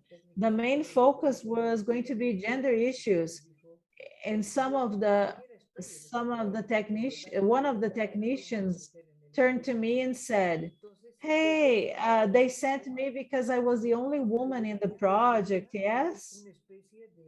And so we noticed that there was some other kind of experience, a separation experience, and this was work that was focused on gender issues. Oh, we should ask women to go. It was, they considered it to be almost a waste of time, okay? And so afterwards, we saw that we had to work with what we were actively working with this, which is the people that truly created the project, okay? And then they went back to the ministry and to Condesan and ICA, and they went also back to the municipalities. And then afterwards, we are going to discuss this with the consultants. And that's when, okay, we started one of the activities for carrying out studies regarding the risk of flooding and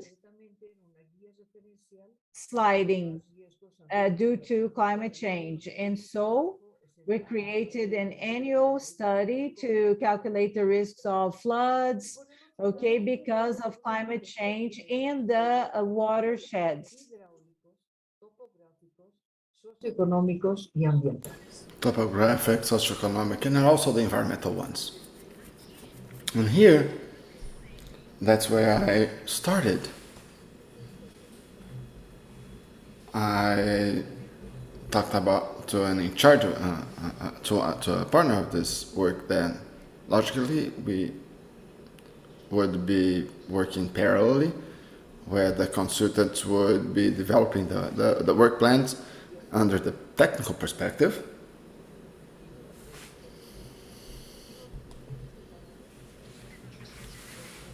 And parallelly, we must carry out studies and develop the action plan to have this focus on gender. So what I proposed was that we should do that, and that we should be joining the project, the activities that existed in Bolivia. And I had this opportunity to go there and to share, and we shared the work. And I was at a parallel work because I believe that's one of the things that would be happening. We, among us, ourselves, as women concerned about this topic, we are in the transversalization. We know that we have all of those instances. So we agree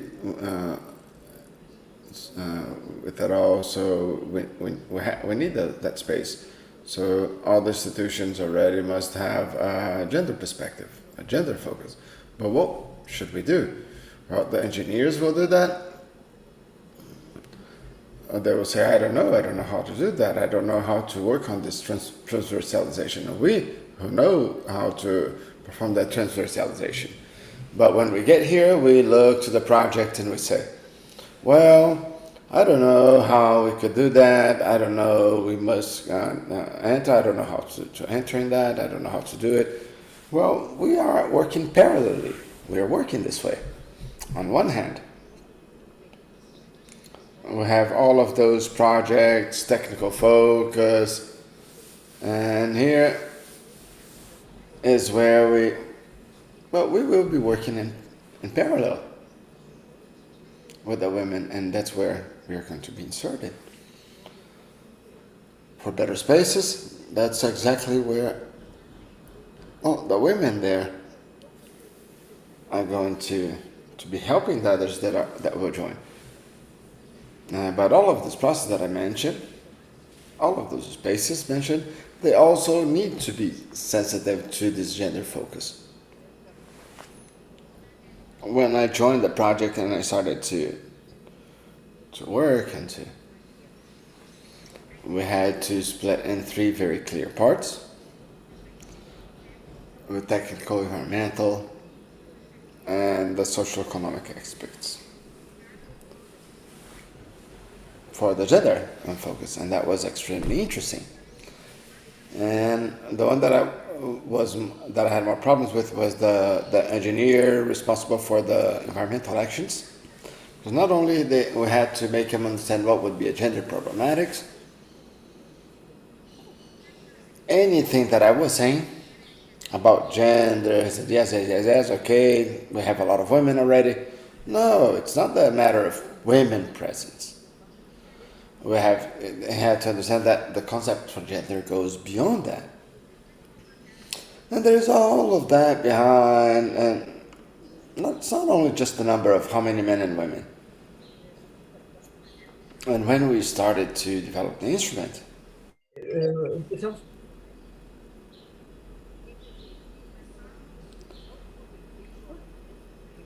we started to focus on families at neighborhood levels. And we started seeing who would be the head of the family, the man, the woman, so there would be more men than women. But when we started analyzing deeper in a family unit, it would be by house.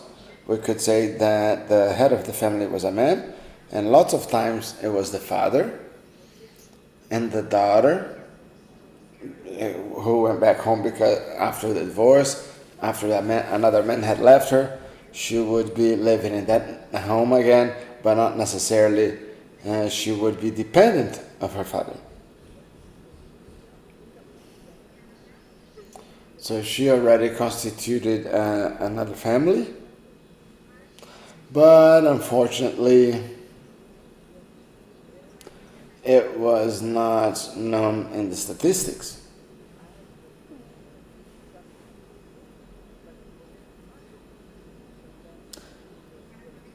To be able to remove, to be able to calculate some kind of averages, and then we could see.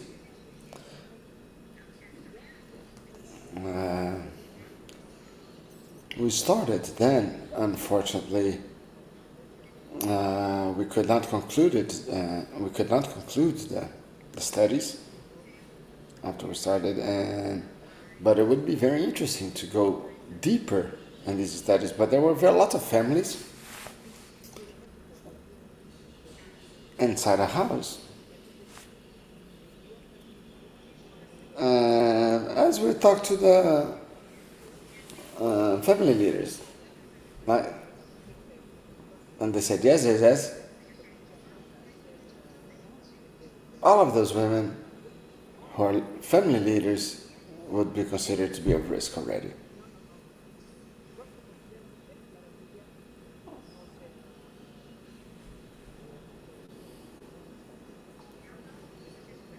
And a lot of stuff from scientists, for example, and I'm going to mention some other factors as well.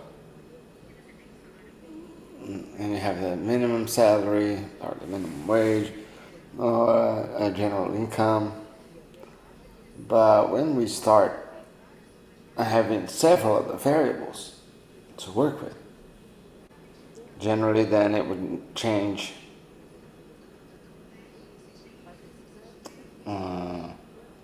all of this part had changed to be introduced in the team.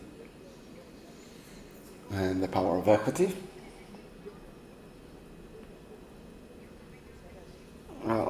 also learned a lot to analyze these problematics from the social perspective with a focus on gender. And then there's a change. And I think my concrete proposal is that we have to connect the projects, and we have to see that within the projects, we have to transversalize the focus on gender. And while we are with this work, performing this work, which is very important, very valid, I'm not denying that, but that does not, well, that's essential to be working with the basis. This project is fundamental to be working with the basis. It's wonderful to work this way. As you could see in a house where, in my case, I would not be getting to the 4th level, but these decision-making instances will be elaborating it if you work directly with them, but not parallelly. Because they are not understanding this problematics that was proposed, and when you start talking to them about the theme of the project, we started seeing a global difference, not only under this perspective of who has benefited, but also on how to make this project, calculate such a project. If we are going to have 50% of women, it's extremely important, and we also should have this in the decision-making space. So my proposal is, we should perform the work from internally with our technicians, engineers, and also adjust ourselves to the project. Thank you very much, Sonia. Thank you very much for bringing this complexity.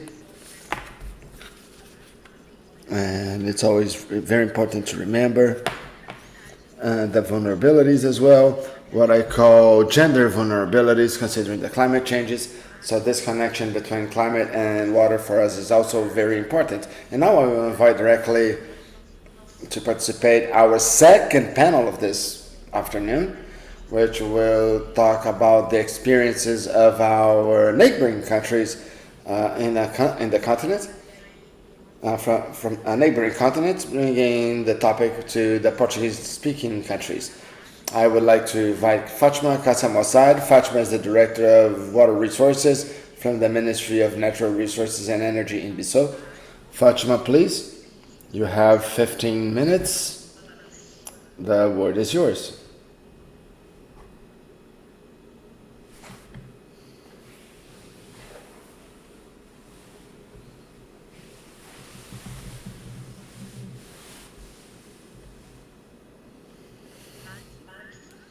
Fatima, are you there?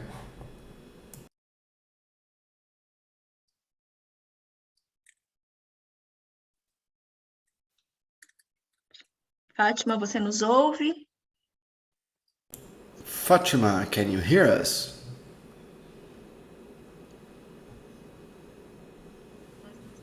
Well, we cannot see you nor hear you.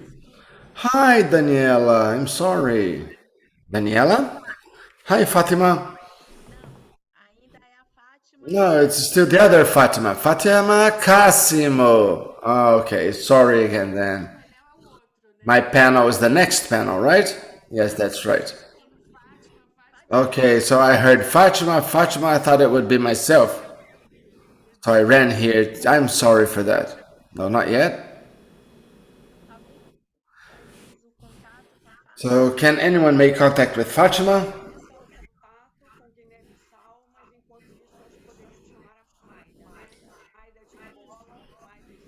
So Maida from Angola. Do we have Naida from Angola here with us? Yes, I'm here. Good evening, everyone. I'm here present in Angola. Hi, Maida. Welcome.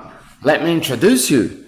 Let's change the orders while Fatima can organize herself. So Maida Luis Gomez will be our speaker now. She is graduated in engineering, specialized in oil, and head in the Department of Registry, Inspections, Enforcement, and Quality of Water in the Environment for the National Institute of Water Resources in Angola. Welcome, Maida. You have got 15 minutes to talk a little bit about your experience, and the word is yours now. I remember just that. Please speak a little bit slower than usual so we could be accompanying you with the simultaneous translations to Spanish and English. Okay, thank you, Daniela. Thank you, the organization, for the invitation to be here. It is a great pleasure to be part of this event.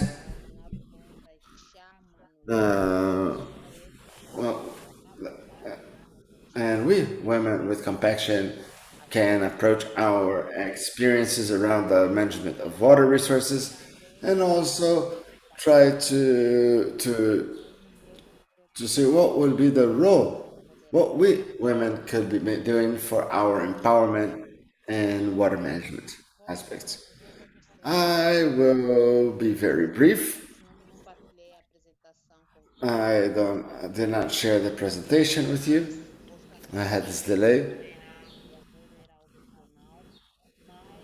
as it would not be something mandatory but optional. But if you need my presentation afterwards, I can be sharing with you. But now we're just going to be talking and sharing our experience for now. So Maida, if you could open up your camera, it would be great for us to see you. Oh, okay. I cannot open the camera. I cannot. I try, but... Todd, can you help us in this mission? Well, I think it's a camera problem, Fatima's problem, because she has the authorization. Okay, so let's continue. Let's continue with your voice, Manda. Okay, thank you, Daniela. I apologize for that, but yesterday I was able to use the camera, but today I couldn't. Well, our experience in Angola in relation to water management, I would like to say that Angola is a country that presents a lot of water potential. We have 77 hydrographic basins. Of these, 47 are considered the main ones, 30 are secondary, and we share 5 basins with our neighboring countries that considered the international basins. And these basins, as responsible for the management of the water resources in Angola, we manage them and we ban the use, and we have a planning, and the management of the water resources has a governance structure that will then promote this management process, which is the Ministry of Energy and Waters, directed by Minister Men. We have also the Secretary for Waters, who is also a man, another man, and we have the National Direction of Waters, which is the agency responsible for the policies for water supply, sanitation, and directed by a lady, by a woman. And we have a technical coordination for the program Water for All. This is a program that allows the access of water to all in Bolivia, but it will be more focused to the rural areas where this program would minimize the difficulty of for some women to acquire water, purchase water, because we know that water itself and the responsibility for putting water and bringing water is always for women's responsibility, mainly for the rural women. So this is a governmental program at a national level that has as an objective to approximate even closer the communities based on water and reducing the difficulty of those women and other vulnerable groups that are also the children. The National Institute of Water Resources, of which I am part of, is responsible for the planning and of the water resources, and also we have the environmental agency taking care of the water basins. Well, and we can see that we still have a reduced number in the decision-making positions, but does not apply. We have policies that incentivize and encourage and make women also reach highlight positions. We have in Angola the policy.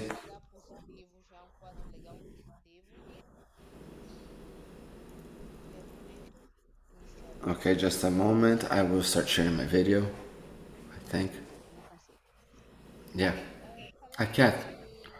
But talking about the experiences, Angola has a positive scenario for the gender promotion where it is established a kind of an account 50% for men, 50% for women. So I believe that right now in this moment, Angola is on a correct pathway for policies on gender equity and also gender equity and women promotion. So we are on the correct pathway. Now what we must have is that we women must try to be more bold for them trying to reach our highlight positions, important positions. We have this institutional policy for gender equity, which is from the Ministry of Families. It is the ministry that takes care of all of those issues related to gender equity, and this ministry has and focuses their policies on gender equity, and these policies. One of these policies would be the National Policy for Gender Equity and the Strategy for Advocacy. And this policy aims promoting actions and that would then reduce the inequities for women in the societies, making the women to be much more protected, avoiding violence, talking about violence, physical violence, but also emotional violence. So these policies are all being implemented by the Angola government. Também, ou melhor, em in cooperação partnership or also in cooperation with other action platforms like the Beijing Action Platform and also the 2030 Agenda for Sustainable Development. Okay, and this agenda, the objectives and goals are very, very clear so that we can reach this gender equality. And so in terms of management of the water resources, as I mentioned at the beginning of my presentation, we have several programs that are going to allow us and promote the empowerment of women and also access to water to the populations, either rural women, urban women. So these programs essentially, they aim at encouraging women and so bringing the women and including them in the decision-making processes so that they can help in the management of the water resources, because we know the essential role that women have when it comes to water. We know that women, when they are managing water, their participation is essential, okay? In the educational aspect for the sustainable use of the water, Women, they are usually responsible for hygiene, for making the food, making the meals. And so the policies that are being developed in Angola, they are going to allow this woman, based on their experience in management, that they're going to have an essential role in the decision-making process, okay? So that we can promote these projects and programs for promoting access to water. And we want women to become an integral part of this decision-making process. They are going to have a space to share their dreams, their desires, what they wish to have. And so whenever the policies are implemented, all of us have lots and lots to gain. And we're going to be have the same rights and as men, and everybody's going to gain with this. One of the programs that we have in Angola that promotes gender equality is a community program, the community program in Angola that was created to boost the creation of associations. They are going to map the water sources, and at these water sources, the women, they are called so that they can have some decision-making power. How are these water sources being managed? How are they being used so that we can ensure the sustainability of these water sources and points? This is also going to promote the creation of a social capital at the local level to allow the participation of women when it comes to solving problems.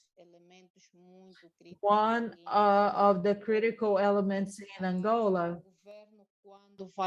is the government. When the government decides to create these water sources or water points so that the populations can have a constant supply of water. Many of these supply systems, they end up being vandalized, okay, or destroyed. Hello, hello, can you hear me? Hello, can you hear me? Hello, can you hear me? No, Miss Maida, you can go on. It was just somebody who left their microphones open. So as I was saying, this management model, this community management model is going to promote the creation of social capital, local structures, and the women are going to have the possibility of actively helping solve the problems. And we also know that most of the water supply systems, they have been vandalized, destroyed because women, maybe they didn't feel an integral part of those systems. They looked at that system and they said, that's a man's responsibility.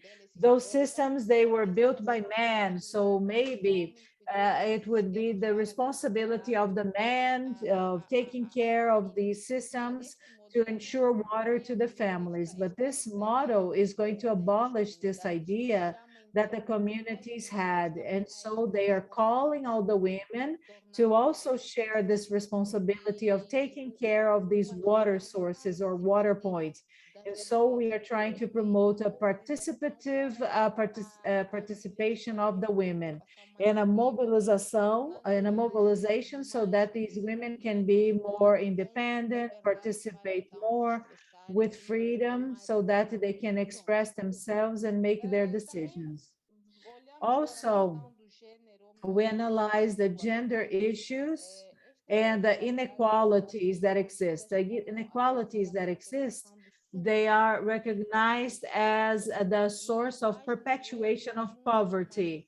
And women are much, much more impacted regarding this underdevelopment and poverty process, because many of these women, they are not allowed to thrive or to be seen or to have access to education. And so all of this inequality is created. And so we are perpetuating underdevelopment and poverty among women. But with the policies that our government have, the inequalities start being reduced. Even though this level of reduction is not satisfactory, but we have seen some improvement, and the women are becoming more and more independent. Promoting equality between men and women, this is essential for the policies created in Angola, because for many time, only the men could speak up, only men had a voice, women could not help make the decisions. But by the policies created by the Angolan government, women now, they are able to speak up, they can defend themselves, they can defend certain ideas at the parliament, at a political level. But when it comes to the water resources sector, we still need to work really hard, to work much more so that we can be well represented. In the organization that I work at, most of the women, they choose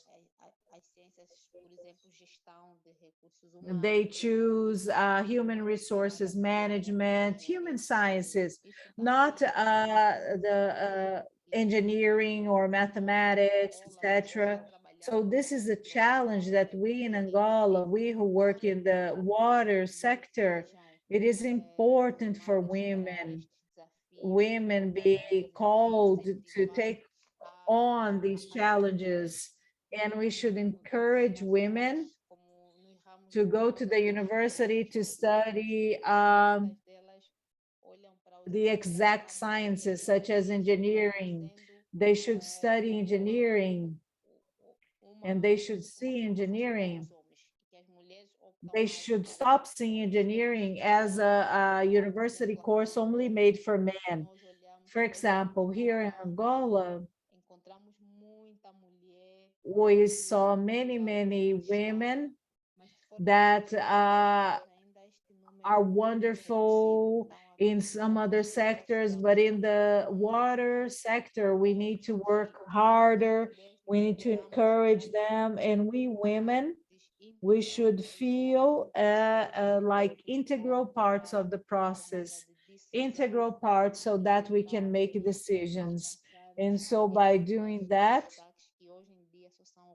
we can have women at top levels, okay? So the benefits that we hope to have with this integration of gender issues in our policies is to achieve the goals, the SDG goals, the SDGs, to reduce the underdevelopment level and the poverty level on the part of women or for women, to ensure an equality and distribution of fresh water and sanitation. What we notice here in Angola is that women, it's very difficult for them to access water. And the responsibility of providing the water is on the shoulders of all of these women. So we should empower these women. We should create many projects. We should disseminate information, mainly when it comes to their participation in the management of our water resources. And we're going to be able to diminish this deficit of women in the top positions or in leadership positions. And we should have greater involvement in an approach, gender inclusivity.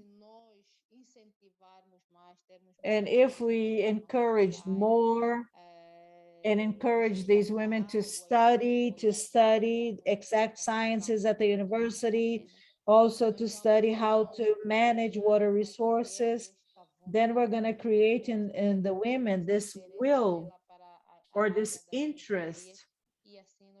And so they would study engineering. and then we would be really well represented when it came to the presence of women in the water resources sector. Up until now, we're still only a few women, and we are giving our best in everything we do. And so we are doing everything that is possible so that our voices can be heard, and so that we can make this decision and encourage other women to also enter the university and study the exact sciences. I believe that these were the comments that I had to share with you, and this was my experience. I was really, really brief because there was a change in the program. Okay, and Daniela, unfortunately, I'm gonna have to leave soon. But if there are any questions, or if the audience is in doubt about anything, I'm here at your disposal. Thank you very much. Thank you, Maida, so much. Yes, we had to change the program because we're not having a good internet connection in Bissau. Fatima is facing some difficulties. Do we have any news about Bissau? Do we have any news about Mrs. Fatima Cassimo? Assessor dela está informando que ainda está com problema de So unfortunately, they're still having internet connection problems, and Fatima has forwarded her PowerPoint presentation. It's a beautiful presentation. I don't know if we should give her presentation on her behalf, or if you want to continue, please go ahead. Okay, so let's continue. Maybe we can have a Q&A session. Okay, this is a suggestion.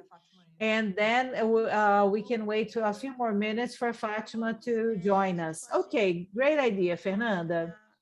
So please forward your questions to the chat box or to the Q&A box regarding the experiences presented by Ecuador, Peru, Bolivia, and Angola, that Carolina Vergara, Sona Davila, and Maida Luis Gomes have just given to us. Okay, any questions, any doubts?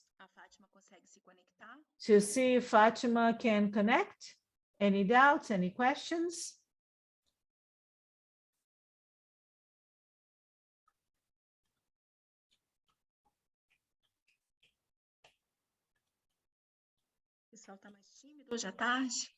Is everybody a little more shy or shyer this afternoon? I don't believe the participants can ask questions in the audio. You have to check out the chat box or the Q&A. Yes, we have a tool here. We have the chat, okay, and the Q&A. On the chat, okay, we don't have any questions. And in the question and answer, there are no questions, okay? In the chat or in the Q&A, or we can continue, and at the end, maybe we can have room for Fatima at the end of the event. Okay, so let's do that, okay? Let's do that. Se alguém quiser colocar depois, né? Okay, so if anybody in the audience would like to type a question in the chat box or in the Q&A, we're going to have a final round of questions and answers, okay? Because we are anticipating this discussion a little bit, okay? The two panels based on the experiences in Latin America and also in the countries, in the Portuguese-speaking countries. So, okay, changing the program just a little bit because of Mrs. Fatima Cassimo's problem. I'm going to start the third panel. And for us, we're going to be able to discuss these interfaces, the interfaces between SDG number 5 and that discusses gender equality, and SDG number 6 that talks about clean water and basic sanitation. On this panel, we're going to chat about all of the challenges, all of the gaps, and all of the perspectives so that we can work in an implementation in a sounder way regarding these two SDGs. So just contextualizing a little bit before the speakers give us their presentations, so that we can understand the complexity, okay, and the infinite possibilities that they bring to us, okay? Aqui o relatório So especial da contextualizing, okay? So regarding the human rights being discussed in the 2030 agenda of the UN, highlights the need for a transformational approach so that we can achieve gender equality, and also so that people can truly have the right to clean water and sanitation.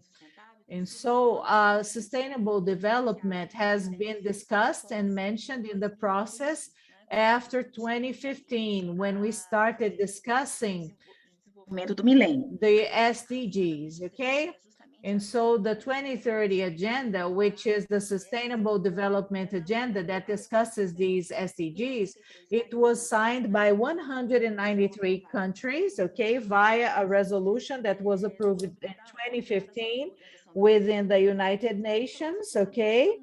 And it brought a new agenda, global agenda that is more ambitious than the SDGs. And it brought with it 17 SDGs, among which we have SDG number 5 and SDG number 6, which is our main interest today. This agenda has 169 goals, and it has the motto of not leaving anybody behind. I love this motto. I love this motto. And it speaks to our hearts. It speaks to us. Let's not leave anybody behind. Nobody, no women, no group, no people should be forgotten. This is an agenda that wants to discuss the major issues of our modern times of inclusion. And as a temporal horizon, we have the 2030. That's why it is well known as 2030 Agenda. It's an opportunity to discuss the actions to implement, expanding the effectivation of integrated actions. The SDGs are integrated. They are indivisible. And they mix in a balanced way the three dimensions of sustainable development: the pillar, the economic pillar, a social pillar, and the environmental pillar. The relation between water and gender is present in several of these SDGs, but it is explicit above all in SDG 6, water and sanitation, and 5, gender equity, as I already mentioned. The articulation between these two SDGs focus on the pillars of the 2030 agenda, and they're seen as the necessary condition to reach the goals, and also the motto of not leaving anyone behind. I will invite now then to start our conversation Marcela Ayubi Brazil, who will be telling us a bit more about the data, about the information that we have in relation to SDG 6 in regards to what has been done, what has been integrated, and what has been studied by ANA agency. So let me just open up, take a look here. Marcela's information. So Marcela is a biologist and master in zoology by the University of Brasilia. Currently, she is an expert in water resources and the coordination of conjunction and the National Superintendents for Planning in the National Agency of Waters and Basic Sanitation. And she works directly in the Conjuntura report of water resources in Brazil and in the monitoring of SDGs for SDG number 6. So Marcela, please. The word is yours. Thank you. Good afternoon, everyone, all of you. More than we women than men. Well, it's a great pleasure to be here with so many important women, and I will be talking to you about SDG 6. And as Danielle already explained, made a great introduction. I'm going to skip a little bit about this introduction because time is short, and I will make just a brief presentation here that I will share with you. Can you see it? Okay. Yes, Marcela. Well, SDG 6 talks about clean water and sanitation. And in Brazil, ANA, the regulatory water agency, implements the national policy of water resources and coordinates the national system of water resource management. ANA is the National Agency of Water Resource and Basic Sanitation, and got some new attribution about the management of sanitation. And in total, we have 17 objectives for sustainable development agreed among the UN member countries from 2016 to 2030. So the idea would be to reach the goals up to 2030. And SDG 6 is the one that we're going to be talking about right now. We have several indicators at SDG 6, but some of them have a close relation to gender, and I gave a special focus to them here in the beginning. That would be the sanitation, 6.1 and 6.2.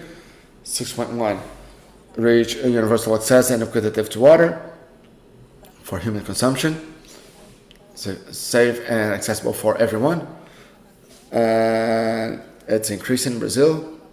It has a high value of coverage for water, not only for the network, but also for other kind of supply, such as wells and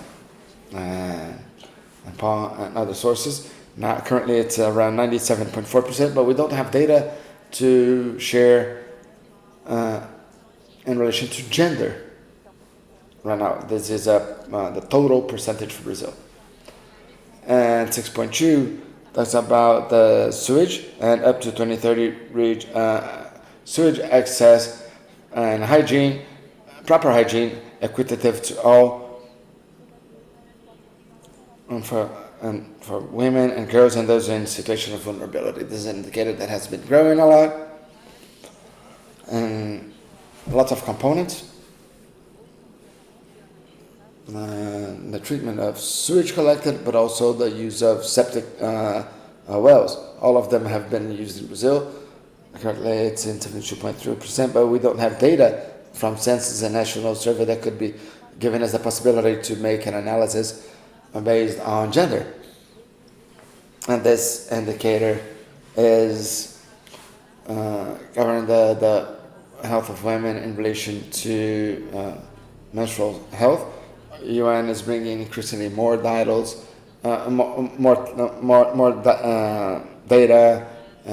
about the menstrual cycle, if the women have a right to these products to use during their menstrual cycle, if they have any kind of restrooms for their hygiene in the schools, also where they could be going to school while they're on their period, because that's one of the reasons for girls not going to school during due to the lack of appropriate restroom for the period for when they're in their period, and in relation to the lack of sewage collection and the water access, because mainly in the lower classes they are responsible for the cleaning of the home and also to get water when they don't have water accessible. So they are much more vulnerable to diseases and stress, and they don't go to study, and they don't produce income because they're involved with this activity of taking care of the family. So we have some studies that talk about this issue, UN studies and also Brazilian studies from Fiocruz Foundation that talk about this issue of the women's health being more affected by the lack of sanitation access and but also we need to advance in the data collection from those census and surveys to have discriminated data by gender. If we have this foundation to generate the public policies, to generate the programs, to give this proper weight to know what would be the reality in a more number or numeric way. And we have target 6.5, goal 6.5, sorry, which is the implementation of the integrated management of the water resources in all levels of government, and also the transbordering cooperation, which has an indicator that is the integrated management, that is the first graph with blue and orange. Blue is 2017 and orange is 2020. We see that the indicator is growing, but the matter of gender is still has a specific topic in this questionnaire, section 2. Covers this part of gender equity in the bottom of the slide. As you can see, section 2, it brings the inclusion of those questions, plans, laws in the scope of water resource management. And it remains as an assessment of law.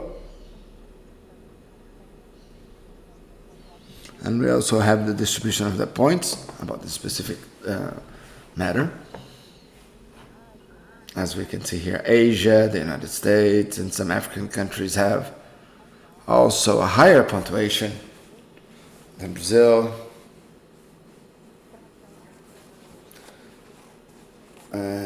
Talking about the single system, that is the National System for Water Resource Management. And CNRH, we have a composition of 28% women, 72% men. In ANA agency, 38% servers, women and 62 men. In the state institutions, 25% women and 75% men. And in the interstate water basin committees, the elective positions are distributed with 27% of women, 73% men. And we could see that in the management of water resources in Brazil, this distribution is very unequal among gender. There is a need to help the participation of women in the decision-making space in order that the women could contribute in a more qualified manner. And we can see here the highlight to the capacity building. This is a way to offer subsidies for us, a more equitable participation in the decision-making processes and the decision-making institutions. And considering Anna's webinar, we have a participation of 36% women and 64% men. So this participation in this webinar is not very balanced. It called our attention as well. And this is a continued process that demands a cultural change on time, research, innovation, and public policies focused to transform gender policy into a Brazilian reality. And now talking about other indicators for SDG 6, we have other indicators that cover about water quality, and 631, which is the treatment of domestic water. And we have the indicators and the efficiency of water use, and the adoption of new technologies to reduce the waste. We have also operational agreements in the transbordering basins in matter of water. Brazil has agreements mainly with the superficial water basins, almost 100% of the territory. But the underground, we don't have operational agreements. And 62, we have the proportion with a good quality of water has been increasing. It had an expressive growth due to the rain. So this improves a lot the quality of the reservoir in the northeast mainly, improving the parameters for water quality. And we have here the level of water stress in Brazil. You can see that this is very low, for 2019. But when we talk about hydro region, water region, this value changes a lot. We have hydro regions that are exceeding 44% in the semi-arid of Brazil. And we have indicators of receiving financial support for water resources. And this sum comes from, is being decreased throughout the past years. We see increasingly less financial support from other countries for this funding. So we have here the report for SDG 6 and ANA, and very soon we're going to have a good report with good numbers. This is already the updated information, but we have this publication in 2019 in English and also in Spanish available in this link. And in December, we are going to make a workshop for the CPLP countries in Portugal to experience the calculation of SDG 6. So it's important to share this experience with the CPLP countries very soon. And that's it. Thank you. Any questions, please feel free. Thank you very much, Marcela. Well, now let's go to the sequence to Carolina. Carolina Takaski. Welcome, Carolina. Carolina is a lawyer and master in public policies, in the coordination of studies and research of gender equity, and in the Secretary of Social Policy Studies at the Institute of Applied Economics. So, thank you very much. It's a huge pleasure to be here with you. I'd like to start congratulating all of the organizers of this event, which is extremely important. It's a great honor to be here listening to you all and learning from you. And I'd like to share a screen. I don't know if you should stop sharing this screen so then I can start sharing my screen. Yeah, I think Marcela is still sharing her screen. So Marcela, please, if you could stop sharing your screen so I can start. Let me try. Yeah, I cannot. So Marcela, are you there?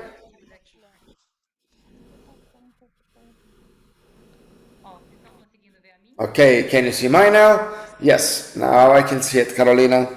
Okay, I stopped the sharing, but I don't know why it didn't work. Okay, it's everything okay now, Marcela. It's not full screen though. It's just, how about now? Not yet. It's not on presentation mode yet. Carol.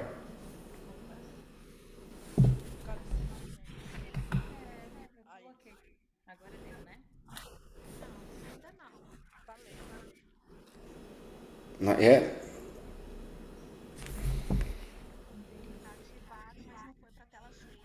It's activated, but it's not on full screen yet, on presentation mode yet.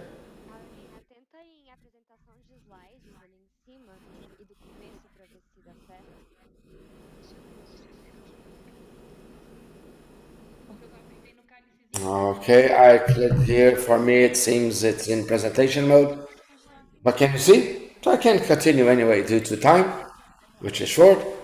Okay then. So I was invited today to talk a little bit on this panel, on this important panel. Once again, congratulations to all the organizers about the emphasis of SDG 6 and 5.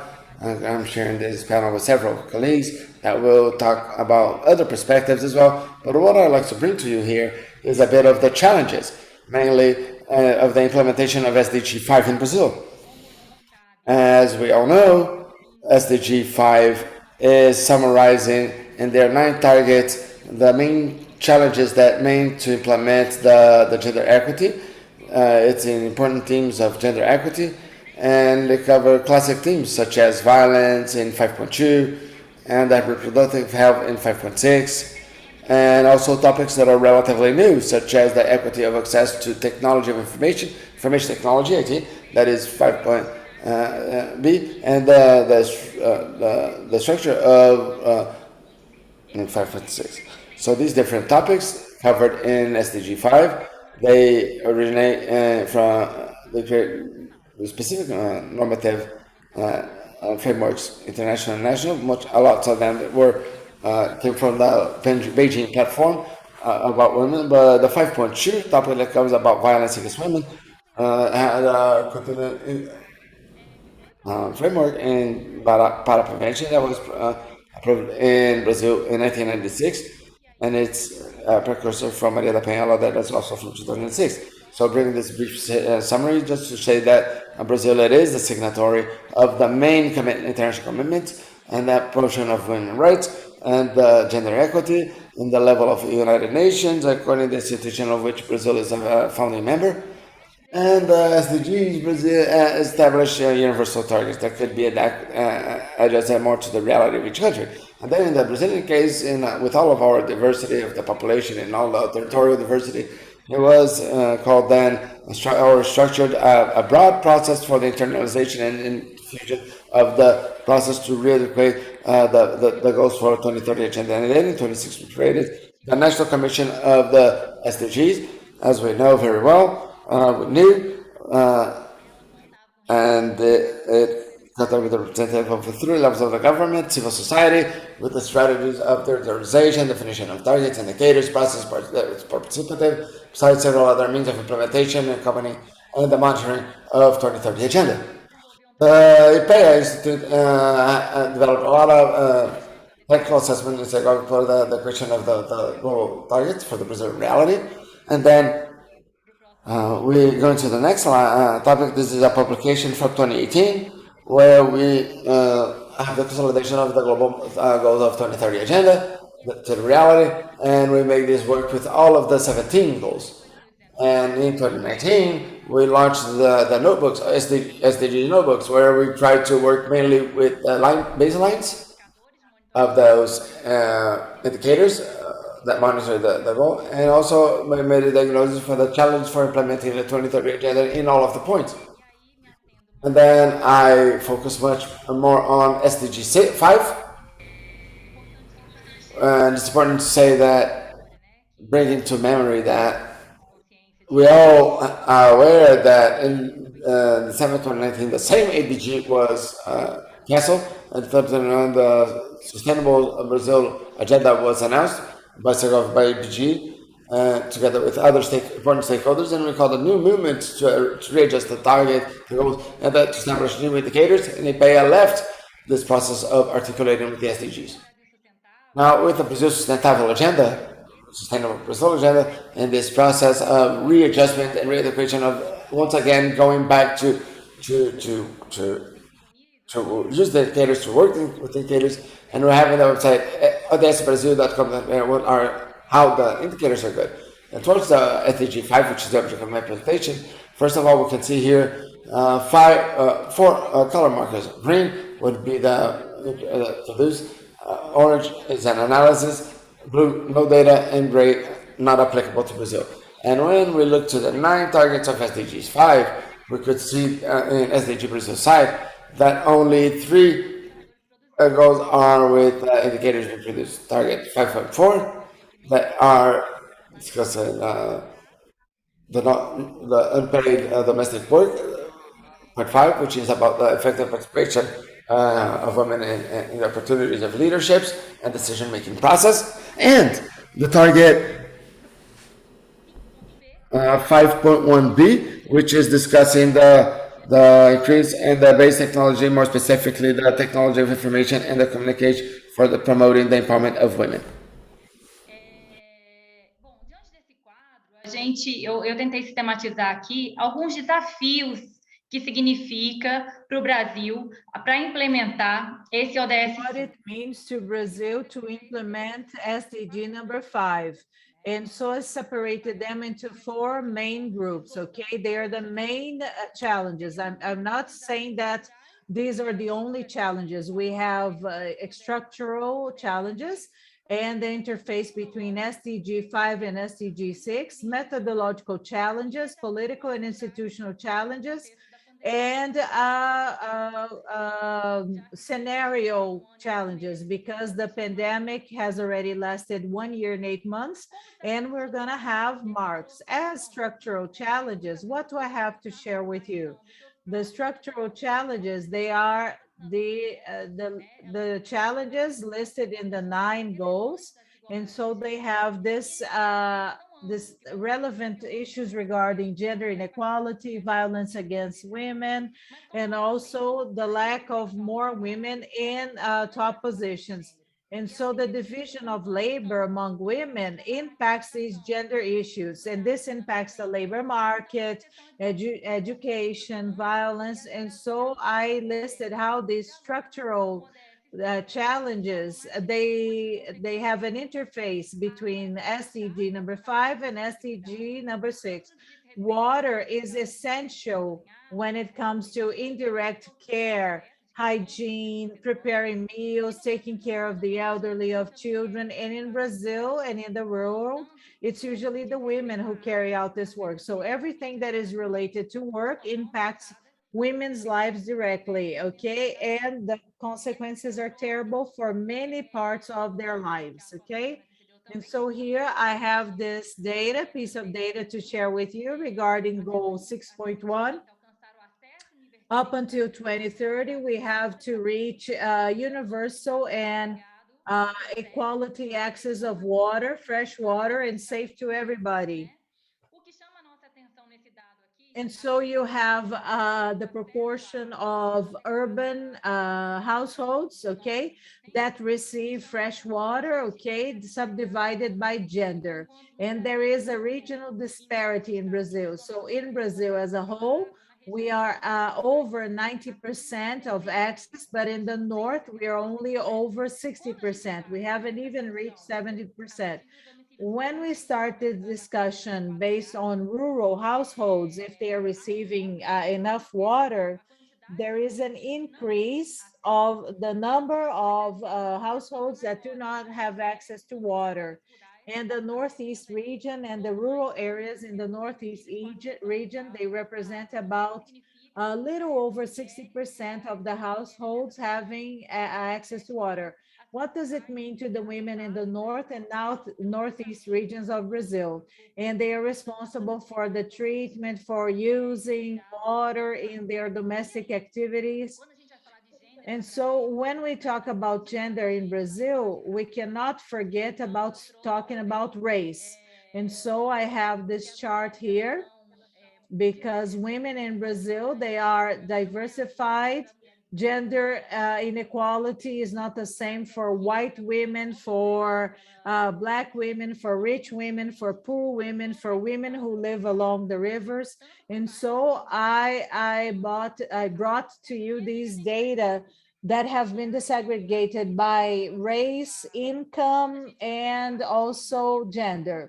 So when we analyze the revenue or the income level for the white population is about 83.3%, and the access to water starts growing as the income grows.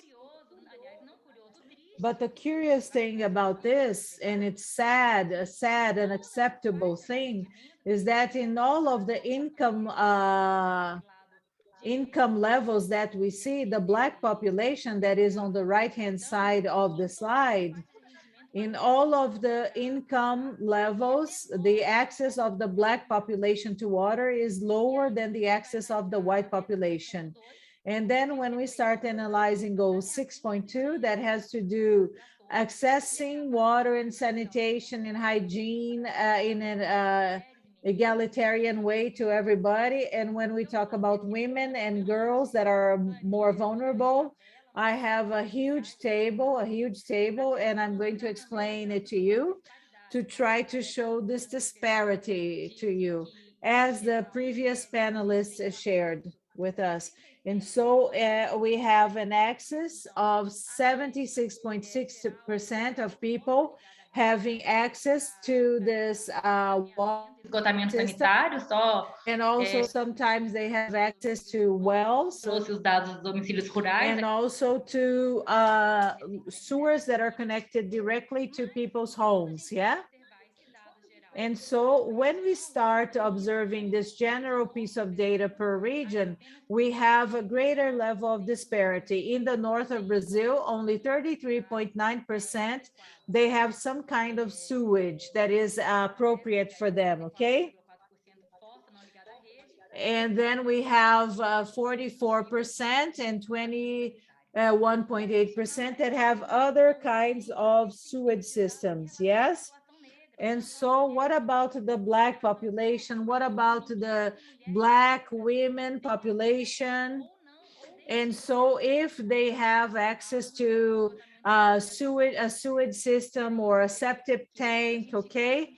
And sometimes when we go to the Black population here in Brazil, the general access to this water system or sewage system or to septic tanks is 70.8%, and the white population is 83.7%. So these were the pieces of data that I wanted to share with you. And then when we go back to the 4 challenges that I was mentioning before, so the structural challenges and now the methodological challenges, okay? To implement SDG 5 in Brazil. And they are mainly connected to, because we didn't have the census in 2020.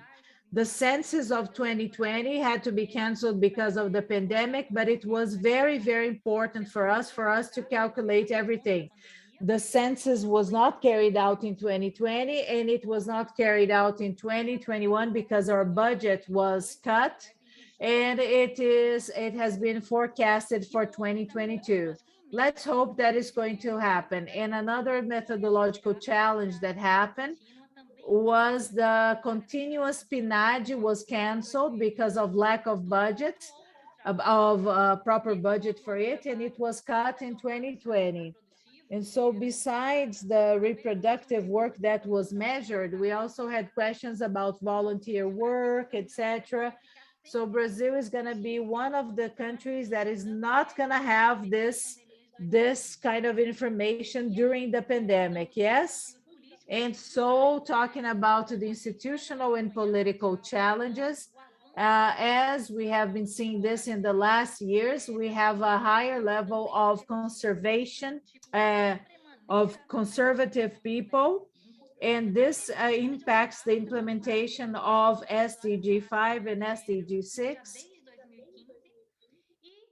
So we have been having political and institutional problems since 2015, and the international policies of Brazil are going on the wrong direction than the world. And finally, there is a group of challenges that I wanted to share with you, are the scenario challenges. Why scenario challenges? Because they have become deeper because of the pandemic. They are scenario challenges that got deeper because of the COVID-19 pandemic. And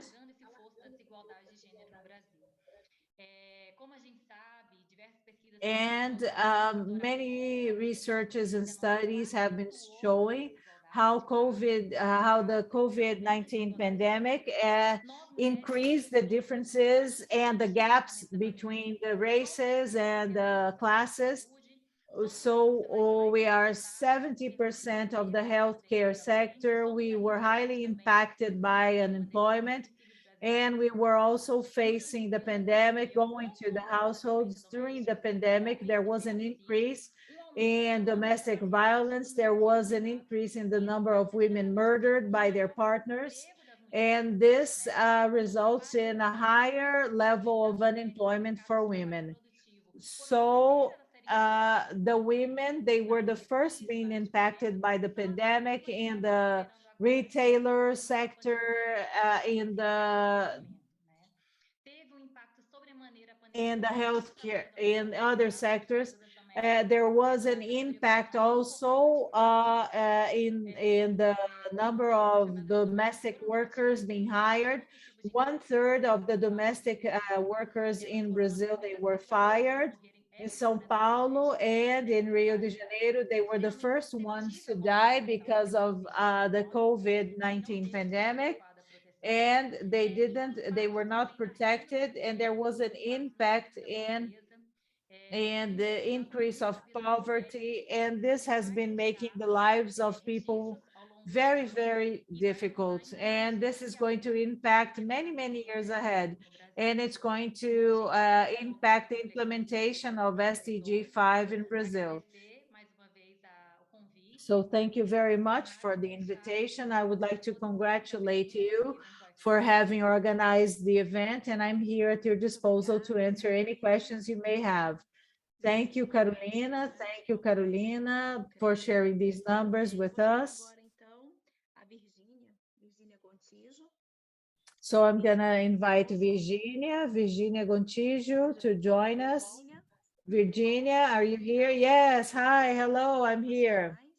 Virginia has a degree in international relations, and she works at the UN Women, okay? She works at the UN Women office here in Brazil. Good afternoon, ladies and gentlemen. First of all, I would like to thank you for this invitation. UN Women is very, very happy to be taking part in this event jointly with Ana, with all the other organizers and participants. Carolina is always brilliant whenever she speaks. It's always wonderful to hear her. I'm going to try to be brief because I believe that the panelists that came before me, they gave excellent presentations and they have covered many of the things that I wanted to discuss with you.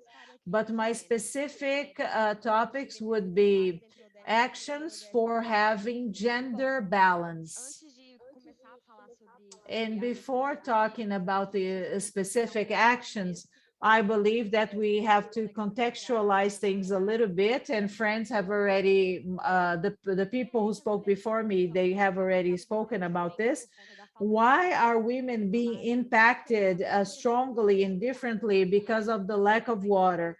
Because women, they are the main people responsible for all of the domestic work, for caring for their children, for caring for the elderly, and many of them, they manage their households. Alone, okay? And they have to do all of the domestic work without impacting their professional lives outside of the homes. And they are impacted in many different ways because they have to take care of the children, of the elderly. They have to have access to water, they have to do the dishes, they have to wash their clothes, but they're also more exposed to diseases. So it's more difficult for them to carry out all the domestic work that they have to do and to have a career outside the home. And the girls, they are also impacted because many times the girls and the women, they are responsible for getting water at other places. And one of the other panelists has already mentioned that. So their periods are still a taboo in the world, in Brazil.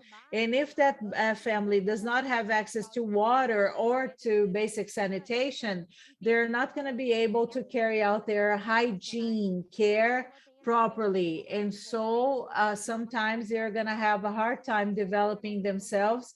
And besides that, mainly in underdeveloped countries, women represent over 50% of the labor force, okay, in rural areas, but the lack of water impacts their participation very, very much in the agricultural production. And so they are vulnerable, they are more impacted. Okay, they don't have access to basic sanitation, to water, and this makes their lives really difficult. And I wanted to share something. So when we talk about women, which women are we talking about? And Carolina mentioned data about the Black population in Brazil, and the Black population in Brazil, they represent over 50% of the people who don't have access to water, indigenous women and Black women. And Black women have an additional, and we have an additional problem in Brazil. We have the migrant women and the immigrant women. And so we have many women coming from Venezuela and going to Roraima, and it's very difficult for them to have access to water. We have an office of the UN Women Office there. And thinking about these COVID times, how are people going to protect themselves from COVID-19 if they do not have access to clean water and to sanitation? So when we're talking about women, we cannot consider that this is a group of homogeneous people. They have different characteristics, they have different needs. So whenever thinking about actions to have this gender balance, we have to remember that we have specific groups of women, and we shouldn't treat groups of women the same way. And besides these domestic chores, we also have indigenous women and women who live along the rivers. And the water also generates their income. However, in most cases, the women that do this work of providing for their family, using water from rivers and dams, it's not seen as a work, it's seen as help, as if that activity was part of the work, the domestic work that they do, that is already their responsibility. So sometimes we have women who work with rivers, with lakes, with dams, and they are providing for their families, but this is not considered work, okay?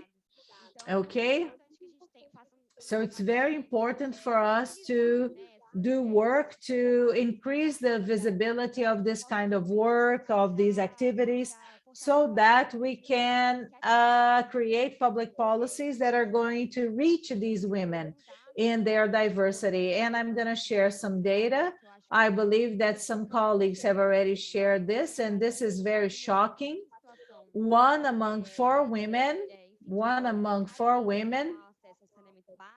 they do not have access to basic sanitation. And these are data from a study that was carried out by a Brazilian agency.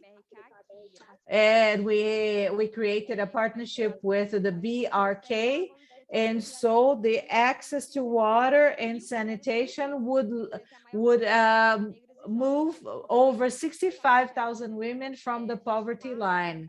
And what happens? So there is a concept and a gender study that talks about the female aspect of poverty. And most of these poor are women because due to this gender inequity, they have difficulty to reach the economic empowerment. So if these women had access to basic sanitation or water, they could be improving their economic empowerment, and this way they could leave poverty.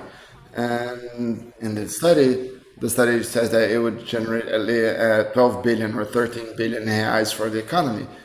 And that would be a situation that would be favorable for those women, but also for the country's economy. And besides that, also the statistic that these women are more admitted by diseases than men. And the study says that in 1 year, more than 10,000 women, more than men, were admitted in the hospital. So that affects their capability to be able to have a job, economic activities, and etc. And that causes income reduction and the reduction in the economic empowerment. And the pathways for gender equity or gender balance, I think the first thing we should be mentioning is the approaching these cultural barriers and the social norms and standards and the gender stereotypes that prevent women from being part of this economic empowerment for this income generation.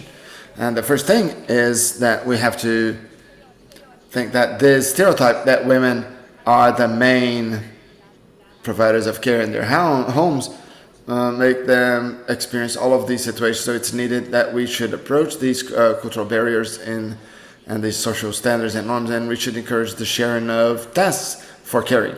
The women with the men, but also we have a great involvement from the society as a whole, the government, private companies. One and not the task of caring is everybody's role.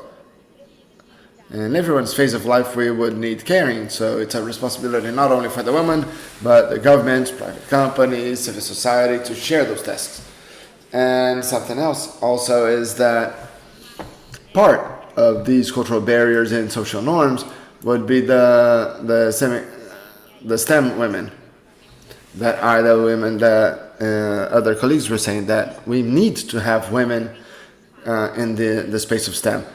Technology, science, and we need more women in what we call the green jobs, that are the jobs in the areas that promote greater sustainability, because if we don't have women in those spaces, we would have these spaces gender blind, being gender blind. That's what we call with no gender transversalization, and they are invisibilizing the difficulties that the women experience that the men do not experience. So it is needed that we encourage the participation of these women in those spaces as well.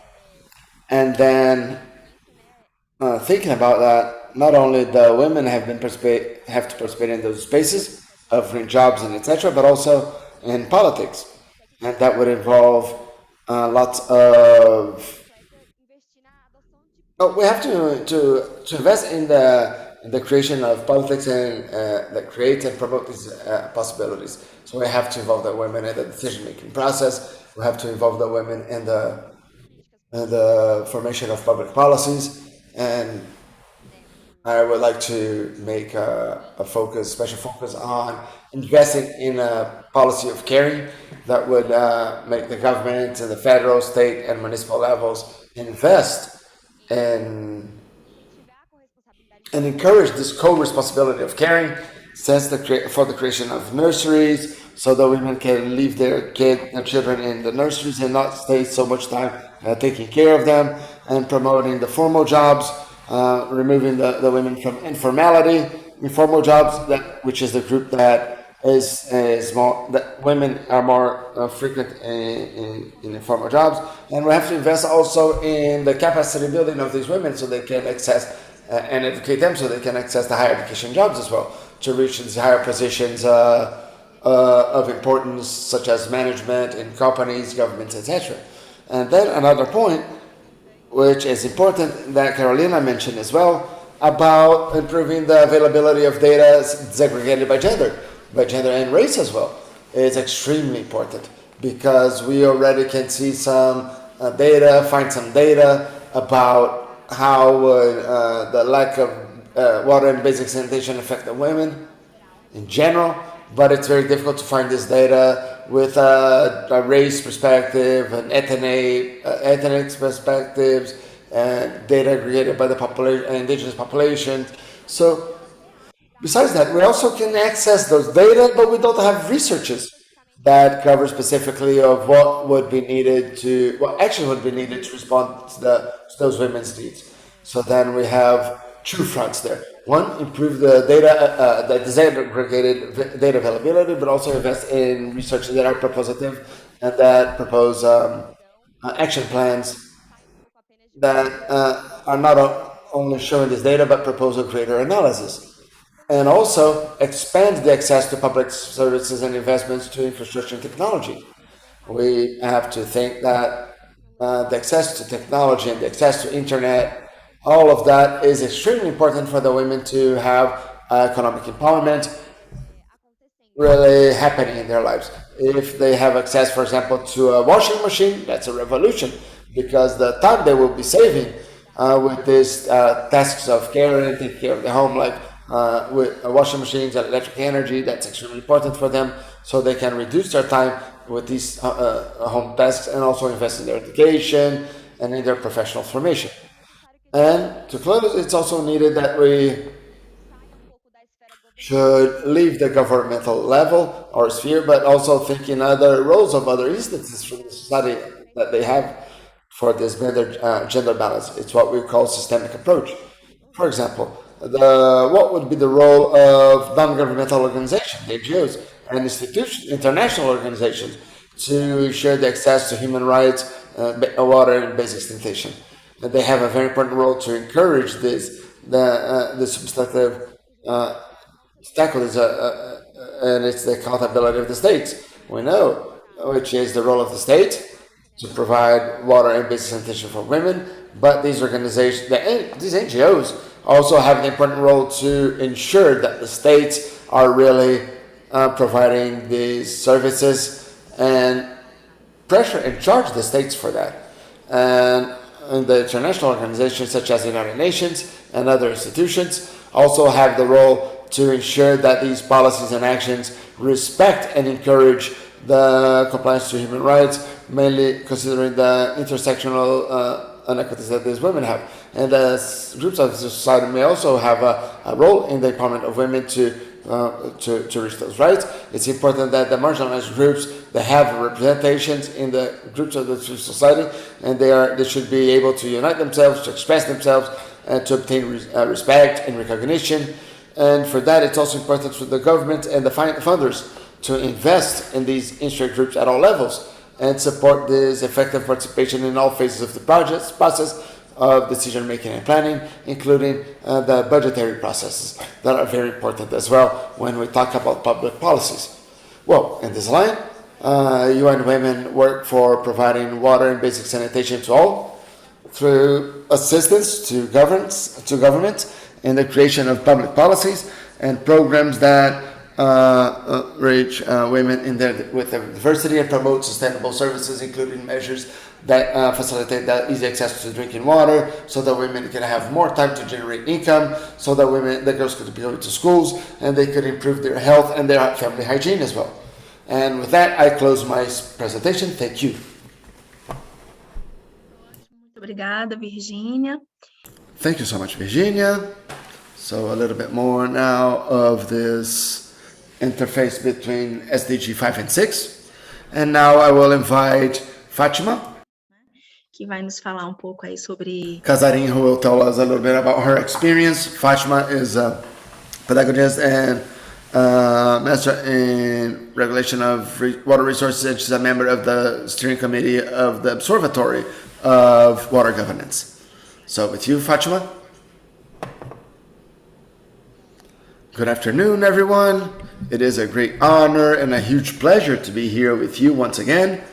And since this morning, I could hear all of these experiences and presentations. I'm also at my master in Prof. Água, so I see how important that is. Very expected by the National Agency of Waters.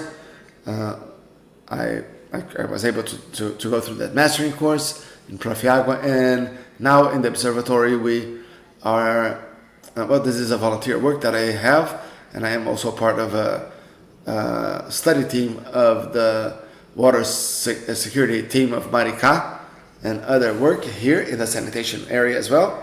And we are trying to have indicators. I'm going to share a small presentation with you, and I hope it works from this end. Let's see.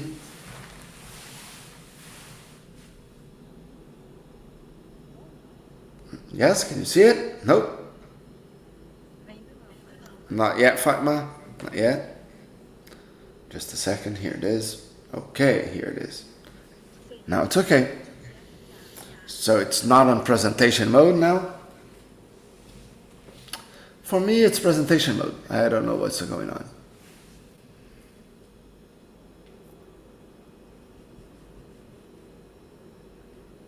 That's funny.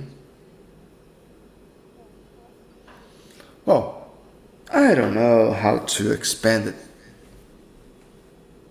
Or let's put it on full screen. See if you're clicking on it. Yeah, you're gonna miss that part of the slides. Ah, there we go. Okay, now it's better, right? There we go. So now, The Observatory of Water Governance started working with several stakeholders around Brazil who are involved in the management of water resources. I work in this management since 1997 in this committee. I started in the implementation of the SAVAP committee, and lots of work have been developed. And SAVAP, I started an environmental education program for the management of water resources in this huge basin in 3 states. We were 3 women, myself, Andrea, and Claudia Santiago, working in 9 municipalities, 42 schools. So all of this experience, when we in 2000, I started working as a member of the committee, and then as a consultant for several projects and consortium. I worked 8 years in EMEA, and I worked a lot in the implementation of the charging and approval of the first charging for SAVAP. And currently, today I saw Fernanda this morning talking about the Women of Water, the book, and I participated there with an article. And when I wrote the story of this journey, I realized how many women participated. Marilene Ramos, and we were friends since 1983. I worked in engineering. I am a projectist, electrical and hydraulical projectist, and we found ourselves in the management of waters. Again, Rosa Formiga, Moema, Mônica Falcão, Aparecida Vargas, Vera Lúcia Teixeira, so many women who worked together, and we were doing a very interesting work to be able to approve the charging for the services plan, approve the plans, went to the steering committee, implemented the approval, reformulated EMEA, and of course, not only among women, but with lots of women in the group. But that made me very happy when I wrote this article. I noticed that, of course, that observing all of those challenges, and it was not simple. Some of them to be in the direction position, command and power positions, but anyway, it's very nice and interesting, and anyway, that is a work that we must be permanent and long-lasting on, and give lots of support for those that are coming after us. And we have to show that with lots of resistance, resilience, and we are going to be able to make changes even if they are kind of slow. Well, the observatory then was built and founded in 2015. As I said, lots of those stakeholders of the water governance in Brazil, we united efforts to try to find a way to monitor the governance in a way that we wanted to know what was working fine, what was not working fine, what needed to be improved, and there's a huge exchange of information in Brazil all around. And today we are 80 entities participating in the observatory. We have managing our steering committee with 10 entities. That would be Trata Brasil, which I represent, WWF, PNC, IDS, Instituto Brazil and Instituto Portas Abertas and UERJ, the University of Rio de Janeiro with Rosa Formiga, and we are enhancing our work and developing our work. So we develop indicators for water governance and workshops, and several workshops that we held with the participation of these actors, stakeholders of Brazil, from Brazil, and the guests, and we were able to set up a protocol for monitoring to apply at the level of basic committees. So it is important that we should be noticing this and discuss this governance and the recognition that there is a process, which is a political process within the water management. And what is this protocol bringing us? the OJA protocol. It brings the subsidy of improvement, continuous improvement actions, enhances a critical look over the water governance, establishes a culture, a monitoring and assessment culture for governance. And in this way, we notice that this culture, the monitoring culture and the planning culture is very fragile and weak in Brazil. Currently, Rio de Janeiro, for example, passes through a process of concession in sanitation for the private company, and independently of being private or public, you don't have a clear model for social control. You don't have a strong regulatory agency with clear guidelines that are transparent. So we have a huge challenge in that, and you don't have that youth about being prepared and in this culture. So today I gave classes to the technical school this morning, and we were having a conversations, and we noticed that not everyone noticed what is a plan, how you could accompany a public policy, and how these information must be available to everyone, and how this role of the women in this world, how could they be planning their professional life with their own children and all their home tasks that they have, and bringing all of that to the side of water management as well. Enhance and improve those policies as well for governance and institution management, provide subsidies through governance indicators, verifying if those objectives through the water management, if we are being able to reach those objectives that were proposed previously. So what are the benefits that a committee has while adopting those? We are working in the level of the basics committee and also the steering committees. But we have to strengthen the governance of water resources and expand this social base and foundation, and strengthen this participative mention, which is also decentralizing and create this culture, strengthening this culture as well. These stakeholders also would be integrated and strengthened, and we recognize this political role of the management, collaborating in the implementation of the policies of water security, and while contributing for the reduction of the risks of the levels and the instruments of management. It's extremely important for us to see how they are being implemented and what is working and what must be enhanced and improved. So the idea is to generate subsidies and this exchange of information to reach those objectives that are being proposed in the instruments. Increase this effectiveness of management itself.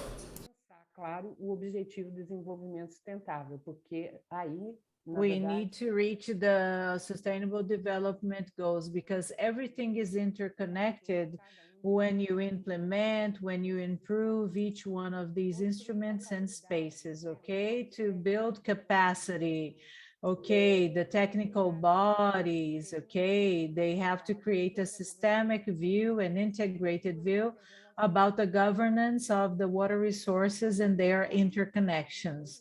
And how does this happen?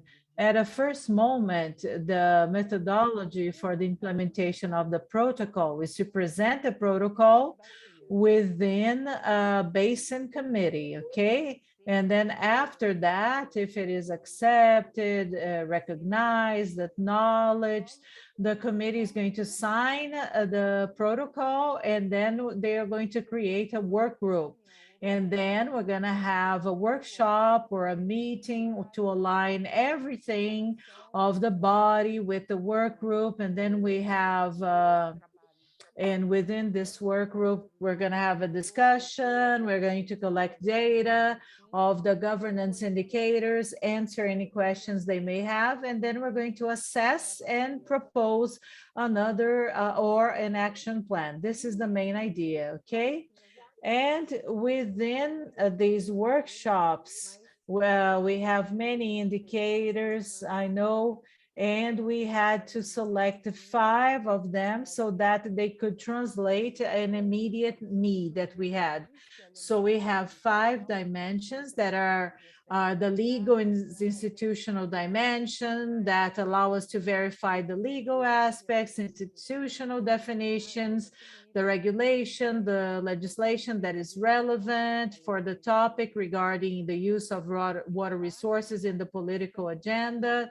And then we need to know what are the phase of the management instruments, okay?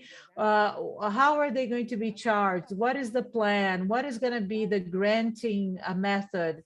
The intergovernmental relationships that allow us to verify if internally the governments have mechanisms to promote cooperation among all of the different sectors, to integrate to the policies, to have an interface with the director or the plan, the municipal plan of the municipality. So you have to coordinate a lot with many agencies, okay? And so that you can have an integrated management, state capacities. It is a dimension that allows us to observe the operational capacity of the government agencies involved and the necessary competences.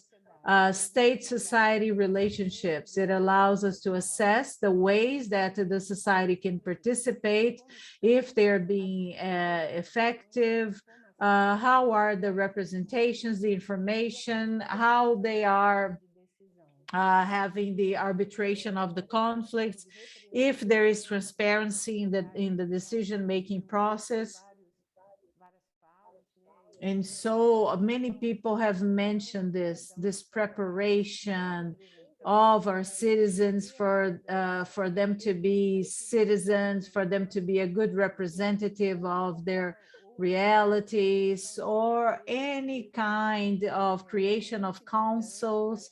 So this is very important, and I believe that we must focus on that, including gender issues, of course, and trying to educate our young people for them to become great citizens, good citizens, so that they can understand the instruments, the planning. What is a planning? What is to follow up a public policy?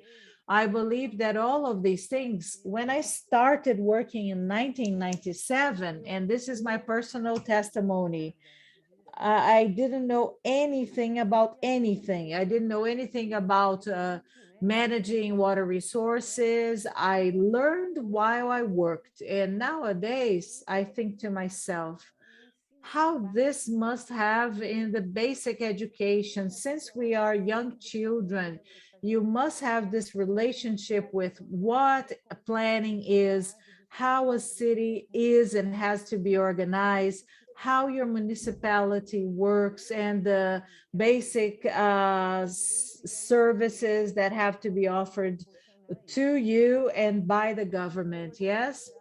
So nowadays, the 13 basin committees have already signed this protocol, okay? And so these 13 basin committees, they are working with this. And for us, it's wonderful. This is wonderful. It is a present.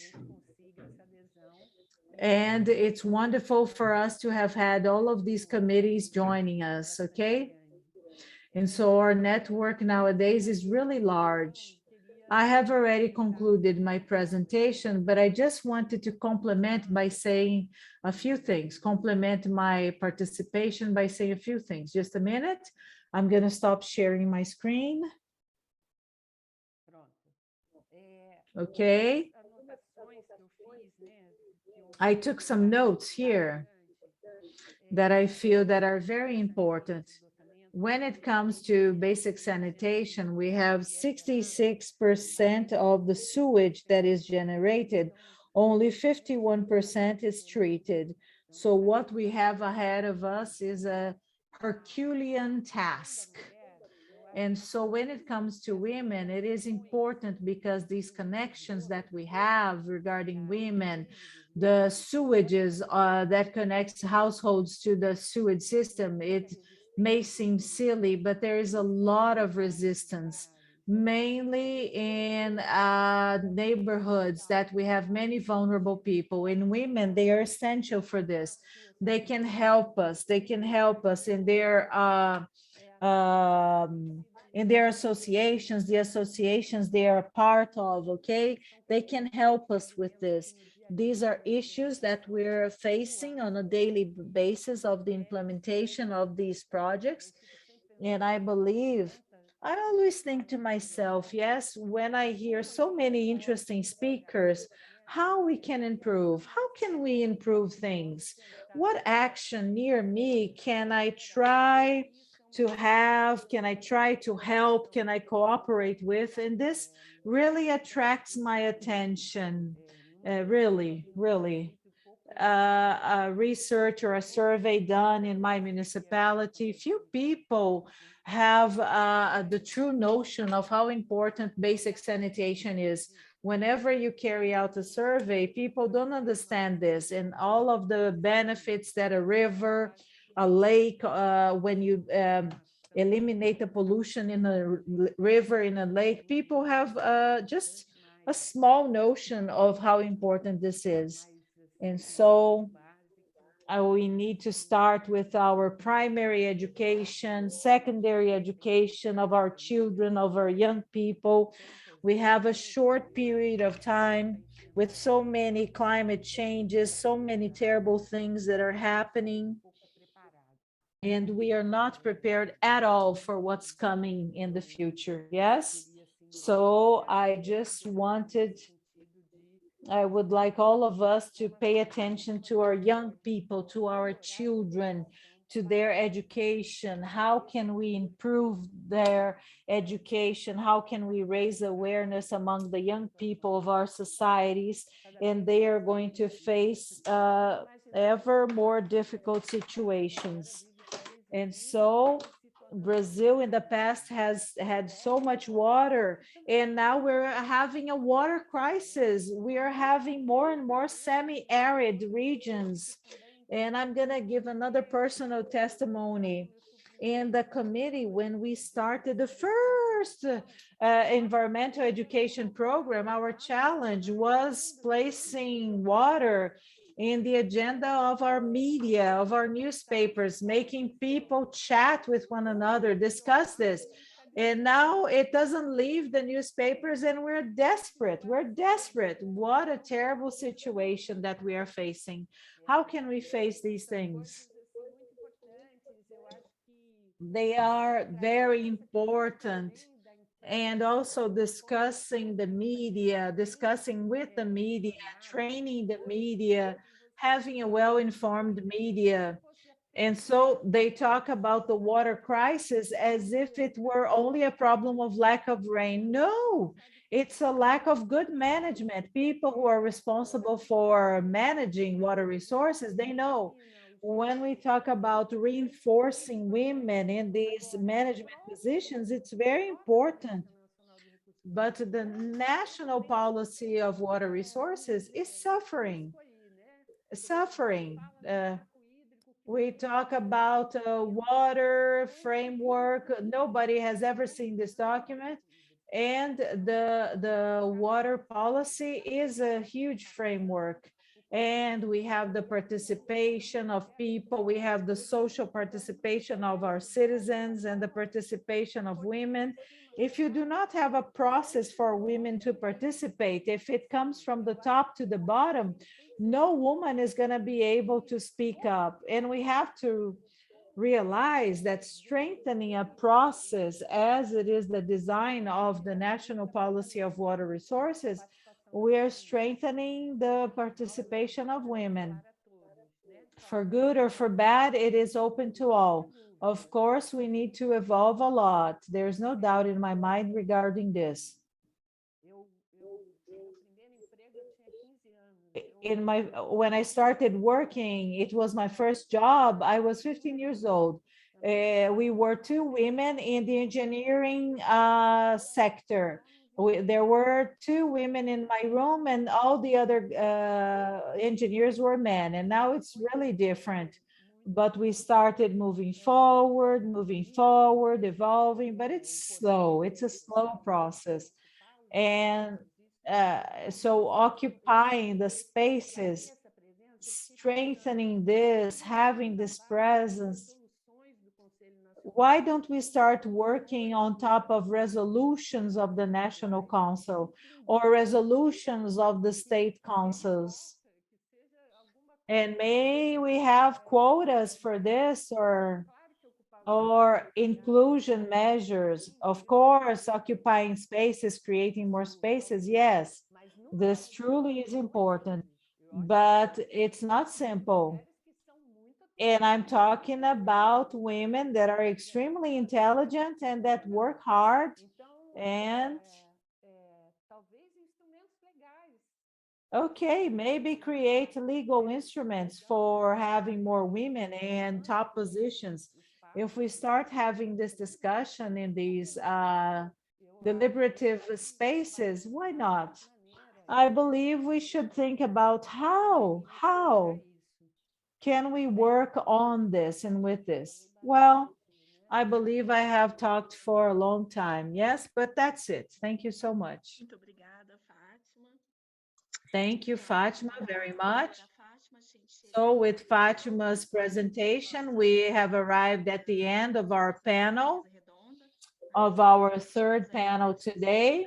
We had important contributions and provocations. Marcela started discussing this articulation of SDG number 6 with many dimensions, and also the income, how to generate income, the healthcare sector, the educational sector, as a way to diminish people from leaving school. Violence against women or gender violence can be reduced, mainly when we have access to water. Carolina discussed the dimensions of the care, many aspects about the reproductive work and the deepening of the inequalities of the processes that are happening in the COVID-19 pandemic. Unfortunately, we're still living through the pandemic. Virginia also mentioned issues about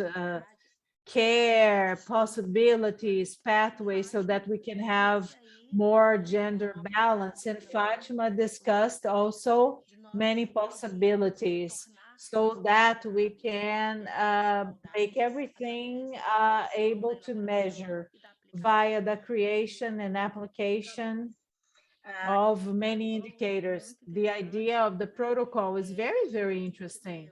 I really liked it, and I had the opportunity of guiding a student that is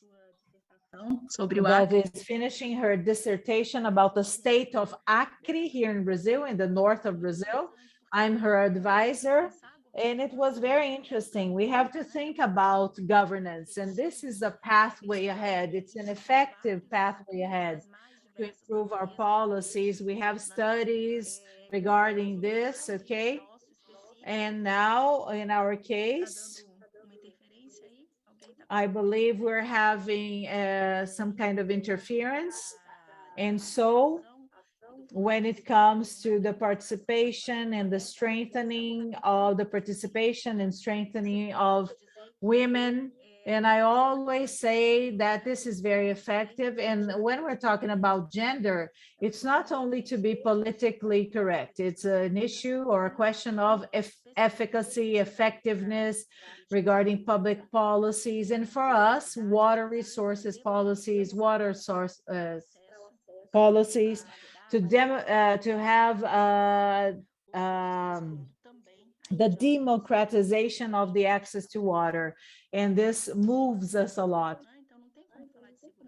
And so we cannot talk about water security if in scenarios that present so much lack of water and so much insecurity. So these issues are very important. I don't know if you have more questions, you would like to share more questions. We have some questions that complement one another. It's the same question. How can water solve the conflicts of its scarcity in many communities? And so how can the water policy solve the conflicts of the historical lack of water in many communities? And maybe we can enjoy this opportunity because this is a very broad question, and we can have the final remarks given by each and every one of you, given by this panel, based on your professional background, trajectory, and so based on your experience, how do you think we can deal with this in a more democratic way, in a more inclusive way, to have a better management of the water resources that we have, mainly when we are faced by such a huge lack of water? Marcela, would you like to start? Let's start with Marcela. Let's start in order. Yes, I'm here. So I have passed the floor to you. This question is really, really broad. I don't know. I don't know what I should talk about. And so in a policy of water resources that can assist in these scenarios of lack of water, scarcity of water, I'm gonna try to summarize what's in my head. I believe that the first step is understand what are the problems, and we do this via plans of water resources, via monitoring, via assessment. What are the water resources available? We have problems that lead to scarcity. We have places like the semi-arid region in Brazil that you have a high demand but lack of water. And we also have irrigation areas, water that is used to generate electricity and other human uses of water, mainly in urban areas. And so you have the critical events that increase all of these causes or worsen all of these causes. So we have droughts, we have floods. I believe that planning is essential so that we can reach a certain water security level that we desire to have. And we have to be able to plan and coordinate with the different stakeholders so that these different stakeholders can implement the plan. So we plan a lot, but sometimes we don't execute or implement these plans properly. And so we have the economic sector, we have the possibility of generating income, we have interfaces with other areas. So it's difficult to coordinate everything and to truly implement what we have to do, what we desire, which is the implementation of the instruments. Let's imagine a watershed, okay? And so we want to implement a better use of the water, okay? And so how are we gonna charge the people for using the water?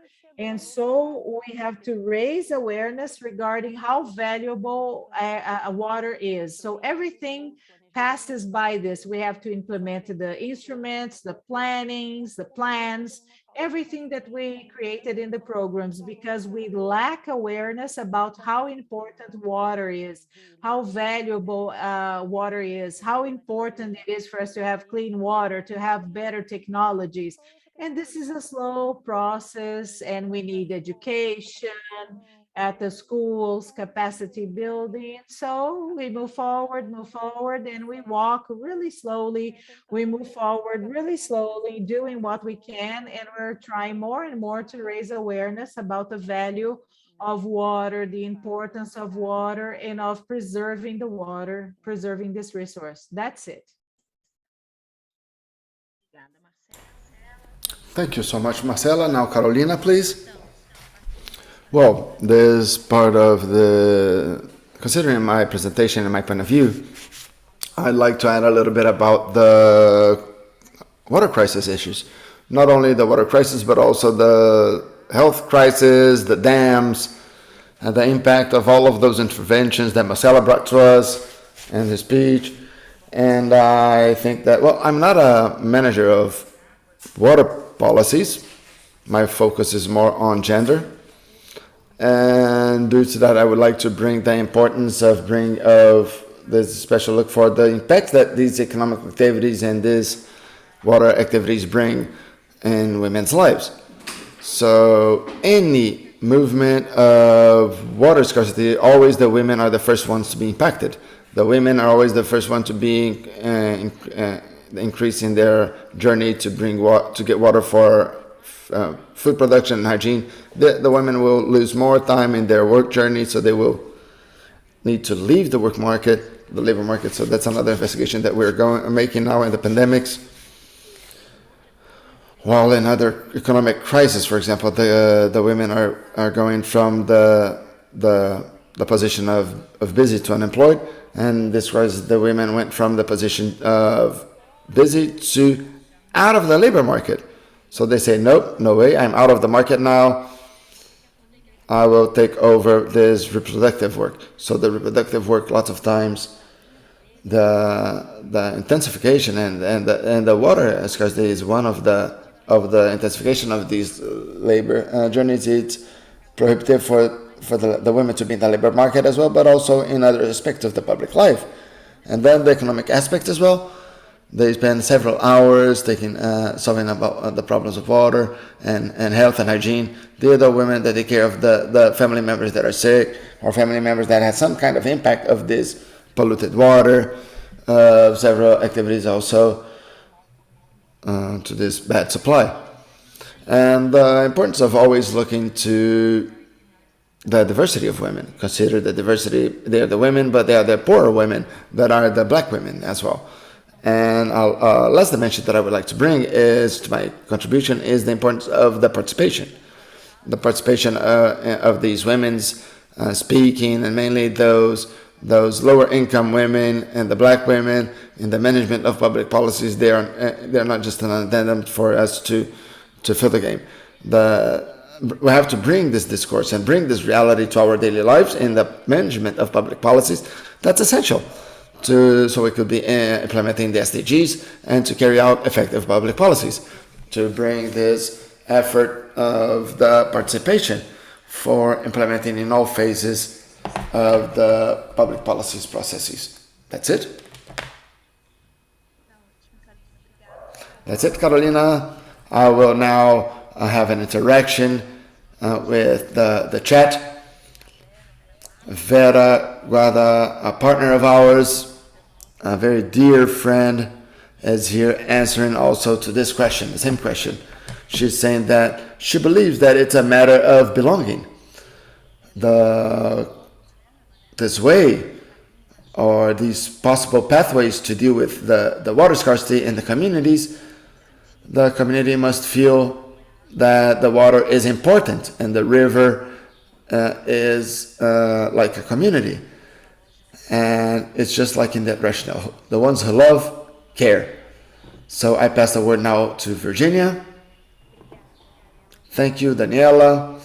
My last comment will also consider, well, I'm not an expert in water, but I will be an expert in gender and economic empowerment of women.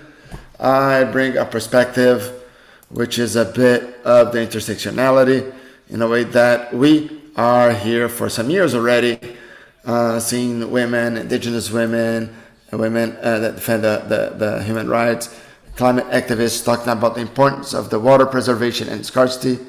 We could see that the climate changes and the destruction of the environment have been affecting a lot the life of these women, and these women that need the rivers, the lakes, and these are not the groups that are destroying and polluting.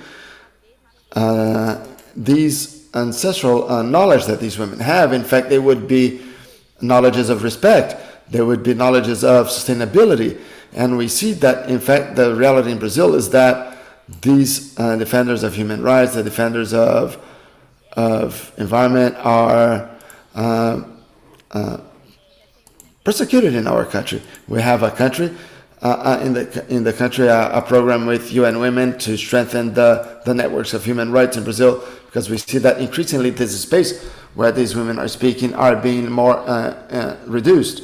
So I see that the the policy of waters has this important role to bring these women to the debate. So we should respect the ancestral knowledge from the indigenous women, the rural women they have over the respect of water, respect to the river, to respect to the environment, and bring this perspective to the public policies, to the communities. I believe that another thing which is really important is lots of this scarcity is also coming from a Brazilian background of water waste in agribusiness and ways that the water is not very efficient. And then we see family farming, which is an axis of the agriculture, which has a huge women participation that could be strengthened. We see that the water is very wasted when we talk about agribusiness, but family farming, which is the one that provides food to our houses in Brazil and has a strong women participation, we see that it is a good alternative for this waste of water. So the strengthening of family farming and the strengthening of the rural women and the women that participate of agriculture would also be a very interesting solution to treat this waste and to see how we could deal with this imminent scarcity. Okay, great. Thank you so much, Virginia. Before passing this word to Fatima, I'd like to invite, to break this protocol, the order a little bit, and invite also to speak after Fatima, Carolina Vergara, if she's still here, and Sonia Davila, who were our speakers, previous speakers. Mara had to leave to the time, being very late in Angola. So I believe it would be very interesting for them to bring their contributions, because we were not able to, we had to solve the internet in Bissau, that issue of the internet in Bissau, but Gisela was telling me that it was a national problem there. So we really have this gap, unfortunately. But anyway, I'd like to invite Sonia and Carolina, if they are here with us, to go after Fatima. So please, Fatima. Carolina is not here anymore. Okay, Daniela? She had to leave. Okay, no problem. So Fatima, please, and then Sonia for their final remarks.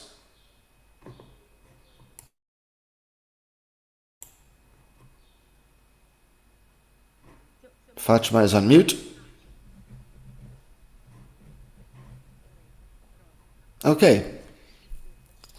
Sorry about that. Well, the question is really very broad, but I try to think mainly into issues that always arise. Well, in terms of community, as Vera suggested, it's very important to the schools to adopt the experiences that I already had and the programs that I worked in were very interesting. And with youth, also creating NGOs and working on what they would be a producer, a pork producer that would be controlling better their waste, and they were working with these entrepreneurs. So lots of experiences. And when you see that the team can work together, the school become a reference, lots of things can be done. A concern that I've got with those that are in the management of water resources, a full instrument of water resources is very broad, very generic. It will not be a little problem, and lots of times you do what you think it's participative, the public hearing, and the demands are very little. They are not considered to be in a broader or a national scale with broader guidelines. And I always defended that in the action plans, these actions would be at a short term. These would be small actions that the committee could look at and help the community in this line. And this should be observed, that in the macro, maybe this could not be making much difference, but in the credibility of the committee, because we expect that that problem could be solved in the Basins Committee, but the committee only treats major issues, and then you lose credibility. So that's an issue.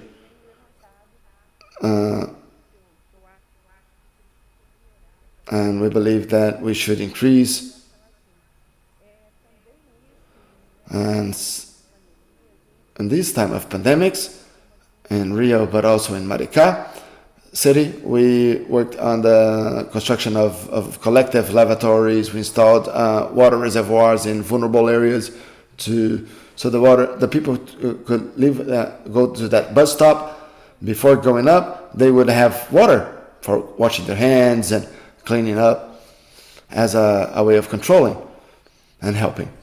And then it would depend on each place, but I believe that this organization, mainly in relation to the school, as a reference center, it's extremely important. The association of the residents, also my neighborhood, had a problem of garbage collection in an empty land, in abandoned land. Even if the truck goes by alternate days, you would see that problem. And in the WhatsApp network, we were posting messages, and all messages that we would talk about the importance of the time to put the trash outside due to the dogs and etc. Well, and the result was very good. Well, I think it's extremely important, this family farming issue. You do not see that on TV. You do not see that on the mainstream about the family farming and the benefits that the family farming brings. So that's why I see that working with the press, it's extremely important to have a discourse which is more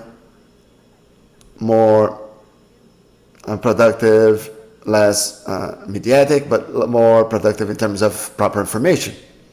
And I knew here in Maricá a fair of seed collectors. I thought it was very interesting, incredible how they contribute as well, collecting seeds. And it's not very visible. I would say that it's not very simple, at least in this level of the Water Basin Committee, to have a community representation. The discussion is a very intense level. If we don't have this look of opening up these new possibilities to complying at local levels, to work more at local level to solve some problems. The major problems, we know that it would depend a lot on the political will, on the representation. And I loved Maria Luisa Trajano when she said that we have 100,000 women in the electoral year. That's wonderful. If they have the right speech, right discourse, that's very good.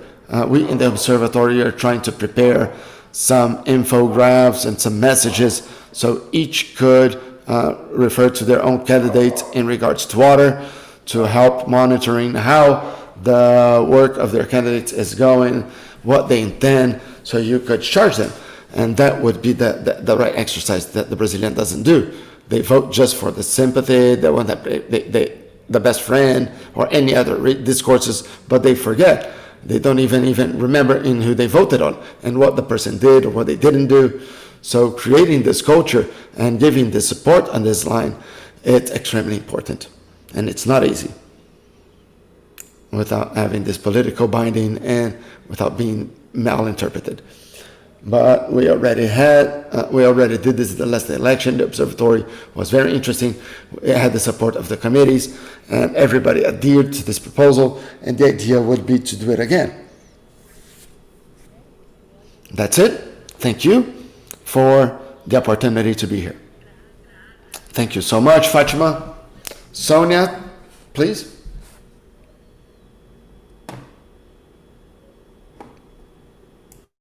O microfone, Sônia.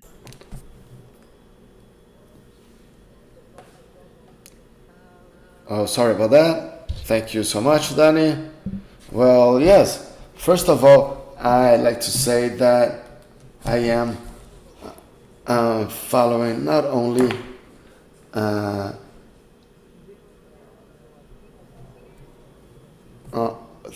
WhatsApp as well, and we are seeing how active Brazil is in comparison to other countries, I believe that you are kilometers and kilometers away from us, but mainly we have to remember that in the decision-making instances like ministries, ANA agency, there is this political will of making the change.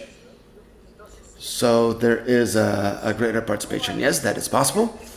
If there isn't come from top down, if we don't have funds for that, if there aren't means for that, there will be an opening for it to be done. I think that's very difficult. But now I will be talking more as a researcher, not only as a researcher, but I belong to an association of women and men and women.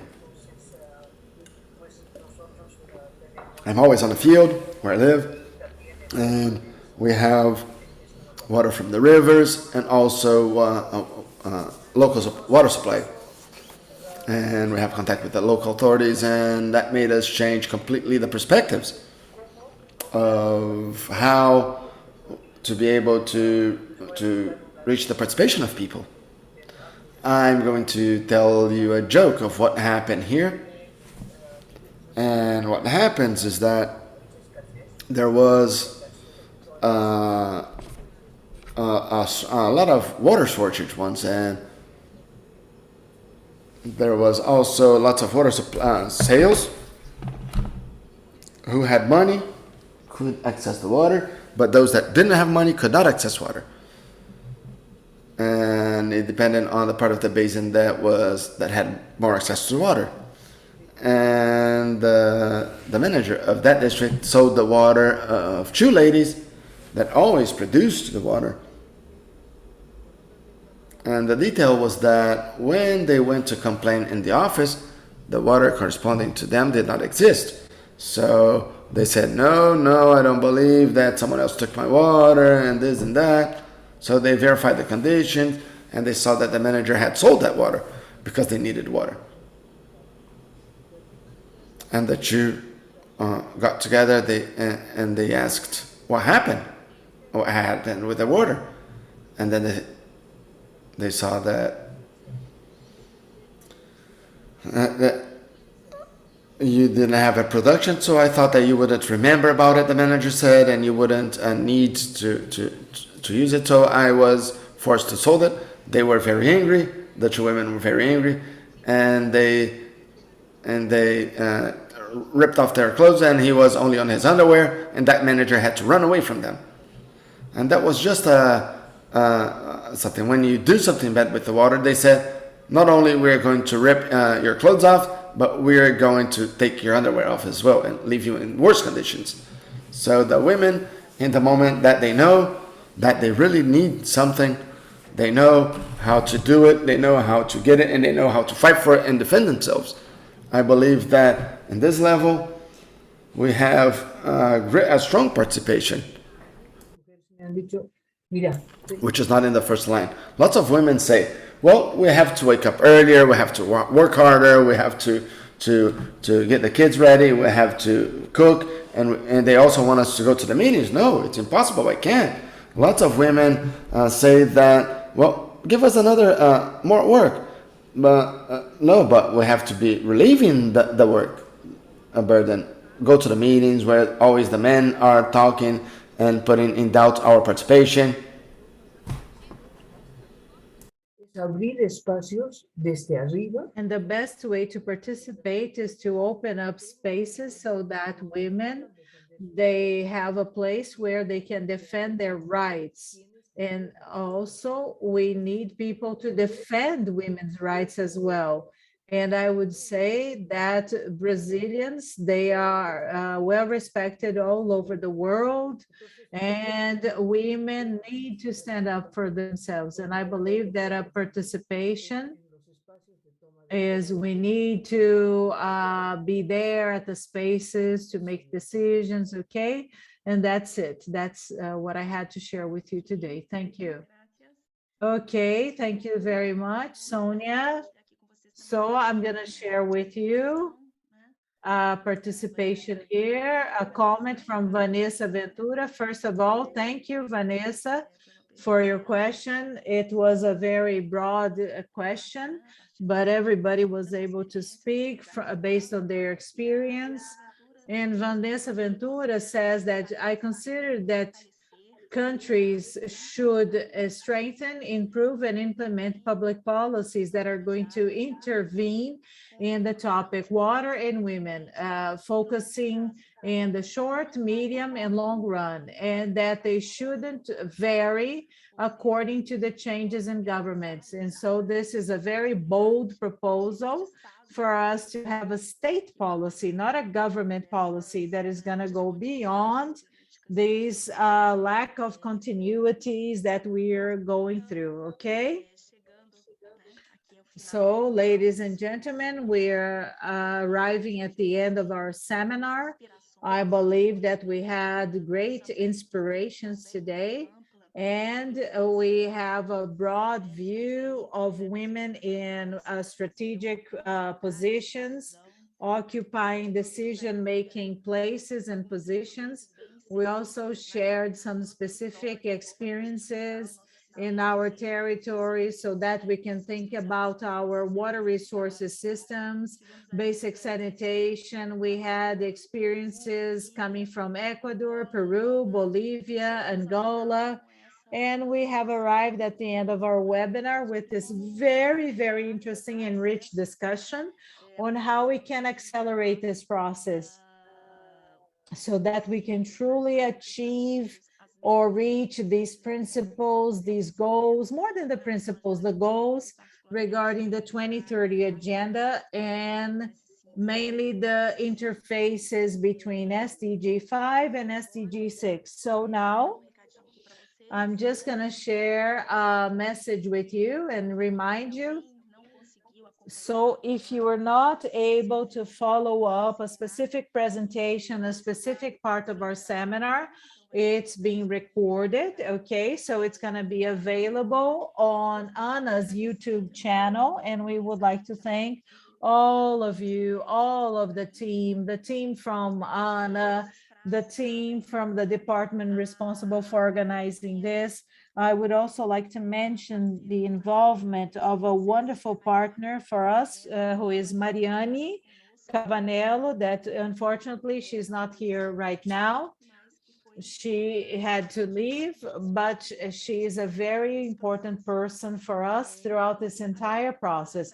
So now, to give the final remarks, I would like to invite Gisela Foracini. Gisela is one of the main people responsible for strengthening this water agenda and this gender and water agenda at ANA and in Brazil. She has vast experience, a sound experience, and effective experience, and creating CEPEG and all of the initiatives that started happening in the last few years. Gisela Foracini has been at ANA since ANA was created. She was the planning director, and she was the only civil servant that was a director in the entire history of ANA. Now she's an international, a special international advisor. So dear Gisela Foracini, I would like to pass the floor to you. Well, thank you, Daniela. Can you hear me well? Can you hear me well? Yes. So I believe that we should wrap up this event with that beautiful presentation from Renata Maranhão. Yes? What to say, Dani? We had a wonderful day. It was more than special.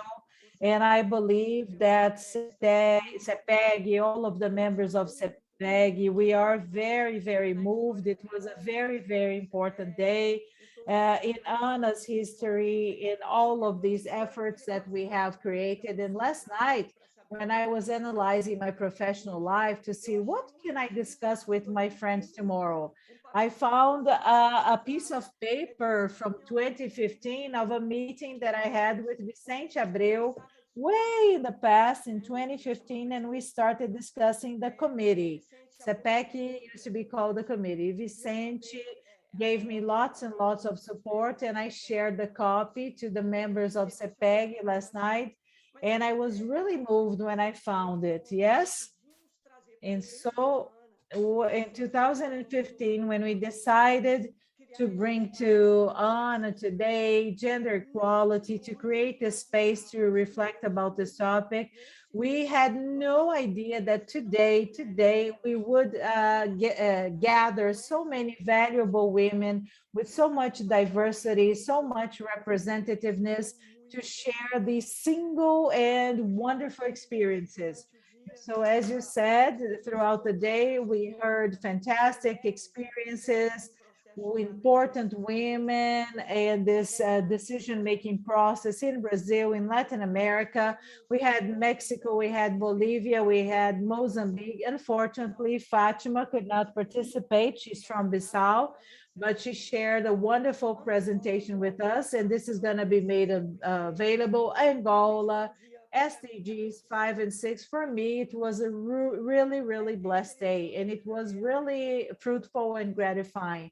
And the interesting thing to mention, Danielle, and to all the other participants, we never talked about scarcity. And during my professional life, I went through experiences that marked my life. Historically speaking, we have the management of the water resources, using engineering solutions, okay? We need engineering solutions as well. And just like Anicia mentioned this, and it's been 42 years since I graduated in civil engineering. We were only a few women. I always felt interested and attracted by water resources and the environment.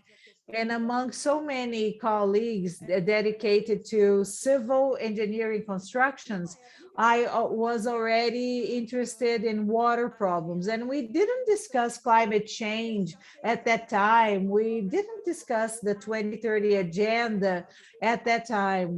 And so it had not arrived at the south of Brazil in what we're seeing now.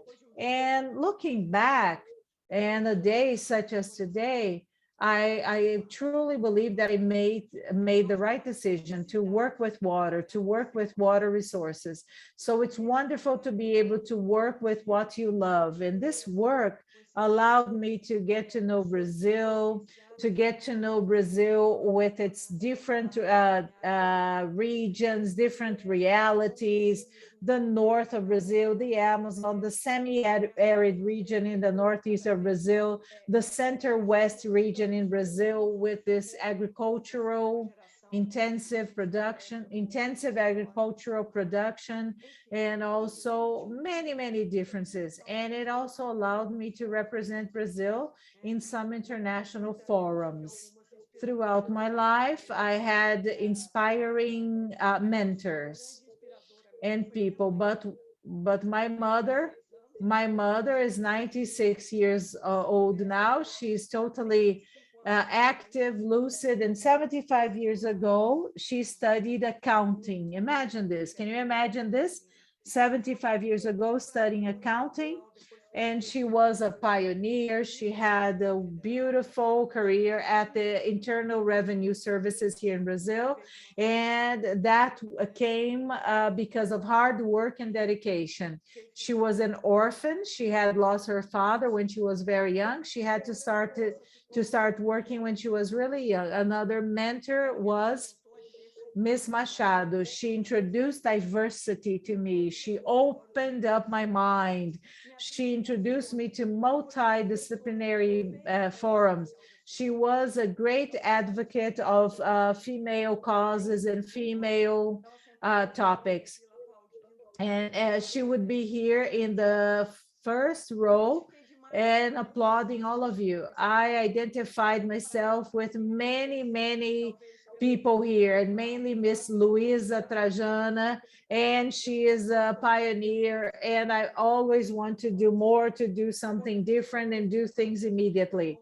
And so regarding the issue that women, they do not think that they are competent enough to assume some positions. And Fernanda Matos, I believe, mentioned that in my life, I always accepted new challenges and I always threw myself. And so some moments I faced moral harassment, and sometimes I felt guilty because I had to leave my children at home. I felt guilty because I had children.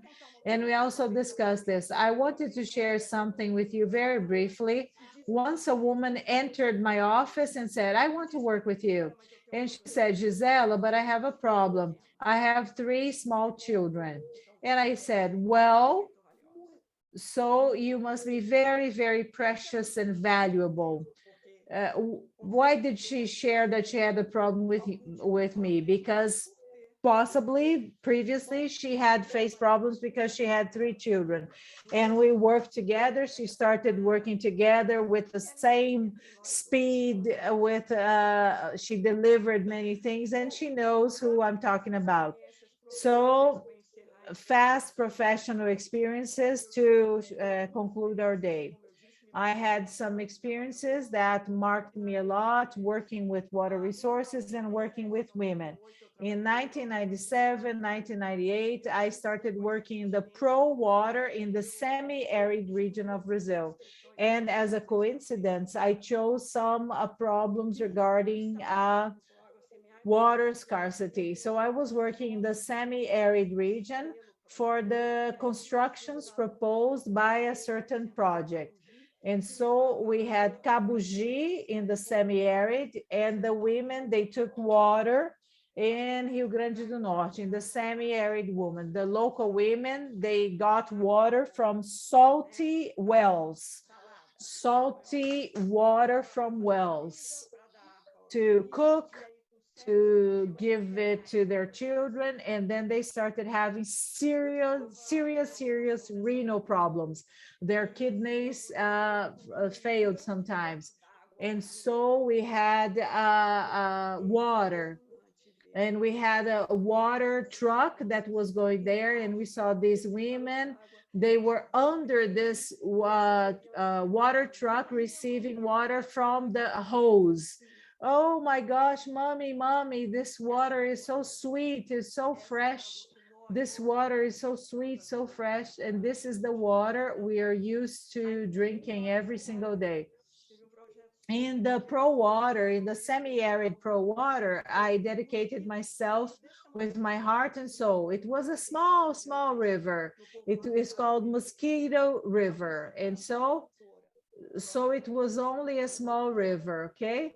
And so we built a system to take water from the river to the Pardo River to small communities. But we noticed that there was a high level of schistosomiasis. People started washing their clothes in the rivers. They took their small children. And so we were able to expand the project, including places for these women to wash their clothes far away from the rivers. And we started eliminating schistosomiasis in that area. We gave them medication, we gave them treatment. It was interesting work that also opened up our minds, and opened minds this opened the minds of this engineer, Gisela. Another project that we want to implement 1 million wells. So we had to collect water from a region that rarely received rainfall, and we had to add this water to these wells. And so this meant citizenship for these women. And I visited many houses, and you already noticed the changes in those homes. They had a vegetable garden, they started raising animals, and these women, they were responsible for signing the water receiving water well systems contracts, water cisterns and well contracts. And we arrived at these homes and they were proud. Look at my vegetable garden. Look at my children. Look at my family, because of the water that they stored in these cisterns and containers. And I traveled. I remembered each woman. Every time somebody spoke, every time somebody gave a presentation today, and we had the spiritual dimension of the water. Odalia mentioned that. And when I was working at ANA, when there was a tragedy involving the Doce River, the indigenous women, they didn't baptize their children on the Doce River because the river was polluted. So they didn't baptize their children. How can we measure this impact? It's impossible to do that. And so to wrap up, and I'm very, very moved today. A world with water security means that we can reduce poverty and improve the quality of life, mainly for women and children, so that they can benefit to the maximum of having water security. Let's continue working. Let's continue producing and making information available, inserting women, promoting women to top positions, to leadership positions, and to spaces in which they can make decisions in all of the sectors, not only in the water resources sector. Thank you so much for this opportunity. Thank you for everybody who worked to organize this event. And we never thought that this event was going to be so wonderful. So thank you. And so I would like to conclude our event showing this video. And this video was created especially for this event. Yes, thank you. Thank you to all of the speakers. Thank you to all of the participants. It was a great honor to be a part of this moment. So let's have a round of applause to all of the women and everybody present here today. A round of applause, okay?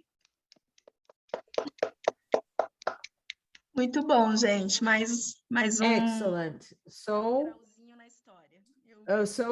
one more step that we have taken in our history. I love this agenda. Thank you. Okay, Mr. Saad, play the video, please.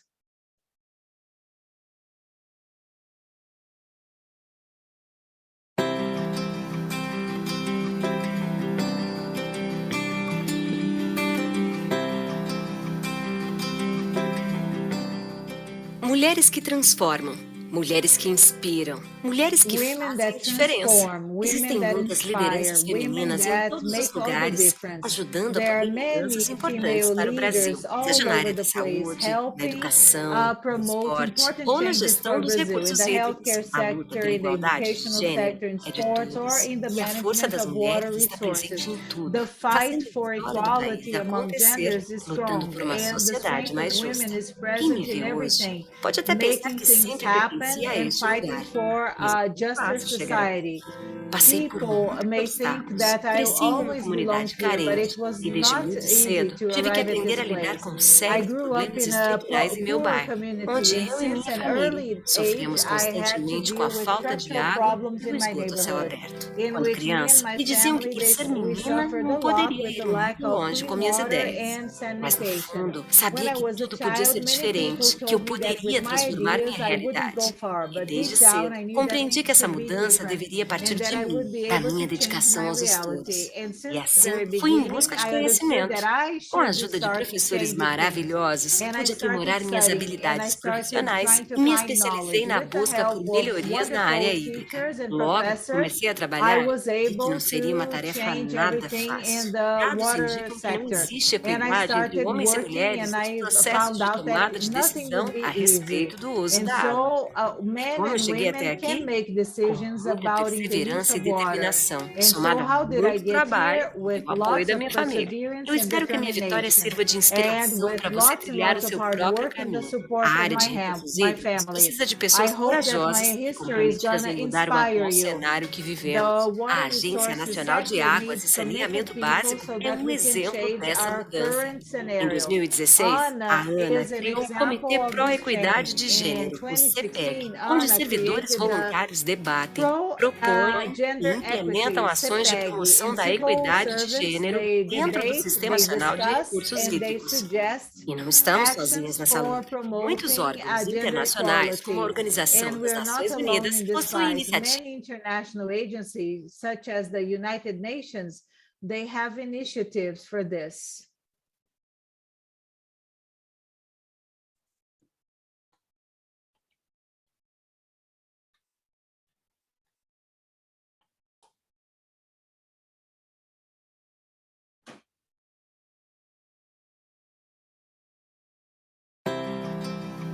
o atual cenário que vivemos. A Agência Nacional de Águas e Saneamento Básico é um exemplo dessa mudança.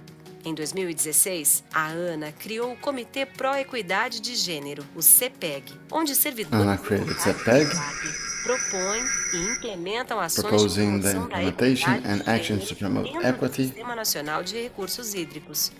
E não estamos sozinhas nessa luta. We are Muitos not órgãos alone in this internacionais, struggle. como Lots of as international Nações Unidas, possuem iniciativas institutions like the reafirmam a United Nations importância de falar de reaffirm temas that it's so important to discuss topics like water access, intimamente relacionados. gender equity that are closely related, and the United Nations proposed the 2030 Agenda, which established the SDGs, Os ODS, Sustainable Development Goals, ODS 5 e 6 reafirmam and exatamente SDGs 5 and 6 restate exactly e defendi. Devemos what defender I always believed and defended. o We empoderamento should defend the de gender mulheres, equity and the empowerment assim of como a women gestão and girls, sustentável da água, like the saneamento sustainable para use of todos, water sem and deixar sanitation to everyone, without leaving anyone behind. fazer parte And desse. I also would like to invite you to be part Falas de of mulheres this em seus eventos, abre fight. espaços para que elas Let's possam encourage falar women to participate in events, de nossas giving águas, lectures in events, so they can talk about the future of our waters. Our future depends on our actions now. devemos todos, Like mulheres water, e homens, unir we should all, men and women, unite efforts juntos. so Somos this could all happen. Together, we are stronger.